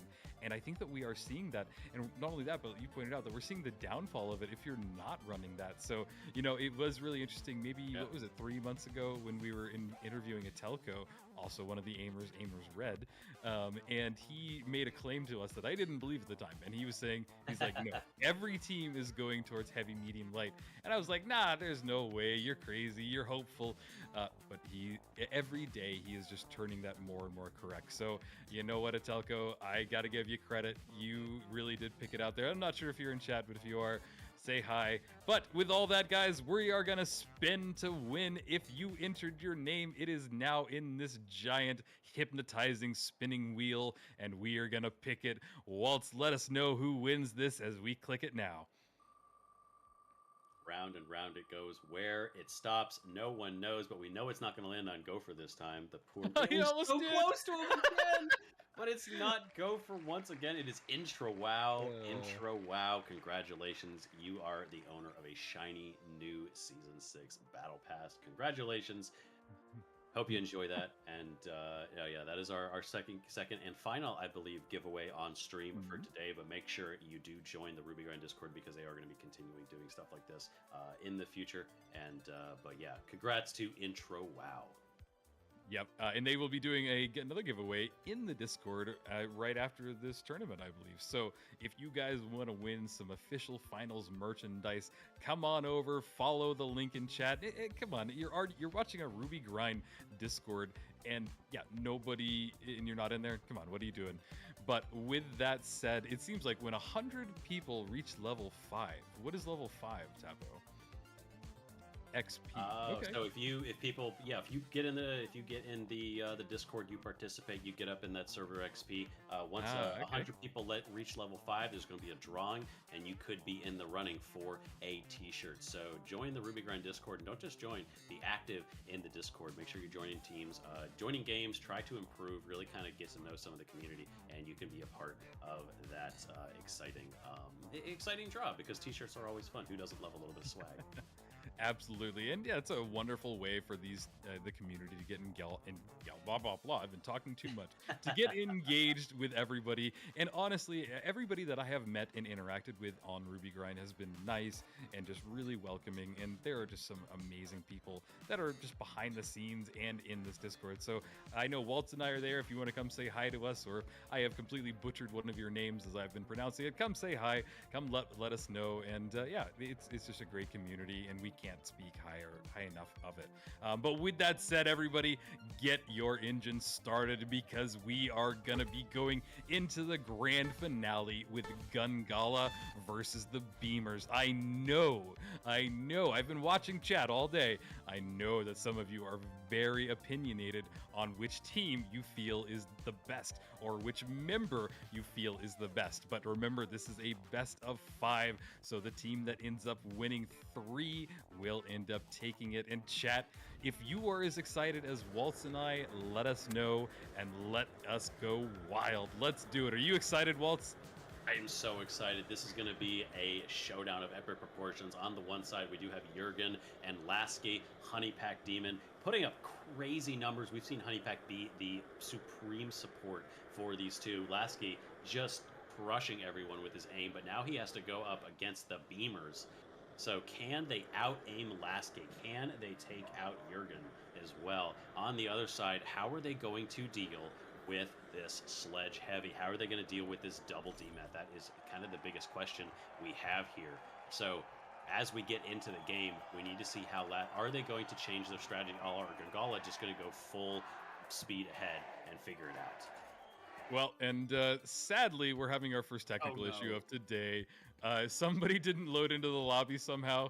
These things happen, but we don't want to see any match between a 2 versus 3. So we're going to restart real quick, guys. And I don't know, Waltz, while we're restarting, what did we just do? We just released an episode of The Vault. Why don't you give people just a quick rundown of what we just did? Absolutely, yeah. So The Vault is a podcast that Rio and yours truly have, where we talk about all of the news on the competitive side of the finals. We love the game. We love highlighting everything that's going on. If you ever felt like you don't know what tournaments are happening or you just can't keep up because there's not enough information, we go through and we follow all of the information, any event that's happening in the scene. We let you know what's going on. We always talk about the past events. We're going to be talking about this event on our next episode. And we also talk about the events that are coming up. Our last episode, we actually did an interview with Jerry the Music Man, casting yesterday with you, Rio, and had an absolute blast. Talked about a lot of kind of his experience with Rainbow Six Siege and how he thinks it compares to the finals. Yeah, absolutely. And, you know, Jerry is a wonderful person in the scene. He's a fellow caster with Waltz and I, and it was just great to kind of pick in his head and get into his mindset a little bit. And what is really interesting is we will be filming our next episode potentially right after this matchup. It will be determined by who wins this. We will take them under our wing, interview them, talk all about what they did, how they won, and what the performance was like in a match like this. So, guys, stay tuned, because we will be interviewing them if the time allows us for them coming up. But we will be getting in their heads in the next episode of The Vault, episode 9, Waltz. We're already on 9 episodes. So we'll be interviewed by the winners of this Ruby Grind tournament. We are getting back into the lobby. Everybody is getting up in there. Thank you for being patient. This will take just a second, but we're going to Sis Horizon, which has been a very common one. But let's actually break down a couple of these players, because I see people consistently mentioning Lasky in the chat. What makes him so exceptional, do you think, Waltz? For me, you brought this up in the previous event. His positioning is, and people are going to point to his aim. His aim is, of course, fantastic. He was picking off people like crazy. Beautiful stuff with that XP. But the positioning was just perfection for me. His ability to know where people are going to come out, where they're going to approach the point from, and being able to find an angle where he can see them before they see him. He's often behind them or above them in the perfect spot. Lasky has that game sense. He has that knowledge of where people are going to be. And for me, I think that's a big part of it is, you know, is he going to be able to predict where these people are going to be? Because as we've mentioned time and time again, this double DMAT plus a sledge, they are going to be in places that you might not expect them to be. That 2 DMATs allows you a lot more maneuverability around the map, and the sledge is going to be, you know, he's trying to get close to you in a way that heavies don't normally do. So Lasky being the kind of the positioning god here, can he figure out what's happening? Yeah, I think that you definitely hit it on the head on the nail, exactly as we wanted it to be. And it will be a positioning battle, but I love the strats that we're going to see employed here. And it does look like everybody loaded into the lobby the first time this time. So no more delays. Chat, you're amazing. Thank you for being with us. We are getting started in this. This will be on Sis Horizon, everybody's favorite map. We see a FAMAS, we see the XP in hand, and always the SA shotgun. We will have to see how these two teams clash as they come together. Let's go ahead and get into it, guys. This is game number 1 of our grand finals. We have gone through so many teams to get to this. We started at our Tier B event with the top 4 teams promoting to this Tier A event. We had to go through qualifiers, we went through quarterfinals, semifinals, and now these 2 teams have risen above the rest, and they're about to go ahead and show us, hopefully, the best games of the entire tournament. Without a doubt, this is going to be the best games. We've got the beamers, we've got the sledge in hand. We've got Lasky with the XP. It's everything you could ever want in a finals match, and they are already getting the fighting started. There's a DMAT that drops everybody down on the staircases. Dome Shield goes down, and we're seeing the barricades as well. They're trying to find any movement they can. Nagos goes low. He's trying to find some help for Skip. Skip is low as well, but it seems like they're down to just Lasky as he's set up in there, and he thought he might get away, but no, Nagos discovers him and just takes him out. And I expect that this is going to be the first, potentially even map, but the first little bit of this is going to be these teams feeling each other out. Unlike kind of the previous map we just saw, some of these teams that play in ways that they know how to handle, they know how to counter it. So you just jump in, it's business as usual. These teams both kind of with a slightly different style, especially we have the Beamers on this side. Definitely something that we don't normally expect. So the question, and I think what we're going to see, is how do Gungala, how do they adjust and learn? Yeah, that is exactly what you get when you get these two top-tier teams where they already know each other. I guarantee you these two teams have played against each other already, and they kind of are just feeling each other out. We are seeing a very slow approach by the Sledge team as they make their approach. They don't want anybody to pick them out, but there is Gungala set up really in a good spot on top of there, but there is Skip as he throws down the smoke, trying to buy himself a little bit of time. Things have really slowed down as this cash out is just ticking down.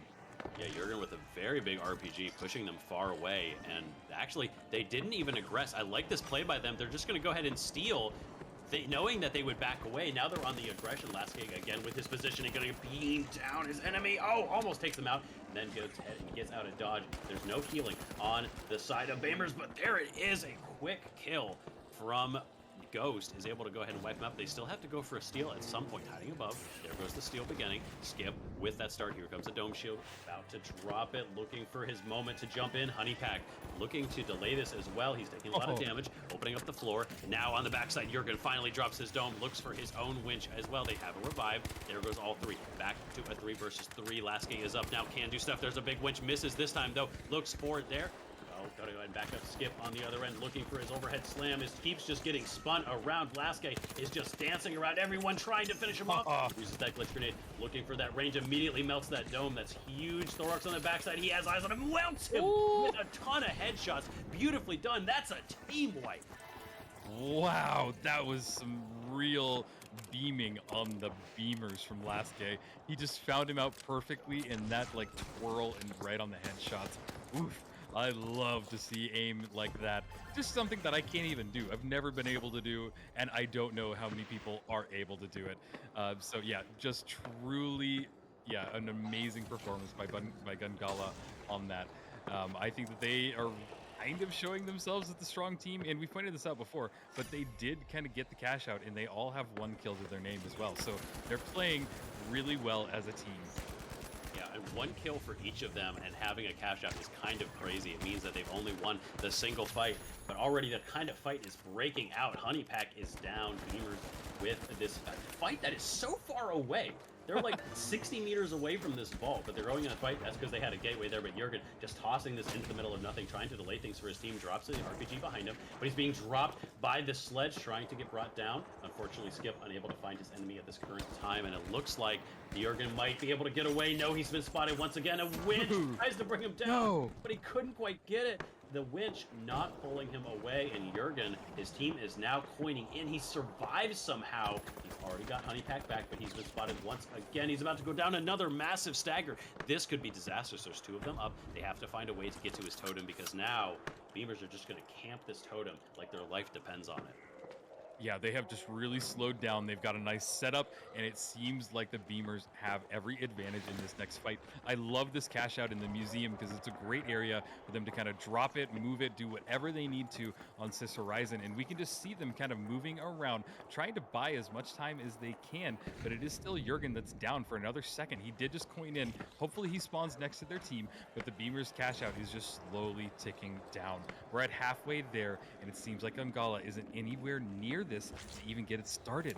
They have to make something happen, and they have to make something happen now. Yeah, they do have all 3 of their members up, so they can actually push this time. They're approaching under the point. So This is something that Skip is going to be able to drop this if he so desires. No, they are still above. Lasky battling it out against Ghost there on the high ground. Does some damage. Hits them one. Very low. 6 HP himself. He has to get away. He's able to recover in just a second. Everyone kind of licking their wounds. And it looks like here we go. Jumping up to the high ground. Jurgen dropping his dome. Looking for a winch. Misses that winch. Going to go ahead and run away now. He's lost his medium as well. Grabs that totem. Dropping below. Trying to just delay. Grabs the wrong thing. Sets up his barricade. Decides he's just going to go ahead and push. Pushing on a Skip. The wall, the ceiling closing up right in the time, and Skip is just getting away with murder here. There's only seconds left. Jurgen going for a steal, but he's going to get dropped on by 2. Bonk. It crushes him. Bonks in the chat because that is cash out 1 going for Beamers as they clean up. Lasky with a nice winch. Oh, and the wipe. That was great. We just saw 2 good boinks, so I want to see it in chat. Absolutely, as Walt's called out, because that is what we want to see. Guys, there's a sledge in the finale. If that doesn't make you pumped, I don't know who you are. Check your pulse. Make sure you're still breathing, because things are happening, and my heart is pumping. I am absolutely loving this, and I can't believe it's working. This would be just so terrifying to be on the receiving end of, but we are going to cash out 3. This will decide who takes this first map in map 1 of 5. Beautiful stuff from them so far. They are really coming alive. Beamers returning fire, not letting themselves get brought down. And a little bit of a slow play here. Gungala deciding that they wanted to try and prevent the cash out from going to C. Looks like Beamers just turning around. We're going to head over to D. We're going to start this cash out, bring it out, potentially to open. They already have a glitch mine set up on the cash out as well. Really taking full advantage of those trying to shut down these defibs, this light. A bit of a standoff here across these 2 points, and a quick jump across. RPG at the ready for Jurgen, but he's been gotten so low. He has to drop all the way to the floor. Are they going to chase? They're not going to chase. Everyone taking a quick breather and resetting once.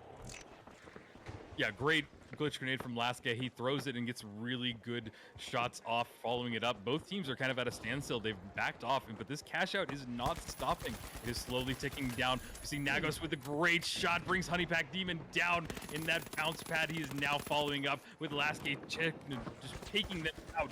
You see that SA, he's right on top of him, throws that barricade down, but he gets boinked, and it is down to just Lasky as he is trying to find this heavy, but he gets spotted out, and there is a wipe. It is looking very good for the Beamers as we go into this last fight, potentially.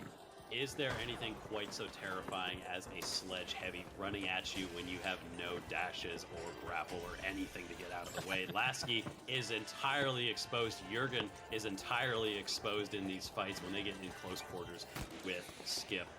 He's just, you can't get close to him. You have to stay further away. They're doing a good job. It's been very close, and now they have one last chance. About 40 seconds left currently on this cash out. We do have a winch from Jurgen. They can get this into a better position if they so desire. But once again, there's gas and a glitch mine currently on this cash out. So they're going to have to be really, really careful with it. Honeypuck jumping up to the high ground. I don't know if that was intentional because now he's very close from his team. Lasky going up as well. He's doing some damage from the back end with that orange, but he's going to get melted instantly. This has to be a moment now. You have to somehow steal this down in a 2 versus 3. Jurgen trying to decide how he wants to approach this. He's going to hit that winch, bring it across, but it gets stuck on the geometry of the floor. That's not going to be where they want it. He drops his dome, but he's given up on life. He knows this is the end. Slapped down by that sledge. This is Beamers taking game number 1.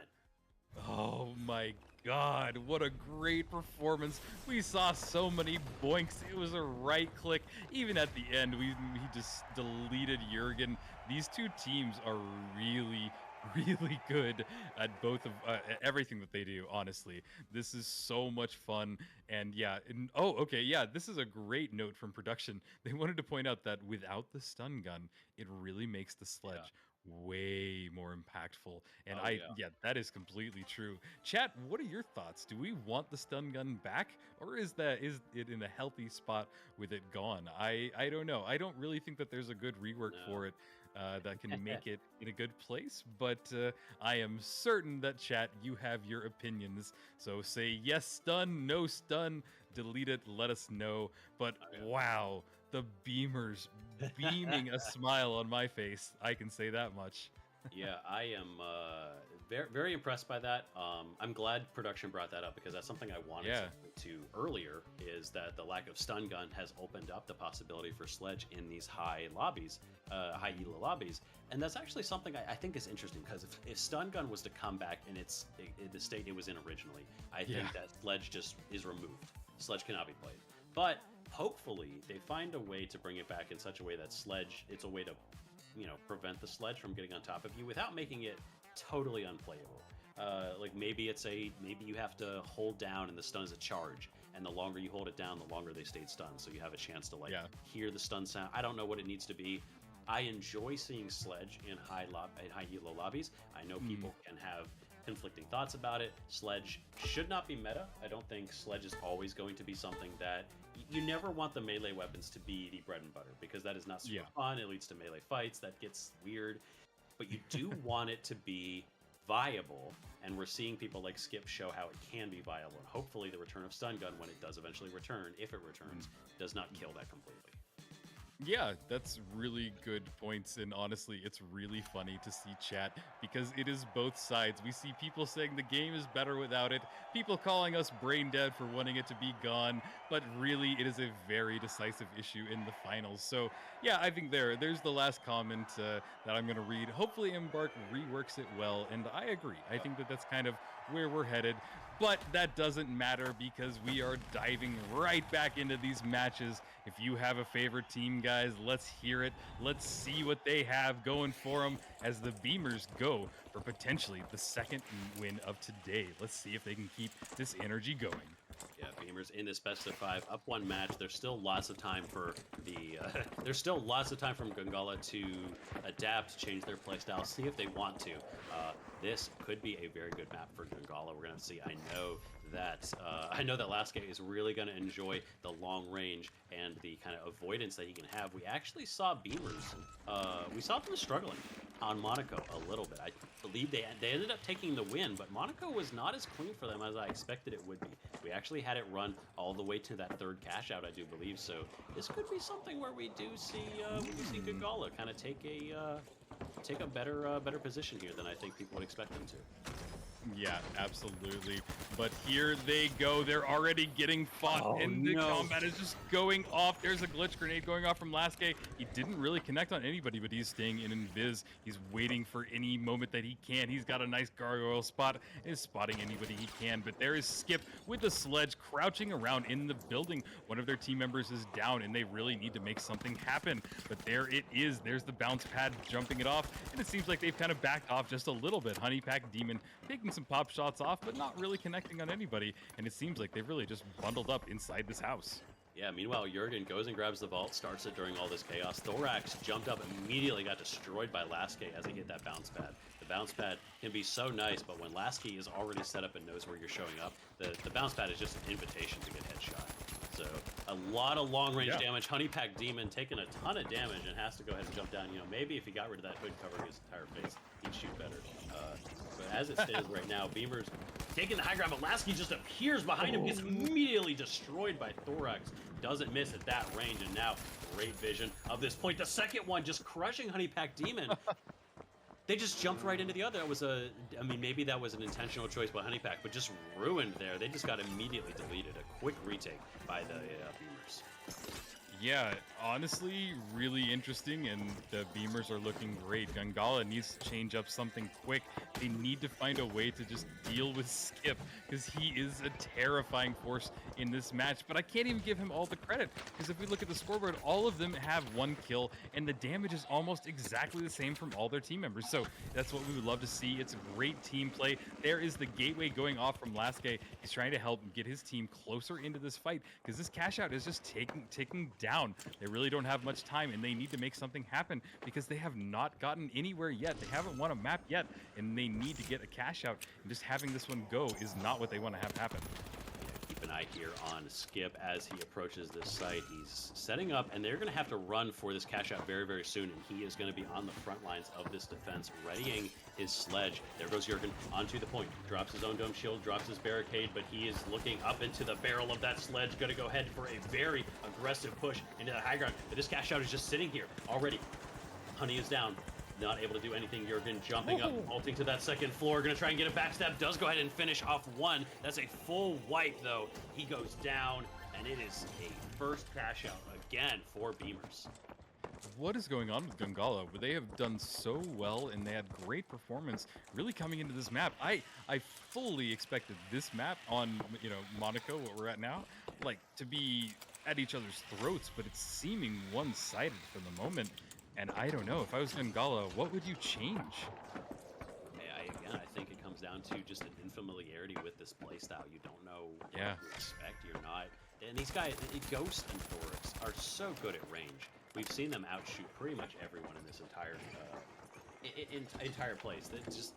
That's like the big thing is they need their communication has to be perfect right now. Sure. Because you need to move around and you need to make sure that you're preparing for the sledge. Because if you're too focused on these long range damage dealers with Thorax and Ghost, you're not going to be paying attention to Skip as he shows up right on top of you. So the communication here has to be absolutely precise. They cannot get distracted one bit. For me, that's the biggest thing right now is I don't think we change anything just yet. I don't think we change weapons. Obviously, this is something we're comfortable with.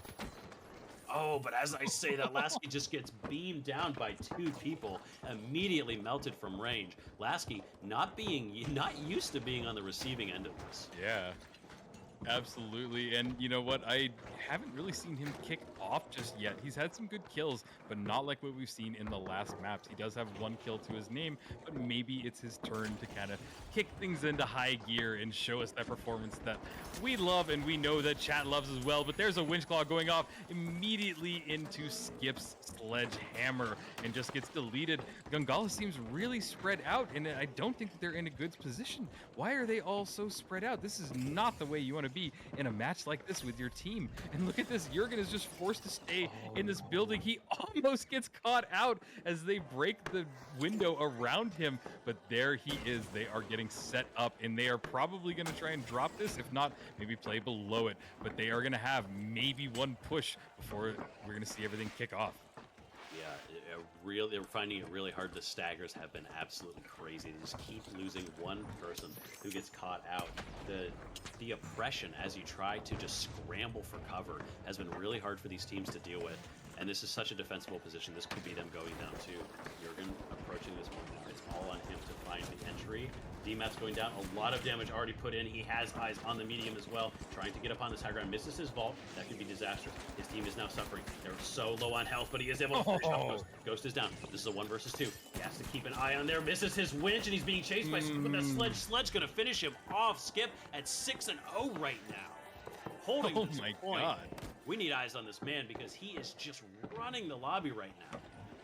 Yeah, I am speechless. Like, this is not the finals the way that I know it, but I love that I'm just getting a brand new lesson in basically how top tier sledge can work.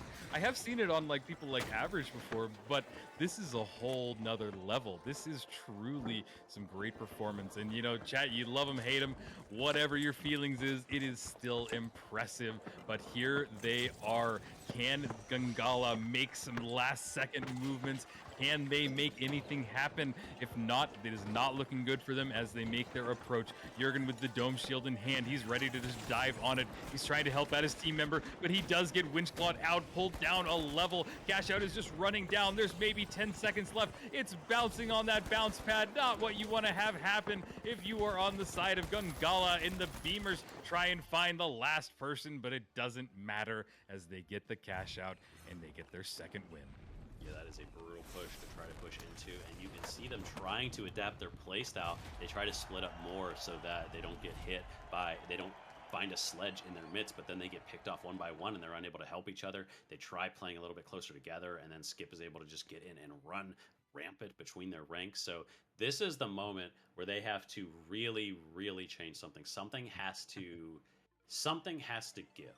And the question is, what is it? Is it maybe Honeypack tries something different? Do they maybe switch to a double medium situation? Like, what do you change here? How do you block this? Or is this a gadget change? Do they need things more? Do they need to pick up maybe some more goo? Do they pick up some more like glitch mines? Try to find things that slow him down, delay him, keep that medium, keep that heavy from getting on top of you, but at the same time, provide you with cover from the long range beams. Like, you have to change something. It's not working. Yep.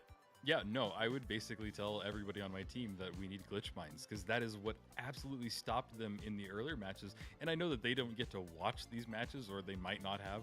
And I think that that's what I would do, because you need that way to just stop them. Buy yourselves a little bit of time. So what the glitch mines were doing before is that they would set up in an area where they knew that Skip would come to, and it made it where he can't put a barricade, made it where he can't winch claw somebody out, and just disabling, 2/3 of what a sledge main can do. It's really impressive to see how they do it. But with all of that said, I do also think that Honeypack Demon probably needs to change something up. I know that it's a medium and they're trying to support their team, but it's just, it's not working out for them. And, I don't know. I hate to single out one person, but I think that they need to kind of just step up, or maybe just reevaluate what they're doing. But I don't know, and it does look like we are going to be headed to Fortune Stadium as we get a quick appearance by Waltz's cats as they walk by. What are your cats' names, Waltz?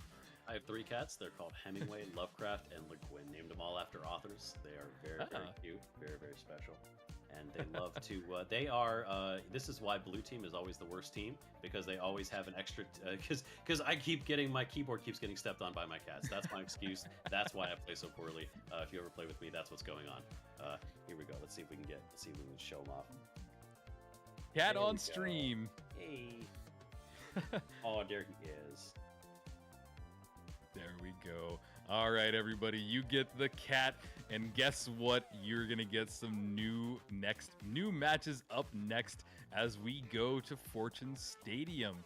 I think that this will be a great proving ground. Fortune Stadium has proved to be really a good place for sledges, so that's true. Oh, I don't know. Guys, if you are a Gungala fan, send them your love. Say a prayer. Do whatever you believe in. Send them your energy, whatever, because they need it. Send them a warm hug, because we are going to be going into this next match. And yeah, if this doesn't work their way, this could be our last match of the day and tournament and everything, Waltz. I can't believe it.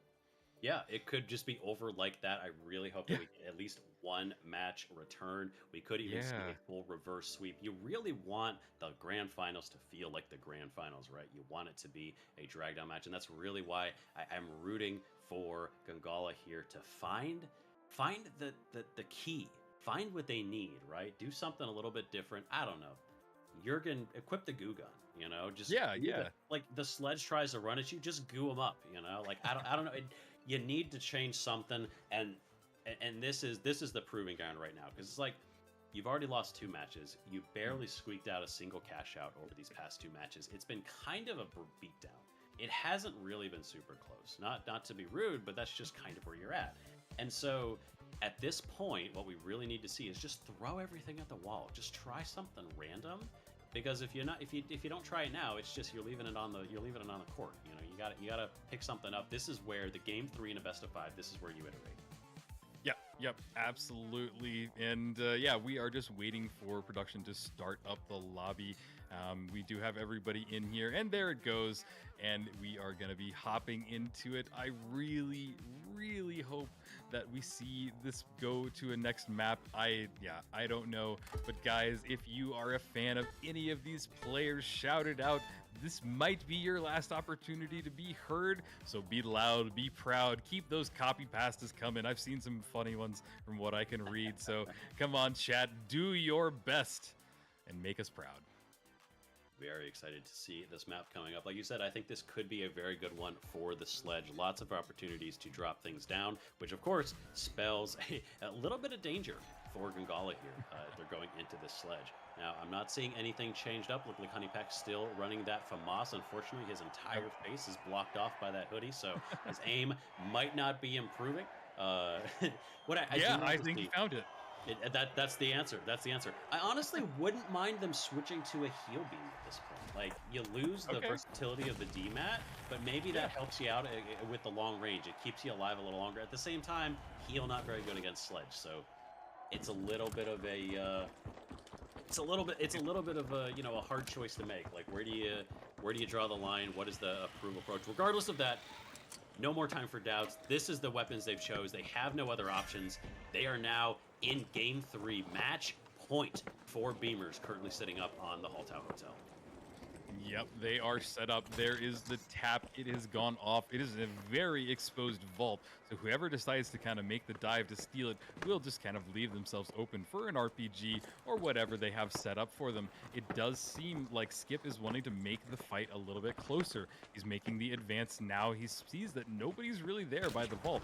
Both teams just waiting to feel each other out, but it seems like somebody came in from behind. They're dealing some great damage. No, nobody's from behind. They're just dealing damage from across. It does seem like one of them just went down. Thorax went down in that fight, and it is now Jurgen trying to get a little bit of help.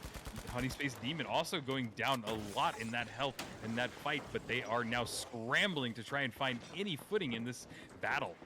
Yeah, Thorax got down. Lasky drawing first blood in this fight. Both teams able to reset and recover, though. Nobody going for the vault, actually. They've decided this is an ego challenge right now. They have to put themselves on the board, and Lasky trying to find Ghost. Doing a lot of damage. Again, no heals on either side, so any damage that is done is permanent for the next, for a while. You do not have the opportunity to get that back up. Gonna go ahead and hit that elevator on the outside. Meanwhile, Skip sitting inside waiting for the team.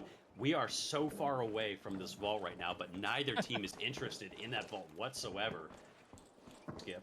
Right underneath the enemy, actually. You can see them there on the left as we approach. A glitch trap goes down, and they are being pushed away into this corner. We do see Honeypack actually is running with that vault. It looks like they're just going to go ahead and bail and head over towards the cash out. Start this off. 1 kill so far. We're about 2 minutes in. Not a lot happening, but Lasky has eyes on them. He knows exactly where they are. Waiting to go ahead and pick them off. He sees them there. They have an eyes on Jurgen. Skip below with his sledge. He's about to run for that backstab. Nobody dead yet, but here he is in the middle. The bull in the china shop knocks out 2 in the blink of an eye. Lasky, there's no way he defends. But this is not something he can defend. Another one. He's down. Oh, that was such a good DMAT. They just dropped him as he tried to get away. It really looked like Lasky had control of that situation and grabbed his teammate to go for the res, but that perfect DMAT on the stairs dropped him out into the open, and you gotta love to see a play like that. That is perfect use of the DMAT, quick thinking, and truly not what we wanted to see from Lasky. So really good setup, and boy, the Beamers, they're just looking better and better, Walt. I'm getting worried. I am too. They're looking so strong. Can Jurgen get this winched into a really strong position, though? Going to go ahead and demat the barricade. Very nice play. Brings that all the way in. It's now stealable from inside. How are they going to respond? Goes down by Jurgen. Looks like they are dropping. Skip has eyes. There's a goo grenade. Tries to survive for just a second longer, but Honeypack, he's down. RPG goes out as well. The second down. Jurgen is beat apart, and that is another team wipe. Skip standing strong above the rest. 3 kills for both him and Ghost. Yeah, they are just working as a team. They are doing great maneuvers. That sledge is terrifying. And look at this. He's having some fun just destroying everything around him. It is truly a fun weapon to just kind of play around with the destructible environment in this game. And it does look like even if they make a nice last-second suicide dive, there's no time, and this cash out will go the way of the Beamers. And truly looking strong. There is a chance that they are 1 cash out away from winning this tournament, and that will mean €100 prize to each of the team members, and then being interviewed by Waltz and I on the vault. So truly a lot for them to win, and they might not be far away from achieving it. One of those definitely more valuable than the other. We all know that a spot on the vault is a prized commodity. So that €100, really, we could take or leave, but they want to get that spicy interview. Absolutely. This is where they have to prove it, though. Like you said, they are 1 cash out away. You cannot make any more mistakes. Honeypack gets caught out. Loses a little health, but successfully gets away as they take that elevator to the roof. And looks like we all have Gangala jumping up as well, but here comes Ghost with eyes on them. Does a lot of damage, but takes some damage in return. Skip is very low. He gets immediately winched in and brought down. This is the first advantage they've had so far. Honeypack is gone. 2 versus 2. Lasky looking for a kill, trying to find the rest of the team. He has eyes on some. Can he finish him off? He cannot. 1 versus 2. It looks like they're going for a res. He's going to go for his own res as well. Try to survive, get his team back up so they don't just immediately wipe. And he's going to get a long res. But meanwhile, on the other side, Skip is back up as well. It's a 3 versus 2 right now. Ghost continuing to hunt. Skip continuing to hunt as well, trying to find anybody on this map, try to wipe them completely. This is still just a vault, but this means so much. Lasky with the high ground has backgrounds on them. Gonna go ahead and do some damage, but can't finish one off. Yep, unfortunately, he just wasn't able to commit to that fight. They got into that doorway before he was able to finish them off, but he is just standing above, looking below to see if he can find anybody. It really just, any opening kill is what they need to really just capitalize on this situation.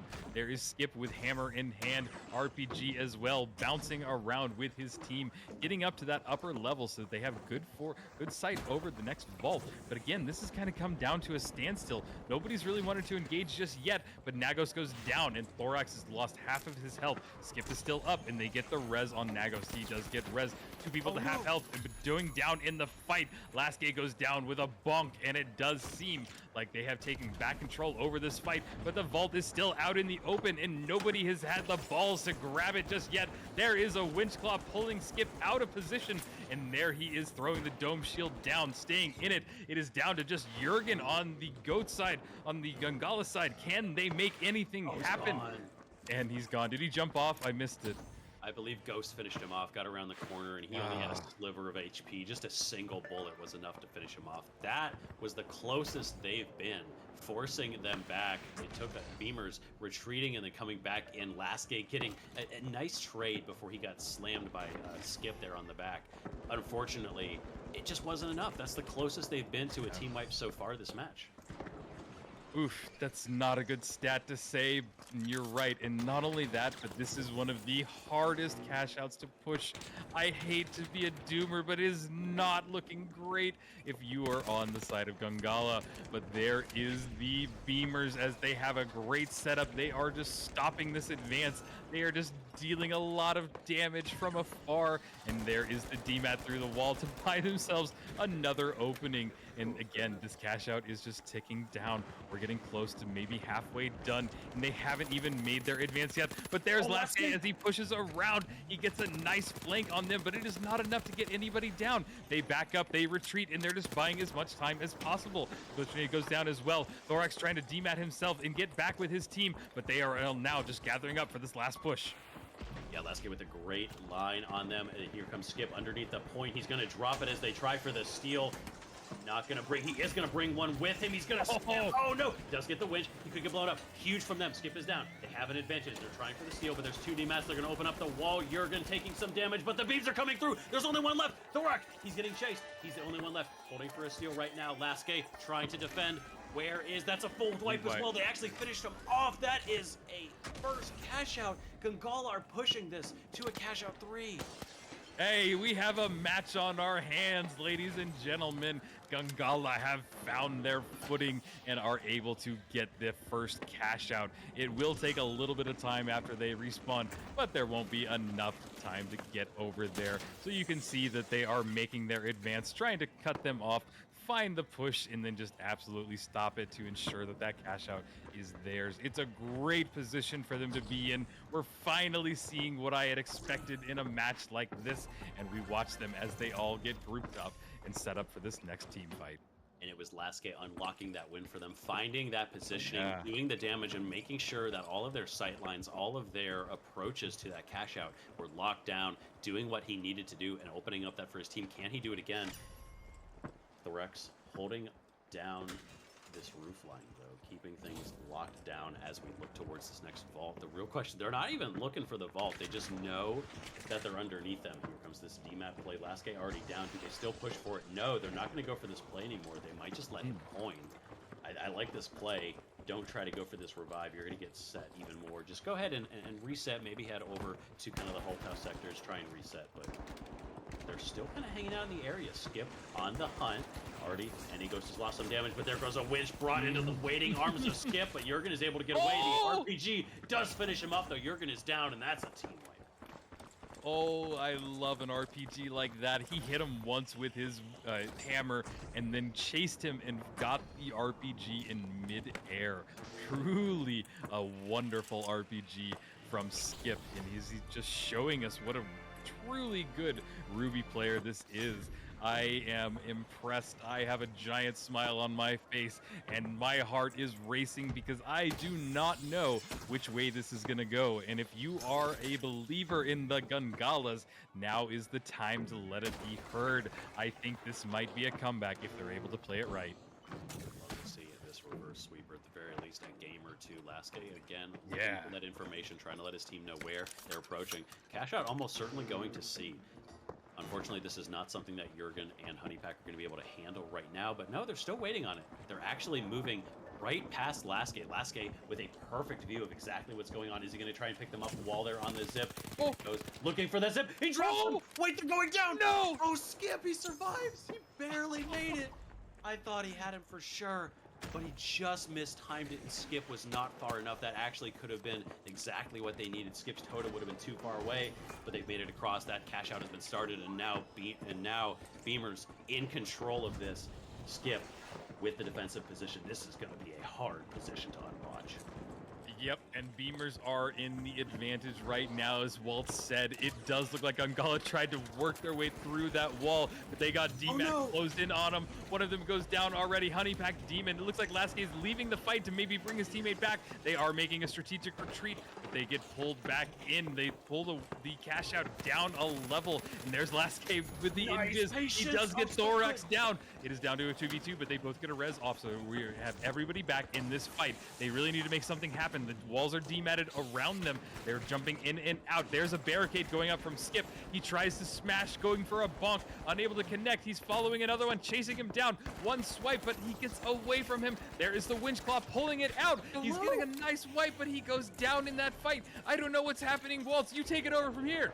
There's only 2 left right now. He got a full revive, but it's 3 versus 2. Ghost and Thorax looking to get their heavy back up. They finished off one. Lasky is down, but the steal is going through. Jurgen is able to go ahead and finish this off. Meanwhile, Honeypack on the side dealing with Thorax. There's 3 of them left, but Jurgen finishes off Ghost. Ghost is down. It's all Jurgen by himself. He has to hold this for a few more seconds. He finishes off Thorax. It's just 1 versus 1. Thorax versus Skip. Skip is so low. Does he know he's low though? Jurgen, both of them on almost no HP. He's actually burning Jurgen. Yes! He gets the pick. He's gonna win this. They're taking it. This is Gungawa taking game 3, pushing us to a game 4. Oh, I'm so happy we are not done yet. All of you viewers out there now have a special treat. If you're waiting for the reverse sweep, now is your chances. Put your bets in because the games are not done yet. They are pulling that cash out, but for the most part, it doesn't matter because look at the spawn and not enough time for them to get over there. So yeah, the Beamers unfortunately lose this one, and fortunately for Gungala, they take it to the next map. Let's go. We're going to go ahead We're and get in game 4. That was a 1 versus 3 from Jurgen. When his team needed him most, he clutched it out with a steal into the team wipe. What an insane clutch at the moment that he needed to do it. We are moving to our game 4, and this is what we needed to see. These scrappy fights. Lasky, with that first play, all 3 members of Beamers ran past him, and he waited until the final one, got that initial pick, slowing them down, just creating so much chaos that they were able to finish things off. Beautiful work from everyone on the side of Gungawa. Yeah, honestly, they finally came alive. I have been waiting for a while because they've shown us in these previous matches that Gungala is a force. They really are people to mess with, or not to mess with, I should say. So it's great to see them get back in this, and we are still going at it. I do want to give that special commendation to Jurgen because that was an amazing play. He really is a great heavy player, and I do kind of wager that he might be one of the best heavy players in the game today. But guys, we are getting right back into it. I love the production side of things because they are doing a wonderful job of keeping things moving. Yes. And I think that I saw that was Skyway Stadium. So yeah, that is truly where we want to be. And yes, Habib Cat, you are doing a wonderful job keeping things flowing. as we said, production truly amazing. Really appreciate all of you guys. And here we have it. Is this the last map? Is there going to be another more? I'd love to keep things going, but Waltz, what are your thoughts on Skyway Stadium for these two teams? Oh man, I mean, at first glance, it sounds like something that would be really, really strong for Beamers. Maybe this was even their pick, with those long range. But Lasky, he's just been crushing on this map as well. Honeypack Demon with that FAMAS has been really coming alive these past couple maps as well. He's done a great job of starting to hit his shots. Looks like he decided to poke some eye holes in that hood, and he can now see where he's shooting. So great stuff from them. And already they have eyes on this hotel. They're going to go ahead and jump up high. This is going to be a crazy match. I'm actually not sure where we're going to go from here, and I'm not sure who's going to be the lead. But the fight already breaking out over this vaulted dome. Already goes down from Skip. He gets winched in as well. He's going down, but he survives. He takes out Lasky as well. It's just absolute chaos right now. Jurgen, the last one left on his team. This time he's not going to be able to 1v3. No. Oh, it was the bonk after bonk, and Skip got down to just, I think, 12 HP, maybe a little bit more, and he was still just fighting at it. You do really have to appreciate when they take that chance and just go after the fight, even when they know that they could lose from being such low health, and they just feel, no, I'm confident I can get these kills, and that's exactly what we saw. So Skip giving us a great performance as we move into it. This is a wonderful match, but the Beamers right now are in a great position for this cash out. They're a little bit a ways away. We see the enemy team making their advance. That RPG in hand by Skip. They are all very bunched up and staying close together. This fight is about to get started. Yeah, actually quite far away, like you said. They're a little far away from the point. Honeypack dropping this down. There is that glitch mine that's on the point. Skip with his RPG waiting for a punch, and already Honeypack is gone once again. First one to die is Heavy, close behind him, half health already. Lasky winning the 1v1 versus Thorax as well. Jurgen with just a sliver of HP dealing with Skip, but the RPG, is that going to finish him off? It is. Lasky 1 versus 2 once again. He's going to finish off Skip. 1 versus 1. It's just Ghost. He gets the revive onto Skip, but this could be very, very dangerous now. Lasky looking for his help. He's trying to find an eye on this man. Looking for Ghost right there. He has eye on him, following him down, trying to finish him off. If he wins this, it's massive. No, he cannot do it. Ghost getting this. Honeypack with that coin keeps his team in this. They haven't fully reset, but now they're quite staggered. He has to look for this revive onto Jurgen, trying to push in a little bit of a slowdown on this fight right now.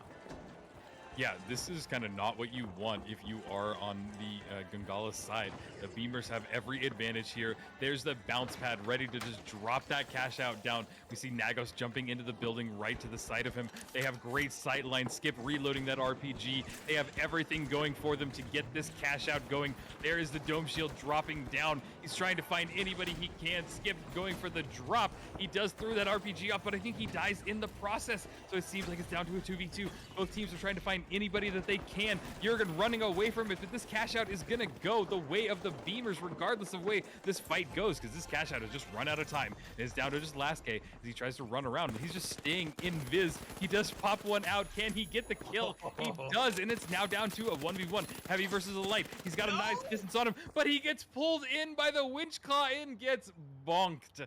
And sadly, that is a wipe. I want to see a bonk in the chat because that was a good one. That's what we call insult to injury. Take that cash out and take his life along with it. They're going to be set up on vault number 2 as well, just as they spawn. Is he going to tap it right away? We've seen teams very willing to tap these and just get started with it. Beautiful stuff from Beamers, though, holding down that cash out. Very scrappy fights, but they kept it locked down. Skip not getting picked off too early, making sure that he could remain a presence in this fight. And as you look at the scoreline, it's only Lasky currently with kills. The rest of his team, Honeypack with 10 combat damage right now. Just not really providing the assistance. And because he's a DMAT player, he's helping Jurgen move around, but he does not have the heals to back that up. So he needs to step up right now and make sure that he's hitting those shots. But it's so hard against these guys. Yeah, and it just seems like he's just paused. He just wants to make sure that he's in Viz and not really spotted out beyond this. Skip goes for the winch claw, doesn't pull anybody in from that. I think he was just trying to find the vault if they can. Builds up that RPG. He's now just going to take the fight downwards towards them. He's able to just solo through that rooftop. He is just jumping around. We go to the crane, and we see a nice vantage point from Nagos. He gets a nice shot on Lasky and gets him down with the help of his teammates. But again, it is just kind of slowed back down. We're waiting for them to just kind of get on top of each other as they make the next approach towards Vault 2. Yeah, the goo is there. It really has been slowed down, but it looks like Thorax is just going to start cash out A, just running that direction. Decides they don't want to fight this. They don't want to slow things down. They're only a couple cash outs. They're only one cash out away from taking this grand final. Gongala have to do it now. They showed it last time. They proved that they could make it through. They could take things when they needed to, and here they are in the exact same position. Last push for them. Can they pull this away? Lasky using that gateway play, but he's been spotted. They have eyes on him. Oh, no. Ghost does not miss these, but they did get the gateway down, so they're able to cross and get that revive.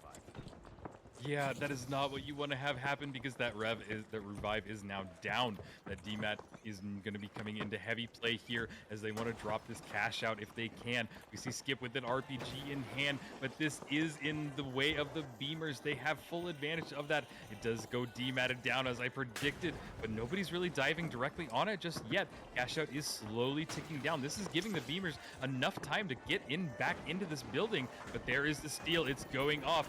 Jurgen is trying to hold it, but he has to dive off of it. There's the RPG in hand. They throw up the goo, and I think that is going to buy them just enough time. Perfect RPG out of Thorax, carries him down. It is all down to Lasky. Can he survive? It's a 1 versus 1. Lasky versus Nagos. Nagos gets the res back on Skip. Skip is back in the fight, but it's still just down to Lasky. Can he survive, or can he get caught out? He does get one shot off, but he gets spotted out. They are just buying time, but this is still not great for Lasky as the enemy team brings 2 people back up. If he can get this full res, this is huge. They have to have him back up right now, and he is going to be able to pull this off. This is Jurgen. It's not their medium, so they don't have the defib still, but he might be able to go ahead and get this as well. All 3 of the people left on the side of Beamers. There's precious seconds left. They are going to stick this full res, and the point has been dropped once more. There are no more drops left. It is all on this one floor. It is all on this level. Only about 15 seconds left, potentially, in this entire match. Lasky dancing and diving around. Skip and Jurgen playing against each other. 2 bubbles down. No more utility left. The steal has to start any second now. There's gas on the point. Lasky, again, the last one left on his team. Finishes off Skip, but there's no more time left. He has to go for a steal right now, but he is just going to get melted. It is it. It is over. Beamers are taking your grand final for the Ruby Grind event. Oh my god, a Sledge team just won it all. I'm speechless. My job is to talk and I can't. I don't know what to say. My mind is blown. We saw some amazing gameplay. They did amazing throughout this entire event. A Sledge did it, Walt. They did it. Oh my god. And just dominant performance there. Just throughout the entire tournament. The grand finals was... They got put through their paces, especially that previous match, and even on this one, there were moments where Gongala really made them work for it, really made them put the effort in, but at the end of the day, they managed to, with a very off-meta loadout, stuff you don't normally see, so a touch of off-meta, a touch of surprise, and a hell of a lot of skill granted them. Yeah, I'm blown away. This was so entertaining to watch from like a casting standpoint because we come in this with our preconceived notions of how the finals is, how gameplay is with these top tier teams, and you know what, today we got everything on its head and I loved it. We saw great performances from so many teams and honestly it really was impressive. We are going to try and get the winning team, the Beamers, in here. We're going to do a quick little chat with them and then probably set up a longer chat with them to do our next Vault episode with them because we have to get in their head. We have to see how they played as a team. We just have to see everything. So we've got production seeing if they can reach out to them just for a quick 1 to 2 minute chat. We want to congratulate them. We want to bring them in here. But all of that said, it really was a great performance from the Gongala. Thank you guys on the other side of it for bringing us into a 4th map. The chat was going wild. You guys did great. And I know that this is not the end of Gongala or any of these teams that we really saw today. I think that I don't know, Walt. I know I'm sort of speechless, but it's just, I'm filled with so much emotion that this was such a great day of just great finals. So yeah, I love it. And what are your thoughts on today? Oh yeah, I mean overall we just had amazing teams. Like Beamers did one.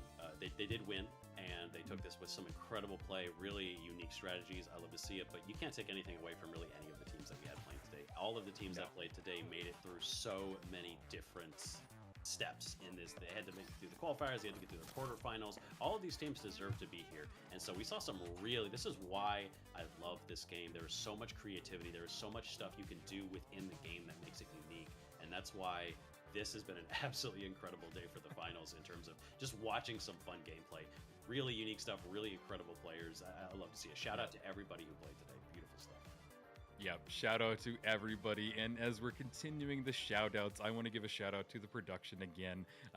Really, there's so many people behind the scenes. This started off as kind of just an idea that they were, planning, and then this started months ago. And we've helped them kind of plan the casting side of things, and really just the amount of work that has gone into it. Some people, Tapo, Uncle Shal, Habib Cat. We've had a few other people that were also playing in the tournament come in and help out as well. So it really goes to show you why Ruby Grind is one of the best. Now, I've said it before, is the best Discord to be on for the finals, because it is a community. It is a team of wonderful people that truly love everything that they're doing right now. They are in the forefront of this. They have put on a wonderful show, and guys, follow them. If you're not in the Discord, come join. You can come say hi to Waltz and I, do anything you want, but really get engaged with this community, because it is a wonderful community to be involved with. And you know what? I'm hearing a lot of ping. I think we are getting some people into voice. Hello? Do we have some people in here? Hello. Hello. Congratulations, everybody. You guys did wonderful. Oh. Incredible stuff from you guys. That was a bit of there was a little bit of a hiccup there with that game 3, but overall, just your thoughts on the tournament before we kind of break that down. How are you guys feeling with this victory? That was quite a run from you guys today. I mean, we are just happy, bro. You did your thing. We're just playing, beaming, keep doing the close range, and GG. That's all. That was all the plan. Wait for the light, kill him, and then GG, full in. Nice. Yeah. Okay, so that was kind of your strategy, was to bait out the light, get that like kill, if he plays split, the lights have no clue what to do. Yeah. With T-Mat, he cannot follow. There you go. Yeah. So the sledge. What is the most challenging thing about sledge when you're in a final round like this? Is there something that you seem to consistently struggle with, or what's your perspective on running sledge in a match like this overall? Oh, that's a good question. I think the hardest thing in the final round is playing with your brain. And if you don't play with your brain, you will get caught up quickly, because the enemy teams were amazing and they were beaming really hard. And as a sledge player, if you get beamed, you're off. So I have to use the brain. So game sense it is. That's the thing you struggle always with as a sledge player. Yeah. Game sense. Saw kind of one of the matches that seemed to set you back the most. There was that one match. I don't think you took a single cash out in one of those matches. One of the few matches you dropped. And was the issue with that? Was it the glitch mines? What did you find was the problem in that match? What's the hardest thing that you found to deal with this tournament? Cerberus. The Cerberus. No accident. This is the only thing. Hands down. Yeah, 2 bullets and you're done. So. So the Cerberus really just kind of. Yeah, and even on the heavy, because he need to get closer, and if you get closer to Cerberus, he's 2-tap melee or 3-tap. I don't remember. So it's hard, yeah. That would explain why you kept coming back to it then. Yeah. We were trying to figure it out, because we hadn't seen anybody really run the Cerberus, especially like Noah X or kind of some of these players we didn't expect it from. So that's great. And you know what? This is why we love having these experienced players come in here, give us their insight, because it's really a good way to kind of get inside their heads. But guys, congratulations. And we said it before, but we're going to try and invite y'all all onto our podcast and kind of dig more into the performance that you guys had today.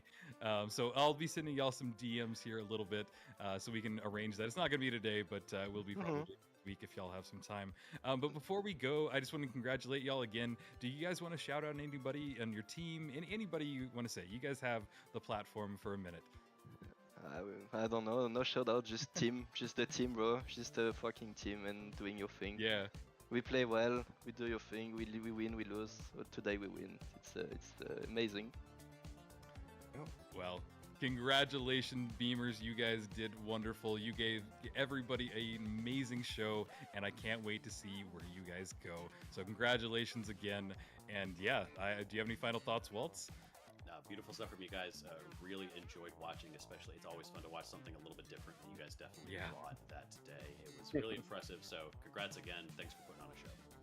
Yep. And with that, everybody, we are going to be wrapping everything up. It makes me sad that this is the end of the Ruby Grind Showdown, but I am just in awe of everything that we saw today. All of the players, all of the team, all of the community, all of the heart, all of everything. And just again, thank you, Ruby Grind. Thank you, everybody, giving Waltz and I a platform, Jerry, all the other casters. Artie was involved, Hyperactive was involved, and everybody behind the scenes. That's Tapo, Uncle Shal, Habib, Cat, and truly some other people that I'm forgetting their names of. So thank you, everybody. Come over to the Ruby Grind Discord. I've said it before, my DMs are open. You want to say hi to me or Waltz, by all means, come say hi and really come get involved at the Ruby Grind. But my name is Rio. I am joined by one of the best casters in the scene, Waltz, and we will be coming at you with more stuff soon. So thank you, everybody, and yeah, have a good one. Take care, everyone.